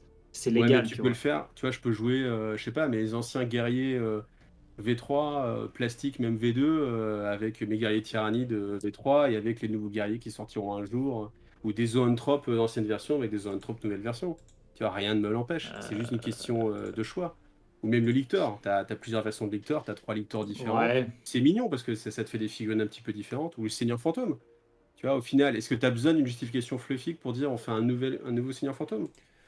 Chacun Bah, compte ce qu'il veut, tu vois, au final. Quand même, quand Tu dis que là, le joueur Space Marine, il n'a pas accès à la même entrée. Tu vois, alors qu'il pourrait jouer des intercesseurs. Bah non, maintenant, il faut qu'il l'achète, les intercesseurs. C'est peut-être ça, en fait, juste la réponse. Après, Ouais, la ouais. logique d'avoir les deux figurines côte à côte, je pense pas que Moi, je- tant de monde que ça soit prêt à l'accepter. Si tu veux d'avoir le Zoanthrope V3 et Zoanthrope V maintenant, tu vois. Je pense que ou même d'avoir, bah, par exemple, enfin, si tu vois les personnages, par exemple, qui sont beaucoup plus gros là, comment ils s'appellent, des Trazines ou des choses comme ça. Enfin, ou Imhotep, tu vois, qui est sorti. Tu vois, si jamais c'était, bon, pas des personnages, mais des figurines d'unité, avoir les deux côte à côte d'un coup, ça paraîtrait complexe, tu vois. Ça paraîtrait, tu aurais deux échelles différentes. Et je pense que les gens auraient pas été, l'accepteraient peut-être pas bien. Ah, mais tu vois, genre le Land Speeder. Entre le Land Speeder métal et puis le Land Speeder plastique, il y avait une différence de folie. Et C'est les gens n'ont pas fait. Je vois pas c'est comment celui- il est le métal. Alors, en fait, il y avait le tout premier Land Speeder qui était, tu sais, celui Rock Trader où les mecs ils sont côte à côte avec juste un réacteur dans le dos, quoi. C'est au finesse. Et après, tu avais celui qui ressemble un peu au V3 avec un carénage devant. Et puis après, tu as le V3 maintenant. Bon, maintenant, tu as même le Storm Speeder, je sais plus comment il s'appelle, qui est immense, quoi. Ouais, le Mais speeder énorme. moi, je sais pas, en fait. Je sais pas s'il y avait besoin forcément des Primaris, en fait. Peut-être pour la hype, en fait. Pour dire, regardez, c'est nouveau. Tu vois, peut-être pour ce côté surenchère aussi. Parce que pourquoi ils sont plus forts? Enfin, c'est ça le truc, en fait. Finalement, on pourrait Ça, imaginer c'est que... ça, c'est une justification fluffy parce que justement, tu cherches à faire vivre les deux ensemble. C'est justement comme tu fais le choix de ne pas juste remplacer des figurines, mais de les intégrer dans l'univers. Comme ils sont plus grands, il faut qu'ils soient plus forts parce Ouais, qu'ils c'est sont ça. plus grands, En tu fait, vois. tu te retrouves C'est- prisonnier, en fait. T'as même Ah, pas le choix. complètement, complètement. T'es Mais obligé enfin, de- mais moi, je suis de l'avis que c'est un mauvais choix d'avoir. Et pourquoi ils l'ont fait, je n'ai pas de réponse précise par rapport à ça. J'ai pas de réponse Est-ce qu'on peut évidente. demander un vote sur les gens du chat? Ça va être compliqué comme vote parce que leur demander de voter. Bah, si. ils ont- Tu vois, Faut- genre un truc. Est-ce que c'est justifié d'avoir choisi les Primaris ou est-ce que simplement avoir changé les figurines ça aurait suffi? Tu vois, genre vous mettez SM V2 ou alors vous mettez Primaris rapidement. C'est terrible. Attends, Je non, comprends pas, votez un ou deux. comprends pas le vote. Mettre Et- SM avant. Genre, est-ce que pour vous, SM V2, genre juste une mise à jour, les Primaris sur Attends, une mise à jour du non. Space Marine? Vraiment, je te jure, faut faire un ou deux. Pas de C'est- vote? en fait, Ah, d'accord. la démocratie, c'est du crowd control permanent. Faut leur donner des trucs simples à ma. Ah bah je ma te laisse. Alors, vous votez 1 si vous appréciez la sortie des Primaris avec leur fluff spécial pour les accompagner, et 2 si vous pensez qu'il aurait mieux valu sortir les SM exactement comme ils étaient avant avec leur ancien fluff, mais en plus grand, avec le look un peu comme les Primaris, quoi. Ok? Et Primaris versus Space Marine True Scale. Non, faut éviter ça parce que oui, True Scale, ouais, mais enfin, True Scale, c'est personne ne le On a comprend plus pareil. de en fait. deux là. Je te Donc jure, là, a aucun priori, wargamer ne comprend pareil. Ouais. un, ça veut dire il faut une justification fluffique, et deux, ça veut dire juste on n'aurait rien dit, on aurait juste dit voilà le nouveau Space Marine. Mhm. Oui, d'accord. C'est partagé, hein. C'est partagé. tu Moi, vois. je dirais C'est qu'il y a pas plus de deux tranché. quand même. Il y a plus de deux. Mais il y a enfin, plus de deux, mais c'est. Mais ça c'est se trouve, pas- les gens l'auraient ça se trouve, les gens l'auraient bien accepté. Hein. C'est Pas du tout convaincu drastique. que Games ait forcément ait fait le bon choix au final. Hein. Je pense qu'il y a plus de deux. En Même fait, si je suis d'accord avec Binrod et il dit que les Primaris apportent des problématiques intéressantes. Et moi, c'est vrai que ce qui m'a fait kiffer C'est sur les vrai aussi, Primaris, ouais. c'est que je me suis dit comment certains chapitres vont accepter ça. Typiquement, les Dark Angel, comment ils vont accepter ça. Et quand j'ai lu le Fluff Dark Angel, je suis très resté sur ma faim. Mais j'étais encore une fois un petit peu déçu parce que c'est vrai que c'est des problématiques, tu dis c'est intéressant. Il y a vraiment matière à creuser et dire comment ça se passe, l'acceptation. Et puis bon, après, au final, ils te disent bon, allez, ok, il y a un membre du cercle intérieur qui a été primarisé. Donc, oh, bah, maintenant, vu qu'il y en a un, autant que les autres aussi. Et puis, allez, on y va parce qu'ils sont quand même forts. Et puis voilà. mais oui, le fond du truc, c'est simple. On a observé qu'ils l'ont fait exactement de la deuxième manière sur les Space Marines du chaos. C'est un remplacement de l'ancienne gamme avec voilà les nouveaux hein. Space Marines du chaos. Oui, il n'y a pas Simplement, besoin d'avoir de justification. Hein. Plus grand, mieux sculpté, plus fin, plus détaillé, plus dynamique, plus joli. Bon, bref. Aucune forme de justification, quoi. Moi, je pense que le choix du Primaris à la base, c'est, enfin, bon, c'est 100%, comment dirais-je, un choix dicté par des impératifs commerciaux. Le truc de base, c'est quoi? C'est qu'est-ce qui se vend le plus dans la gamme proposée par Games Workshop? Les Space Marines. Non seulement 40 000 se vend 10 fois plus que AOS, je sors ce chiffre vraiment de nulle part, mais enfin, dans l'idée. Mais en plus, 60% des joueurs de Warhammer 40 000 sont des joueurs Space Marine. Bon. Donc c'est de très loin ce qui se vend le plus. Comment faire en sorte de créer une hype, un engouement massif, sans non plus froisser, heurter les sensibilités de joueurs dont on sait qu'une majorité de nos clients a déjà ces figurines. Comment leur en faire acheter de nouveaux, les convaincre d'en acheter massivement de nouveaux, sans non plus avoir le retour de flamme à base de « vous avez tué mon armée », mes 5000 points de Space Marine sont achetés à la poubelle parce qu'ils sont hideux par rapport aux nouveaux, qui sont juste les mêmes en plus grand et plus beau. Mes figurines sont obsolètes, je rage quitte, au revoir. Donc, comment éviter ça? La solution qu'ils ont trouvée, à mon sens, hein, c'est ce qu'ils ont fait, c'est on va introduire fluffiquement une astuce qui permet de faire en sorte que ces figurines soient compatibles, jouables côte à côte. Et en vrai, c'est peut-être moche esthétiquement, c'est peut-être pas du tout harmonieux, c'est peut-être tout ce qu'on veut. Ça n'a pas d'importance que ce soit réel ou pas. Ce qui est important, c'est que ça fasse passer la pilule, que ce soit juste suffisamment digeste comme ça pour que le joueur s'incline devant deux choses.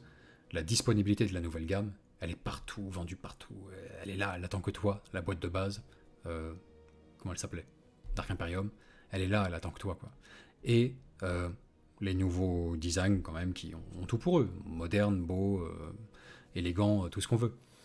Ce qui est important, c'était juste de vendre massivement ces Primaris sans avoir de refus massif ou de retour de flamme de la communauté.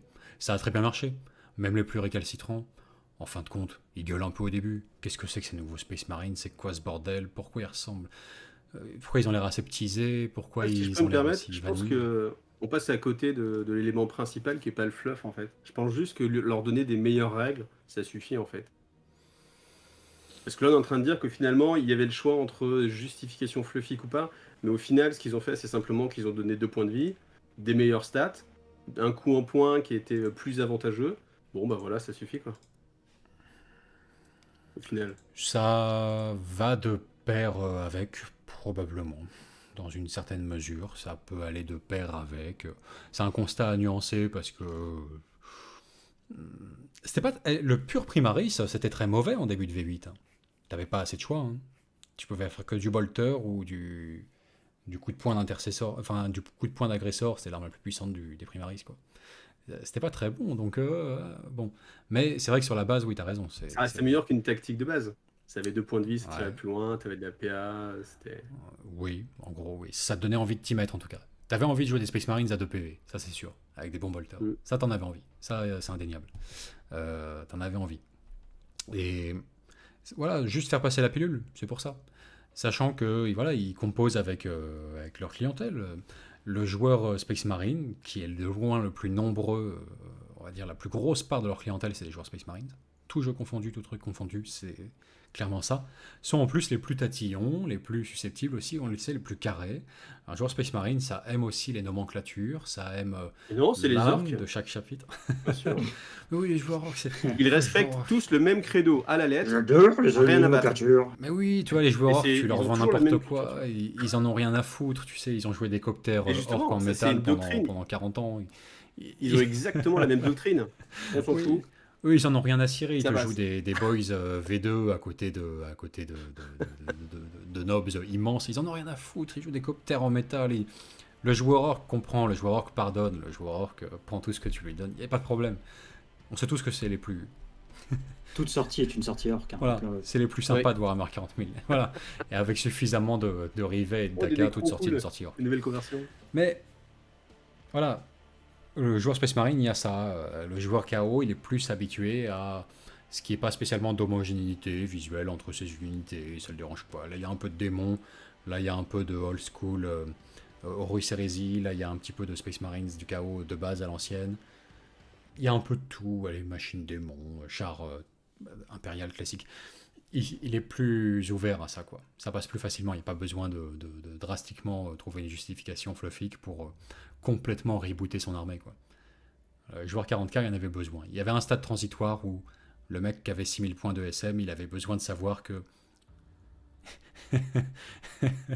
il avait besoin que soient balayées ses craintes sur le grand remplacement, ou plutôt le remplacement par les grands, en l'occurrence, genre... Games Workshop m'a trahi, mon armée est obsolète, elle n'existe plus. Là, on lui dit non, tu peux Jouer jouer sur Shop Matraille. les intercesseurs à côté de tes tactiques, il n'y a pas de problème, tu peux. Il avait juste besoin de ça pour dire ok, ça passe. C'est le choix qu'a fait Games en tout cas, c'est ce sur quoi ils ont misé. Bon. Et en fait, ça s'est plutôt bien passé pour l'essentiel en vrai, objectivement. Même si, voilà, il y en a certains qui regrettent toujours, ils auraient préféré avoir une nouvelle version DSM, quoi qu'il en coûte, avec leur ancien fluff, et ne pas avoir ce fluff Primaris. Il y en a, mais ils n'ont pas quitté le hobby, ils n'ont pas arrêté de consommer Games. Ils continuent. J'en fais partie, en fait, c'est mon cas. On peut dire que le passage des nouveaux Primaris, c'est mieux géré que le passage de la V8 à AOS. Ah bah c'est ça. Pour moi, c'est éviter Age of Sigmar à tout prix. Ok, rebooter les Space Marines, vous êtes prêts? Mais en tout cas, faut éviter à tout prix le côté Age of Sigmar, quoi. À mon avis, c'est ça. Vu de l'extérieur, c'est le truc qui Au me final, semble peut-être que si on était à la V10 de Warhammer Battle, il y aurait peut-être potentiellement moins de joueurs que ce qu'il y a maintenant en fait. Parce qu'à OS, là, ça a l'air de marcher pas mal. Je sais pas quelles sont les attentes des gens pour la V3. Est-ce qu'il y a des gens qui sont vraiment hypés? Moi, je suis moins à la communauté AOS, donc évidemment, je sais moins. Mais je pense quand même que maintenant, finalement, AOS marche mieux que ce qu'aurait marché peut-être Battle même version, quoi, V+3. Donc, Aucune idée. Alors ça restera un mystère. C'est un truc, c'est un truc de fou. Hein, et je pense qu'il y a des gens payés très cher chez Games pour réfléchir à cette question-là, parce que il s'est passé un truc assez étrange. Et peut-être que c'est purement une vue de mon esprit, j'en sais rien. Mais pour moi, oui, Warhammer Battle était mourant quand ils ont décidé de l'euthanasier, clairement, et de le remplacer par AOS. Et bizarrement, dans les années qui ont suivi, pas tout de suite, mais dans les quelques années qui ont suivi, j'ai l'impression que, vu de l'extérieur, toutes les étoiles se sont alignées pour que le monde soit prêt pour un Warhammer Battle old school à l'ancienne, en fait. Qu'est-ce que j'entends par là? Les licences Total War, Warhammer, succès galactique, considérable. C'est terrible pour Games, parce que ce truc est un produit d'appel phénoménal pour attirer des générations entières de nouveaux joueurs de Warhammer, et en face, il n'y a pas l'offre qui correspond, puisque on leur propose un autre univers, une autre modalité, un autre monde, ça colle pas, quoi. Tu passes pas facilement de Warhammer Total War, le jeu, à Age of Sigmar en jeu de plateau. Par contre, tu serais bien passé à Warhammer Battle. Accessoirement, en parallèle, on peut penser que ça n'a rien à voir, mais moi je pense que c'est quand même très lié. Il y a le succès, encore une fois, alors là encore plus incommensurable, le Game of Thrones. Faut nuancer, parce que cette série, c'est particulier, je pense que ça a touché beaucoup plus de monde, par exemple. Là, il y a des gens qui vont faire un AVC dans le chat quand je vais le dire, mais beaucoup plus de monde dans l'absolu, d'un coup, là, ponctuellement, que le Seigneur des Anneaux n'en a jamais touché, en vrai. Il y en a qui vont devenir fous, tant pis. Par contre, c'est vrai qu'il y a cette particularité-là, c'est que des décennies et des décennies après l'écriture du Seigneur des Anneaux, il y a encore des gens qui se passionnent pour ça. Game of Thrones, tous les gens qui ont été atteints par la série, aujourd'hui, s'en foutent. C'est fini. La mode est passée, quoi. Mais quand même, il y a le retentissement planétaire de cette série, qui est pas anodin, qui a donné le goût à des millions de personnes pour l'heroic fantasy bien dark, dans cette version-là. Ça appelait du battle, ça appelait pas du Age of Sigmar. Bref, je trouve ce truc très étrange, voilà, les astres semblent vraiment vouloir l'avènement d'un jeu d'heroic fantasy bien dark, comme l'était Warhammer Battle. Vers ça, hein. Ils vont le ressortir. De toute façon, ils vont annoncer, mais moi je suis vraiment curieux de la formation. Alors là, on revient sur le sujet. Ça, je pense qu'il faudra qu'on le fasse ensemble, parce qu'à chaque live, on en parle de ce sujet. La forme que va prendre le prochain Warhammer ou The Old World, ce que ça va être. Quand ça sort, faut qu'on fasse le live ensemble. Quand ça sort, ouais. J'ai envie de te dire, honnêtement, avant... Quand il y a des éléments, ouais. C'est un sujet passionnant, mais avant, le public va pas aimer, ils vont rager, parce que ça va être des conjectures, mais sorties de nos chapeaux. C'est le cas de le dire pour toi. Franchement, enfin... Moi, je m'en fous, j'aime bien. Ça me fait délirer voilà, Mélenchonade. Bon, ça me fait délirer les petits... les trucs comme ça. On met l'imagination au pouvoir, quoi. Qu'est-ce que ça va être, The Old World? On n'en sait rien, mais on croit qu'on le sait quand même. On va imaginer des tas de trucs. Mais ils vont... En même temps, c'est sympa aussi. C'est comme ça que tu peux t'approprier les choses, en fait, au final. Parce qu'on disait... D'ailleurs, alors c'était il y a au moins 1 heure facile, avait fait une remarque qui était assez intéressante, et où on parlait d'un univers qui évolue, un univers qui évolue pas, quelle part tu peux t'approprier, en fait. Et il faisait remarquer que même sur un univers qui va évoluer, t'as pas non plus la main, en fait, sur ce qui est tes spectateurs.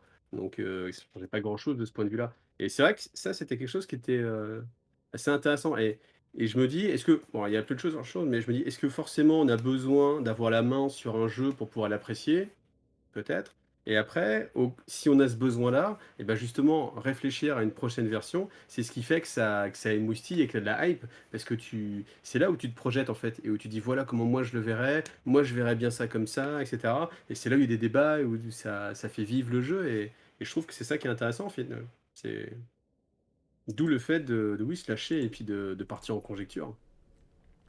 Ouais, mais on manque là un petit peu de... Il faut que Games remette du carburant pour qu'on conjecte. On Ouais. conjecte pas mal parce On que... a eu une carte et le retour des socles carrés. Ouais, c'est Peut ça. ne vouloir rien dire si on pense à le Seigneur des Anneaux en mode Légion. Parce qu'on a C'est déjà des fait figurines avec socle énormément rond, sur le carré. énormément d'hypothèses. Putain, mais ils s'en lassent pas. On a déjà fait énormément d'hypothèses, énormément de digressions sur le sujet avec Timmy dès l'annonce originale du retour de The Old World. Qu'est-ce que ça va être, quoi? Comment c'est possible? Putain, quel bordel. Moi, je pense qu'il faut faire des jeux de plateau immersifs dans le vieux monde. Oui, mais non, il faut que ce soit un jeu de bataille rangée. Bon, bref. On a déjà fait beaucoup, et en fait, on a un peu épuisé notre stock, on a vidé notre sac. Dès que Games remet une pièce dans la machine, à la rigueur, oui, on peut se faire ce petit live, ce petit débat, bien volontiers. À quoi ça va ressembler? À quoi ça va ressembler ce nouveau jeu, enfin. Les gars, Morale de l'histoire rétablie. il va être temps de lire ce don déjà. Merci Rada. Le don du soir pour célébrer l'amour du fluff. Yes. Et voilà. Alors, Rada nous dit c'est exactement ce que tu viens de lire. Bah oui.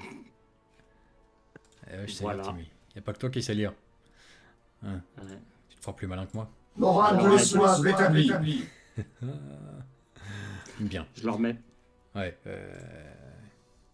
Enfin. Les gars, dernière chance de vous prononcer sur le sujet central de ce soir, la comicsisation du fluff, pour ou contre. C'est le moment d'enfoncer vos derniers clous. Allez-y. Et après, on se fera un passage en revue du chat et des commentaires qu'on a loupés. Et il sera temps de clore ce live. Dans le chat, pour vous, c'est le moment de poser des questions. Là, on va être 100% concentré dessus. À Iggy en particulier, profitez de sa présence. Hein. Ou plus généralement sur la chaîne, sur le hobby, sur tout ce que vous voulez. Là, c'est quartier libre. Il n'y a plus de thème. Ok? On y va. Vous balancez tout ce que vous voulez dans le chat. En attendant, donc, Timmy, Iggy, je vous écoute si vous voulez une dernière fois revenir sur votre argumentaire vraiment pour en faveur ou contre la comicsisation du fluff. Timmy, petit regard fuyant. Iggy, pareil. Vous pouvez répéter la question Qu'est-ce qu'ajouter de plus si ce n'est répéter ce que l'on a déjà dit? Enfin, moi mon avis est modéré. Je vous laisse cette pour chance les si deux. vous voulez une dernière fois balancer le Pour les truc. deux. C'est pas- Non, en vrai, moi, je n'ai rien de très utile à rajouter de plus qui n'a déjà été dit. Ouais. Merci Rada pour ton ton. Et ça, l'argent, ça, tout de suite, ça marche. Ça te fait parler, ça. Hein. Ça paye ton salaire, ta gueule. Ça, on met des pièces dans la machine, ça y est. Il n'y a que ça qui t'intéresse, Timmy. Hein, c'est ça, le pognon. C'est pour ça que t'es là. Bon, bravo. Ah bah vu que je le touche pas, ouais. J'aime bien l'avis de Clouba qui dit pas d'avis sur votre débat, bien qu'il était intéressant. Je J'adore. sais pas quoi J'ai penser de ce adoré. commentaire.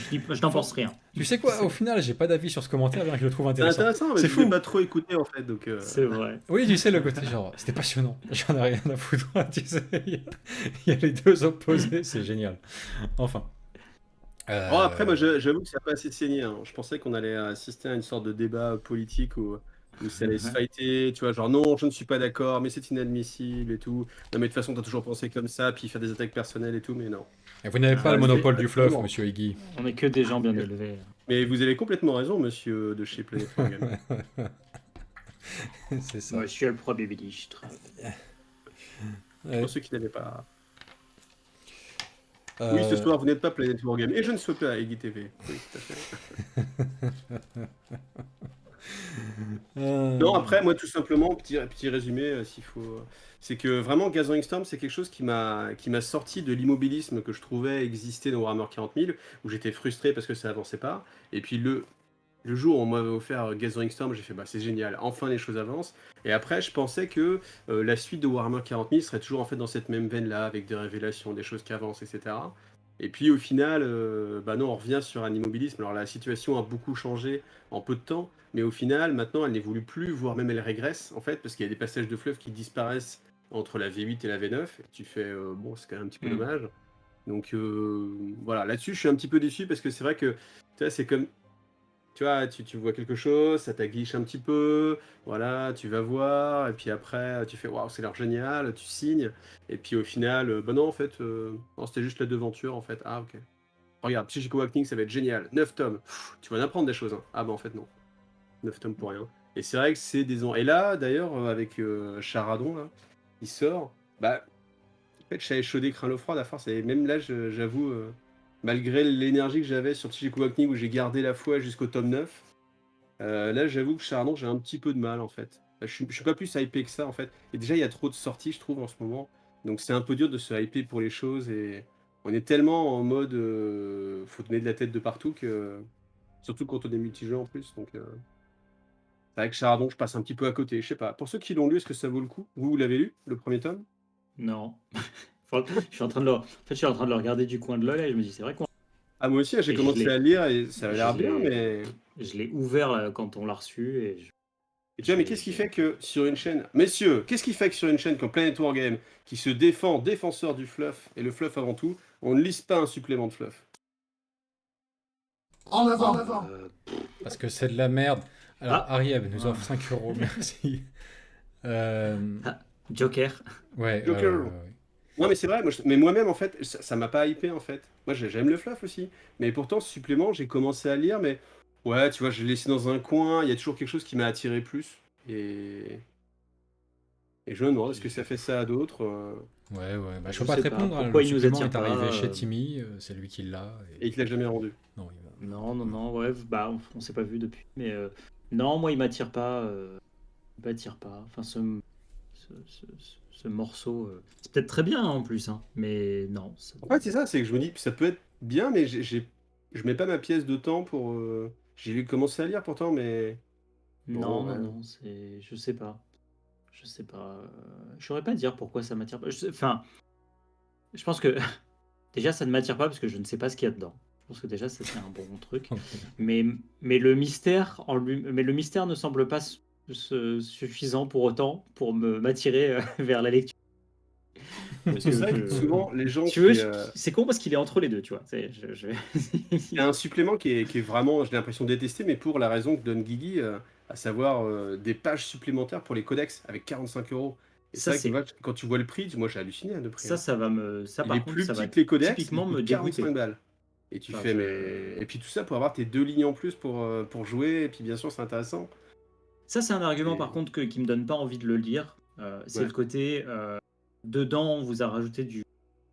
Enfin, il y a une partie du bouquin qui ne sert que à Mhm. justifier des règles pour un bouquin d'armée. Mais ça, je suis d'accord. Je trouve aussi que c'est un peu en mode et- pure arnaque. Genre, Dans- t'as envie de jouer, bah attends, t'inquiète, ton personnage trop fort qui est sorti, il est pas dans le codex, pourtant le codex vient de sortir, mais il va être à côté dans ce supplément 45 balles. Donc tu veux le jouer, bah t'achètes les règles avec. Hein. Voilà, c'est vendu C'est avec. dans le, Mais dans si le on met ça bouquin de côté- Mortal Realms, t'as ça notamment. Ouais. Où t'as à la fin, celui où t'as les. C'est dans quoi? Dans Be'lakor. Où à la fin t'as les luminettes. Et du coup, t'as vraiment un tiers du bouquin qui est ceci est les War Scrolls que vous aurez dans le nouveau codex si vous l'achetez. Enfin, si vous ne voulez pas l'acheter et que vous avez le premier Battle ça vous avez vous avez le deuxième Battletome. Et t'arrives, toi, tu ouvres le bouquin, tu vois ça, tu fais, mais c'est horrible. Le bouquin contient un demi-codex qui est pour justifier de ne pas se prendre une volée de bois vert parce que ça sort 2 mois ou 3 mois après. C'est horrible, quoi. C'est con parce que ça touche pas du tout au fluff et ça touche pas du tout à ce qui devrait nous attirer là-dedans, mais ça répulse quand même, tu vois. Et si je devais acheter, enfin si je me posais la question d'acheter ou pas ce bouquin, parce que si on ne l'envoyait pas, ça me dérangerait, tu vois. Ça me dérangerait de l'acheter pour cette raison-là. Après le fluff dedans, il est ce qu'il est. Et là, j'ai l'impression que sur le chat, en fait, personne n'a vraiment lu le fluff, hein, l'histoire. Personne connaît vraiment l'histoire. De Warhammer 40 000, non, personne. De Warhammer Ils- 40 000, non. ils savent Même pas. ceux qui l'écrivent la connaissent pas. Ils n'ont aucune idée de ce qu'ils font là ce soir. Ils sont perdus. Non, mais par contre, J'adore oui, Fortnite. c'est intéressant ce que tu dis. Bon, juste Caradon, là, oui, enfin, c'est trop récent aussi, c'est trop neuf. Les produits sont pas particulièrement Bah, t'inquiète, attirants. il y a le deuxième bouquin qui arrive bientôt. Donc, Ouais, les produits sont pas particulièrement attirants. Hâte de voilà. pas le lire. Mais, comme dit Timmy, en fait, je sais pas, j'ai la vision de Timmy qui passe avec son thé tous les matins devant le bouquin, et ça lui fait un effet, comment on pourrait le qualifier, je sais pas, anti-Twilight en fait, Ni tu vois le livre, il est là genre, waouh, et je ne sais rien de lui, mais j'en ai rien à foutre, tu sais. Waouh, je ne sais rien de lui, et pourtant il est tellement pas... Alors, je trouve ça très tellement intéressant, pas j'ai vraiment mystérieux. pas envie de le lire. Ouais, voilà. Il n'y a aucun mystère là-dedans. Et pourtant, je sais rien de lui pour autant. Non, c'est... Comment dire Ce que tu dis là, il dit... pour moi, ouais, ça enfonce encore le clou de mon côté de l'argumentaire. Je suis désolé. Qui a lu ces bouquins-là, effectivement? Qui les a vêtus? Qui s'en est imprégné pour les incarner aussi sur la table de jeu? Qui ça a fait vibrer? Et je reviens plus particulièrement sur les Psychic Awakening. Encore une fois, les Caradron, là, c'est trop tôt, c'est trop neuf, c'est trop faible. Les Psychic Awakening, la communication était là, tous les renforts marketing étaient là, beaucoup de gens les ont achetés, il y avait un caractère indispensable pour avoir les règles de son armée, etc. Mais qui les a vécus, ces bouquins, bordel? Qui a vécu au rythme de la campagne en 9 épisodes de Psychic Awakening? Qui a joué des parties en rapport avec ça? C'était quand même l'offre des Psychic Awakening, hein, c'est des scénarios narratifs à chaque fois pour vivre cette campagne. Qui l'a vécu? Moi j'ai la réponse. Parmi un échantillon encore tout à fait non représentatif de Planet Wargamer, une seule personne dans tout le chat, toute l'histoire de la chaîne a dit oui, moi oui, on a joué le supplément avec Magnus, là, on a joué le scénario avec un pote. Et c'était nul. Non mais, Gathering Storm, vous l'avez je fait suis ou pas, honnête, sur je suis Gathering honnête. Storm Pas personne, genre une personne a vaguement vécu le truc. Gathering Storm, non, pas du tout. Parce que sur- Pas du tout. Non. Parce que moi, c'est comme ça que j'ai commencé la chaîne Iggy TV, en fait. C'est justement en faisant toutes les batailles des suppléments Gathering Storm. Enfin, Ah tout, on n'a ouais. pas été au bout, hein, mais... ouais. Ouais, les premières vidéos de la chaîne, c'est justement mes rapports de bataille où je m'étais dit, je veux vivre Gathering Storm, donc je vais me débrouiller pour trouver toutes les factions. Et comme on était à l'assaut, c'était assez facile parce que, enfin, assez facile. Et évidemment, du Space Marine, ça courait les rues. Eldar Noir, c'était un peu plus compliqué, mais on a trouvé quand même du monde. Et on a revécu tous les scénarios et je trouvais ça vraiment. Enfin, moi, c'est vraiment quelque chose que j'ai vécu pleinement en fait. Il y avait le côté fluff qui me plaisait vraiment et c'était ponctué par chaque bataille. Je trouvais les gens avec qui jouer. Comme j'avais pas mal d'armées, bon, je trouvais souvent, enfin, ça allait quoi. Et je pouvais jouer comme ça tous les scénarios et revivre toutes les campagnes de Gathering Storm. Et ça reste un de mes meilleurs souvenirs parce que moi, c'est ce qui me faisait vibrer en fait. Eh bah comme quoi. Oui bah Timmy découvre le détourage fond vert sur Mortarion. C'est pas Jojo mon vieux. C'est pas Mortarion, mec. Bah je sais pas. C'est qu'on voit pas en fait. Je c'est sais vrai pas. que c'est assez, Tu vois un peu à quoi ça ressemble? Ouais, je vois, mais... Je sais pas. Mais bah tu vois, étonnant. Toi tu dis oui, j'ai vécu Gathering Storm. Sur Gathering Storm, Psychic Awakening, franchement, ça m'a même pas effleuré l'idée. Oui mais Parce quand que même. c'était. Et bon. Mais Gathering Storm, moi j'ai vraiment pris plaisir et honnêtement, c'était une façon de jouer qui me comblait particulièrement quoi. Je trouvais ça ouais. formidable Ah bah, de tu vois, revivre. comme quoi c'est possible. Et ça s'est bien passé, ça a été jusqu'au bout, ça n'a pas été interrompu par le fait que bah ça va trop vite, Alors, tout simplement. En fait, si, à un moment donné, c'était. En fait, je sais plus exactement comment s'est passé la fin. Je sais qu'il y a un moment donné, il y a eu le changement de version en fait. C'est-à-dire que comme je faisais en plus, alors les rapports de bataille c'était pas fifou, hein, mais je faisais des rapports de bataille quand même. Fallait organiser en fait les parties, puis je pouvais pas jouer toutes les semaines. Et il y a un moment donné où il y avait, je sais plus combien il y a de batailles, mais à un moment donné, la V8 est sortie avant que j'ai eu le temps de faire toutes les versions. Et comme on est arrivé en mode V8, tu fais bon, est-ce que j'ai encore envie de jouer avec les anciennes règles? Est-ce qu'on les adapte? Est-ce qu'il y avait des choses. En fait, les scénarios ils n'étaient pas V8 approuvés, donc c'était compliqué. Ça voulait dire demander aux autres de jouer à l'ancienne version alors que tout le monde était hypé par la V8. Ah, tu vois, quand la V8 sort, tu peux pas demander aux gens de ton asso, hey, t'as envie de faire une partie, on va jouer en V7. Bah non, il a envie de jouer en V8, le gars, il a envie de découvrir les nouvelles unités, Ouais. etc., etc. Donc moi, c'est la V8 qui a mis le frein à cette. Mais si c'était pas sorti, je pense que j'aurais tout fait, ouais, parce que j'aurais vraiment vécu ça en plus comme une sorte d'accomplissement. Et de dire, ouais, tu vois, c'est ça en fait, c'est les parties, tu vois, des parties que tu peux faire avec tes amis comme ça, voilà, je t'en rappelle pas forcément, mais des choses comme ça, comme des campagnes que tu peux faire, voilà. Enfin, je déconvertis, hein, non? Alors Combat de oui, Venexian, sur ça, la fin, oui, 100%. Sur la fin, oui, 100%. Et après, tu vois, c'est marrant Donc parce tu que... es totalement d'accord avec moi, donc en effet, la comicisation du fluff, tu dis complètement oui.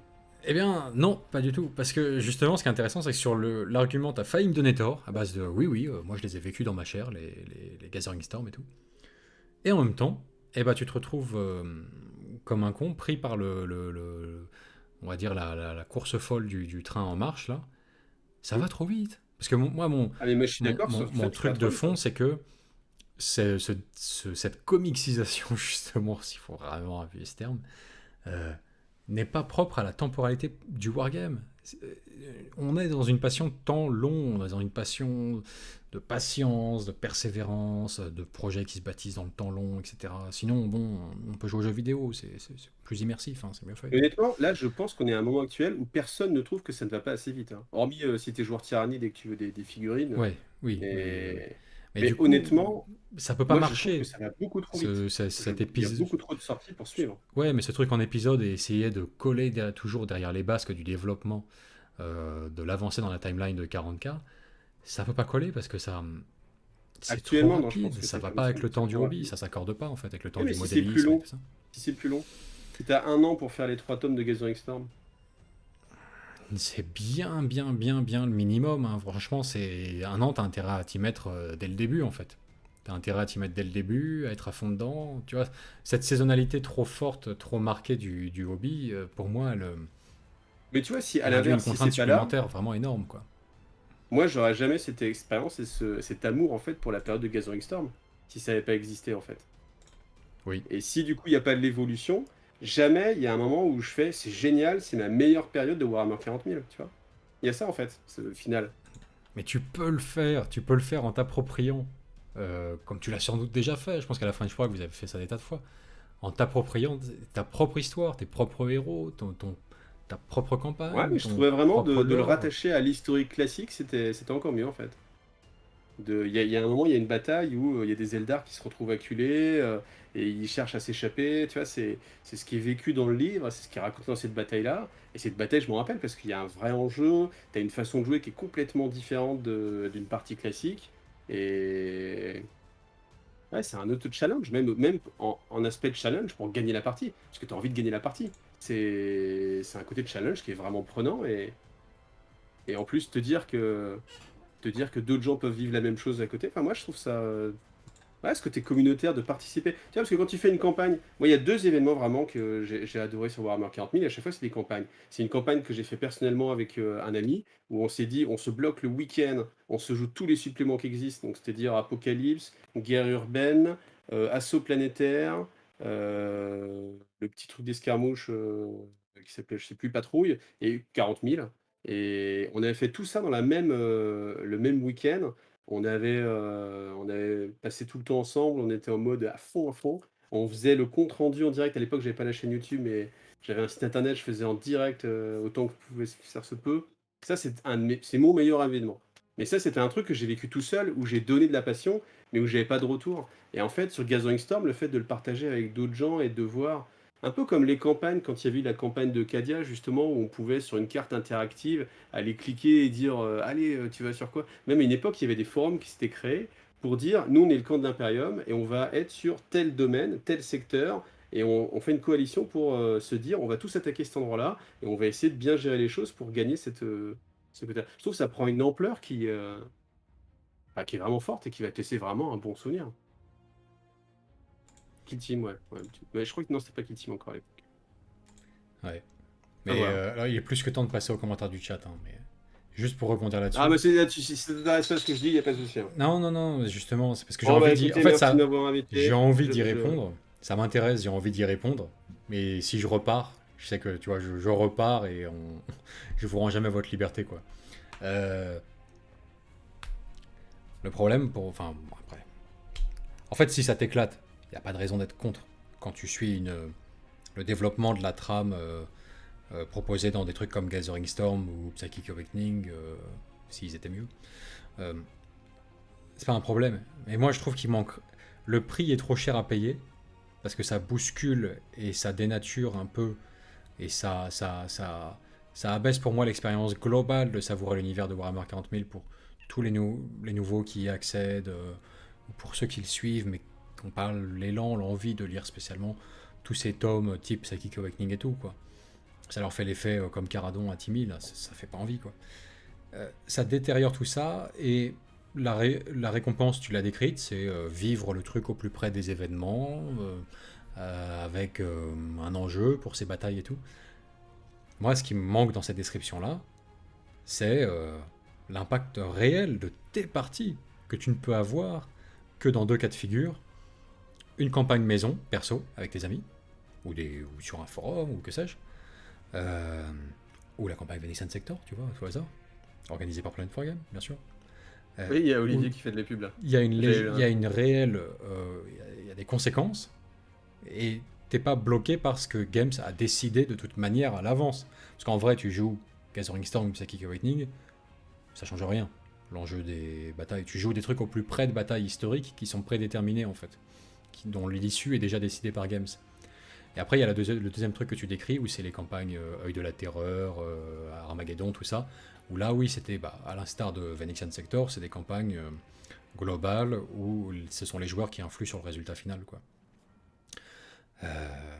Là, c'est pas écrit d'avance. Là, ouais. Là, ça me fait vibrer, tu vois. Là, il se passe quelque chose, je trouve.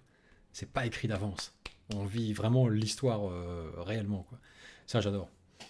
Mais, ouais. Autant si Games faisait tous les 5 ans, 10 ans, une campagne globale comme ça, et que ça faisait bouger le fleuve d'Age of Sigmar ou de 40K, je serais partant.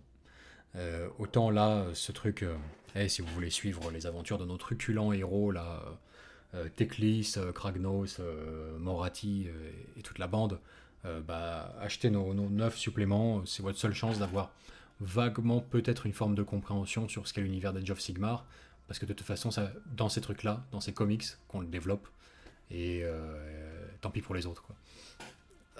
Je déteste ça. Enfin. On restera donc sur nos positions respectives, je pense. Il est temps de passer au chat. Timmy, est-ce que tu as pu relever quelques commentaires, peut-être, pendant ce temps-là Parce que pour ma part, j'étais trop occupé à continuer à parler de ce sujet pour vraiment relever des commentaires. Il y a Julien qui vous propose de faire du JDR. Oui, il a l'air très... il vend vraiment le JDR depuis le début du live, oui, dans le chat, toujours. Il n'y a pas ce problème dans le JDR, c'est mieux dans le JDR. Tout ce que vous... Et les figurines dans le JDR, on en parle ou pas? Tout ce que vous dites, tout ce que C'est vous ce qui faites, manque. vous êtes fait pour le JDR. Oui, je comprends. C'est ce qui vous manque, les gars. Oh, peut-être que ça reviendra un jour, hein, je dis pas non. J'ai l'impression d'avoir eu une phase JDR dans ma vie et que j'aurais du mal à y revenir, quoi. Ça me ferait plus vibrer comme avant, mais enfin... T'es en train de dire que tu as passé un stade, quoi. Tu vois, t'as évolué, c'est ça que t'es en train de dire. Oui, je suis un adulte maintenant. Oui, Non, mais- bon. Non, mais... Peut-être un Non, mais jour, Julien oui, ça aussi, reviendra. Julien, quand il aura peut-être 14-15 ans, peut-être qu'il passera à autre chose aussi, tu vois. Voilà. Bon, ça va lui mettre du plomb dans la Je tête. propos, un peu, n'engage la pas vie, la chaîne IGTV. Non, mais peut-être que ça reviendra un jour. J'ai l'impression aujourd'hui d'avoir besoin de cet élément supplémentaire du modélisme, vraiment, pour apprécier cette passion. Bien que les deux soient pas incompatibles, je l'ignore pas. On peut faire du JDR avec figurines. Ça, il y a des chances que ça... Un petit descend système, là, un petit peu à l'Inquisitor, des figurines, des décors. Ça, oui. Là, ça pourrait très bien... je pourrais retomber dedans un jour. Ça, c'est possible. Ce que devait être Necromunda. Oui. Ce que devait être Necromunda. Tu sais que Necromunda, à coup de système au descent, là, au des pourcentages, ça pourrait être tout ce qui lui manque, hein, ça pourrait être sexy. Hein. C'est intuitif. Tu sais, quelle est ta capacité de tir? 50. Ça veut dire 50% sur un dé à 100 faces. Tu sais, c'est intuitif, ça Ouais, coule de source. ça retire pas la complexité du traitement de certaines règles du jeu en lui-même, tu vois. Enfin, je comprends l'idée, mais il reste beaucoup de choses en fait à Oui, après tu fais tout, derrière, enfin toutes quoi. tes règles, tous tes Parce que machins, c'est maison, quoi. Non mais un maître de Ouais, jeu, c'est ça. en fait, il gère le truc. Et fait semblant d'avoir un cap et de maîtriser le truc. Oui, pistolet empoisonné, 25 sur un dessin. Et c'est parti, tu vois. En fait, ça fluidifie le tout, ça passe. Ça pourrait être très bien dans ce cas-là. Ouais. Bien. Tiens, tout à l'heure, on n'a pas lu le de Arieb En avant, en avant. qui nous avait dit bon, bah, maintenant, question-réponse. L'interne qui a suivi le live va avoir le privilège de dormir 2 heures minimum et de ne pas m'avoir sur le dos à 5 heures du mat pour. Bonne J'adore. nuit. Alors, J'adore. c'est génial. Ouais, Ce qui est génial, c'est qu'en fait, il y a un hôpital dans Paris dans 2 semaines où il y aura toutes les salles de garde, tu vois, avec le live au cas où pour prévoir, tu vois, le passage du médecin. Ce sera génial. Moi, je demande que ça. Enfin.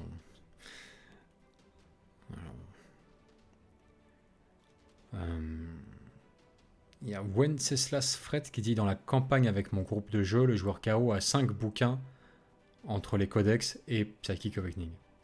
Oui, ça c'est. Horrible. Ça va de pair avec ces sujets-là aussi. C'est vrai que l'activité de libraire de games hein, Ah à, oui, ça. à son prix quand même. Ça use. Ça use la communauté vraiment de.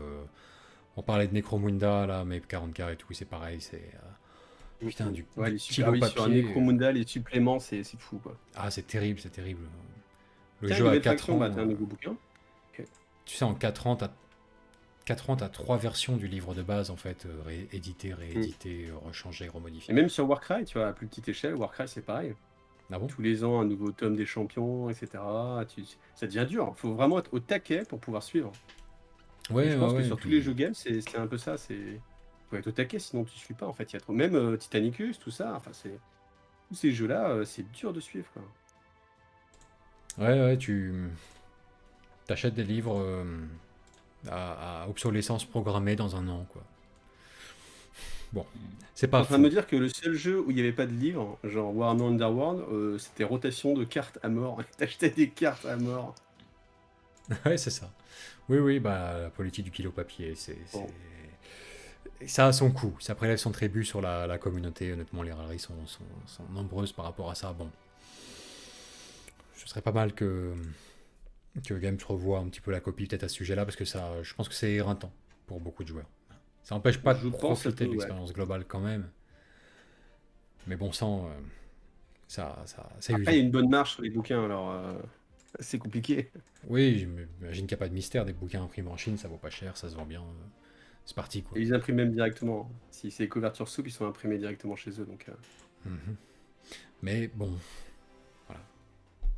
Il n'y a que deux solutions, hein. Soit Games revoit la copie de ce côté-là, soit on peut, de son côté, gérer la chose en interne, gérer cette crise-là, en orientant bien ses amis, son cercle de jeu sur voilà, ce à quoi on se limite, ce qu'on aime, ce qu'on préfère, ce qu'on est, les modes ou le fait de suivre les tendances auxquelles on essaie peut-être de résister, de ne pas s'adonner complètement, hein, de suivre ces trucs-là. Voilà, c'est les deux solutions, quoi.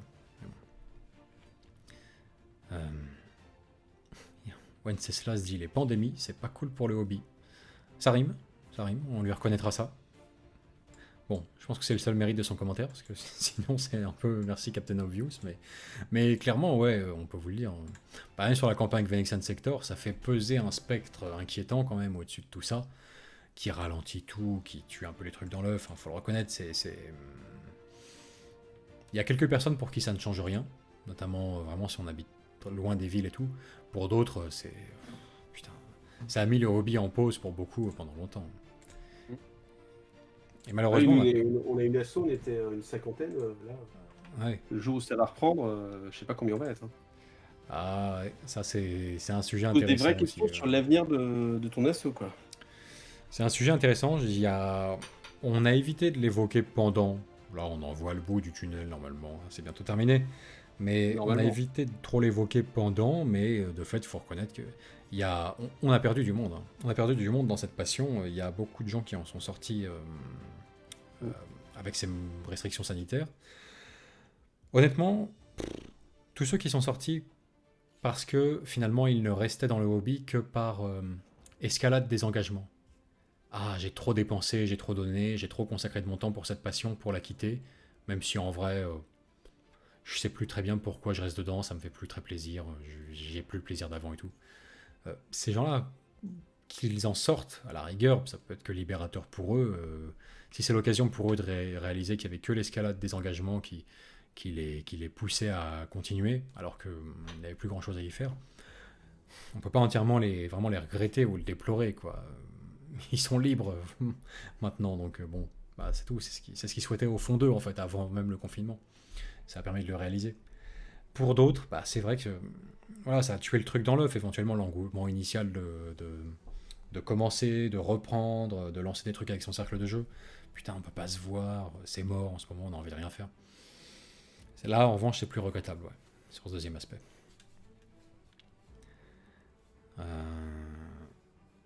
Des avis sur Blackstone Fortress au risque de se faire lapider, de la part de Nathan. On en a déjà tellement abondamment parlé que je m'en voudrais de revenir dessus.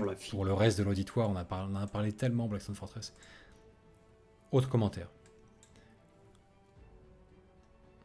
En gros, on a trouvé ça moyen bof, quoi. Bon jeu, super Tel figurine, Conan dit. bon matos, mais pas d'immersion propre au jeu, quoi. D'immersion fluffique dans le jeu. Little Conan dit les gars, j'en peux plus, j'ai des satellites à faire s'écraser demain. Bonne nuit. Je- Après, oui, c'est on peut dommage. peut-être conclure là. C'est dommage parce que L'approche j'avais des- tellement de questions à lui demander. Du coup, par Du rapport coup. à son boulot Oui. ou au jeu auquel il joue. Mais bon, bref. Euh, euh, Ah, on dit que le JDR ne demande pas nécessairement plein de bouquins. C'est Julien. Oui, je savais qu'on essaie de nous vendre le JDR depuis tout à l'heure, mais on aime la Ça dépend figurine. des JDR. Alors.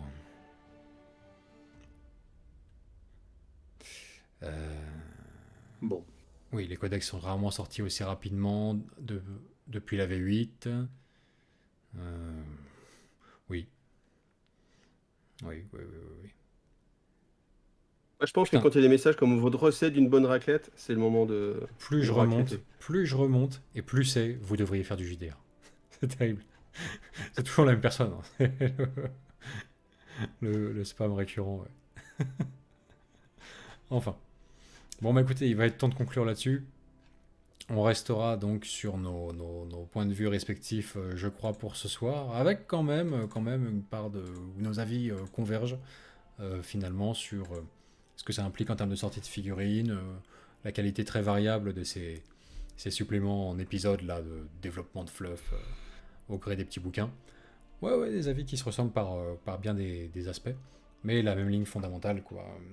Iggy adore découvrir ces trucs-là au fil des épisodes et vivre la proposition de campagne de Warhammer en temps réel, quoi, avec l'exemple de Gathering Storm.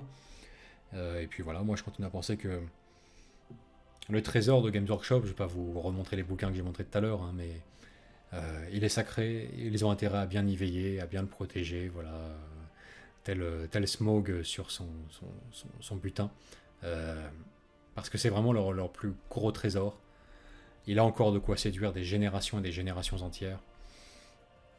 Attention à pas transformer ça en Marvel Cinematic Universe, quoi. Ça serait dommage. Voilà. Bien. Sur ce, messieurs, je vous laisse le petit mot de conclusion. C'est le moment. Si vous voulez partager des initiatives, un truc avec notre communauté là pour Iggy, bah écoute, c'est le moment. Et il sera temps de baisser le rideau. Ok. Eh ben, bien sûr, évidemment, merci de m'avoir accueilli à nouveau sur un live Planet Wargame. C'était sympa de discuter et puis de partager un peu nos avis. Et puis, voilà, que dire de plus, rien de plus. Merci à tous, j'espère que ça vous a intéressé. Si vous êtes restés là, je pense que oui. Ou au moins, ça vous a bercé pendant vos moments de peinture. Donc voilà, en tout cas, moi, je me suis bien amusé. C'était sympathique. Voilà. Bah, c'était Rien un de plaisir plus. de te recevoir aussi, ouais, comme j'ai dit.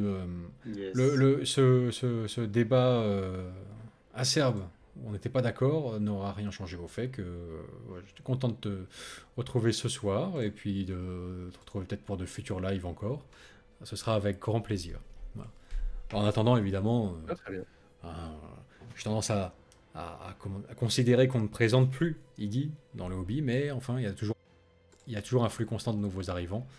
Si c'est le cas et que vous le découvrez ce soir, bah, surtout n'hésitez pas à aller voir sa chaîne, où il parle de plein de choses dont on ne parle pas, et où il y a plein d'aspects aussi de sa personnalité, avec des traits que l'on n'a pas et que vous saurez apprécier chez lui. Donc on va faire un petit tour sur Iggy TV, voilà, et pour apprécier aussi toute la diversité proposée par sa chaîne. Bien. Merci encore à nos spectateurs de ce soir pour leur fidélité, voilà. Et leur générosité également, hein. Je rappelle que c'est les dons qui font vivre la chaîne et permettent de la développer. Et financer tous nos grands projets pour l'avenir. Voilà. Ce ne sera pas du luxe. Je peux vous dire que entre les achats de matériel audiovisuel là, qu'on planifie en ce moment et les craquages potentiels où Timmy repère un potentiel Planet Wargame Bunker parfait, sur les sites de petites annonces, voilà, l'argent ne sera jamais de trop. Jamais de trop. 500 000 €, 100 mètres carrés à Paris. C'est 50% du mètre carré, les gars. 50%. Dans le premier arrondissement de Paris, rue de Rivoli. C'est vrai, hein. C'est surréaliste. C'est mon meilleur Il nous pote et j'ai faut l'impression que quand 500 il 000 parle euros. comme ça, il essaie de m'arnaquer en fait. C'est très bizarre. Ouais, c'est fou, alors que tu as vu l'annonce en plus. Donc c'est là où Ah, j'ai l'impression qu'il est en full Patrick là où je sais Timsit. pas. On va se refaire les gars. On va se refaire C'est vite, un plan, c'est terrible. Mais oui, Ça va bien se effectivement, passer.